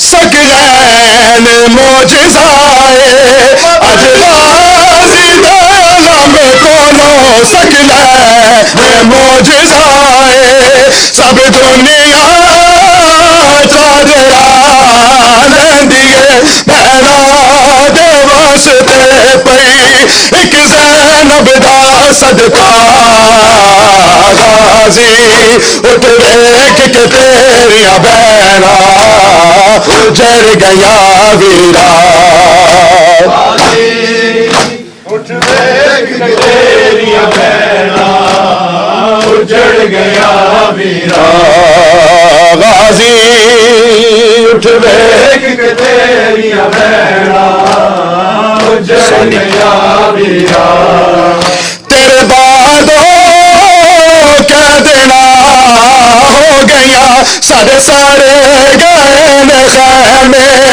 اج مک گئے مان پھرا غازی اٹھ ویکھ کے تیریاں بہنا اجڑ گیا ویرا غازی اٹھ دیکھ تیریاں بھیڑا اجڑ گیا ویرا کلثوم نے جگوں دا تیری موت بار سونے آئے کلثوم نے جگوں دا او اجڑی رہنے او کرے میں بے اولاد ہو گئی اج مار گیا پتر میرا غازی اٹھ ویکھ کے تیریاں بیڑا جڑ گیا ویرا غازی اٹھ ویکھ کے تیریاں بیڑا اجڑ گیا ویرا غازی اٹھ ویکھ کے تیریاں بیڑا اجڑ گیا ویرا اب تو آ جاؤ شہنشاہ وفا اب تو آ جاؤ شہنشاہ وفا اب تو آ جاؤ شہنشاہ وفا اب تو آ جاؤ شہنشاہ وفا اب تو آ جاؤ شہنشاہ وفا اب تو آ جاؤ شہنشاہ وفا اب تو آ جاؤ شہنشاہ وفا اب تو آ جاؤ شہنشاہ وفا اب تو آ جاؤ شہنشاہ وفا اب تو آ جاؤ شہنشاہ وفا رو رو کہتی تھی سکینہ رن میں رو رو کہتی تھی سکینہ رن میں لٹ گئی ثانیہ زہرا کی ردا اب تو آ جاؤ شہنشاہ وفا اب تو آ جاؤ شہنشاہ وفا اب تو آ جاؤ شہنشاہ وفا رو رو کہتی تھی سکینہ رن میں رو رو کہتی تھی سکینہ رن میں ڈر گئی ثانیہ زہرا کی ردا اب تو آ جاؤ شہنشاہ وفا اب تو آ جاؤ شہنشاہ وفا اب تو آ جاؤ شہنشاہ وفا اب تو آ جاؤ شہنشاہ وفا اب تو آ جاؤ شہنشاہ وفا شمرنے مارے تماچے ہے میرے گالوں پہ جن کی یادیں کہ اٹھایا ہے مجھے جن کی یادیں کہ اٹھایا ہے مجھے بابا کی لاش پیروں نے نہ دیا اب تو آ جاؤ شہنشاہ وفا اب تو آ جاؤ شہنشاہ وفا اب تو آ جاؤ شہنشاہ وفا اب تو آ جاؤ شہنشاہ وفا اب تو آ جاؤ شہنشاہ وفا اب تو آ جاؤ شہنشاہ وفا چھین کر سب کی ردائیں اور جلائے خیمے ایسا لوٹا ہے مسلمانوں نے ایسا لوٹا ہے مسلمانوں نے نہ کیا آل محمد کا حیا اب تو آ جاؤ شہنشاہ وفا اب تو آ جاؤ شہنشاہ وفا اب تو آ جاؤ شہنشاہ وفا اب تو آ جاؤ شہنشاہ وفا اب تو آ جاؤ شہنشاہ وفا رو رو کہتی تھی سکینہ رن میں رو رو کہتی تھی سکینہ رن میں لٹ گئی ساری زارا کی ردا اب تو آ جاؤ شہنشاہ وفا اب تو آ جاؤ شہنشاہ وفا اب تو آ جاؤ تم کو عباس کی طاقت پہ بھروسہ تھا بہت قید ہونے سے بچائے تم کو قید ہونے سے بچائے تم کو آنکھیں یہ شمر نے زینب سے کہا اب تو آ جاؤ شہنشاہ وفا اب تو آ جاؤ شہنشاہ وفا اب تو آ جاؤ شہنشاہ وفا اب تو آ جاؤ شہنشاہ وفا اب تو آ جاؤ شہنشاہ وفا اب تو آ جاؤ شہنشاہ وفا توڑ دی مار کے اکبر کے جگر میں برچھی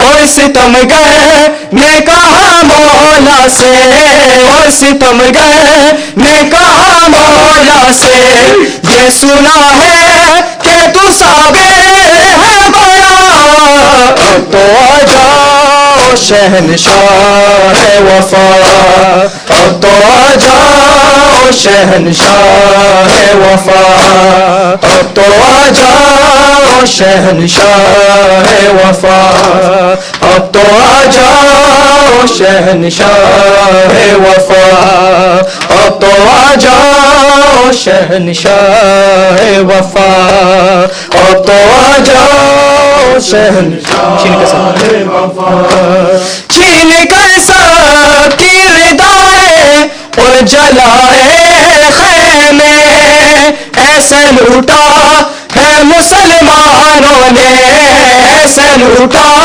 ہے مسلمانوں نے نہ کیا آل محمد کا حیا اب تو آ جاؤ شہنشاہ وفا اب تو آ جاؤ شہنشاہ وفا اب تو آ جاؤ شہنشاہ وفا رو رو کہتی تھی سکینہ رن میں رو رو کہتی تھی سکینہ رن میں لٹ گئی ساری زارا کی ردا اب تو آ جاؤ شہنشاہ وفا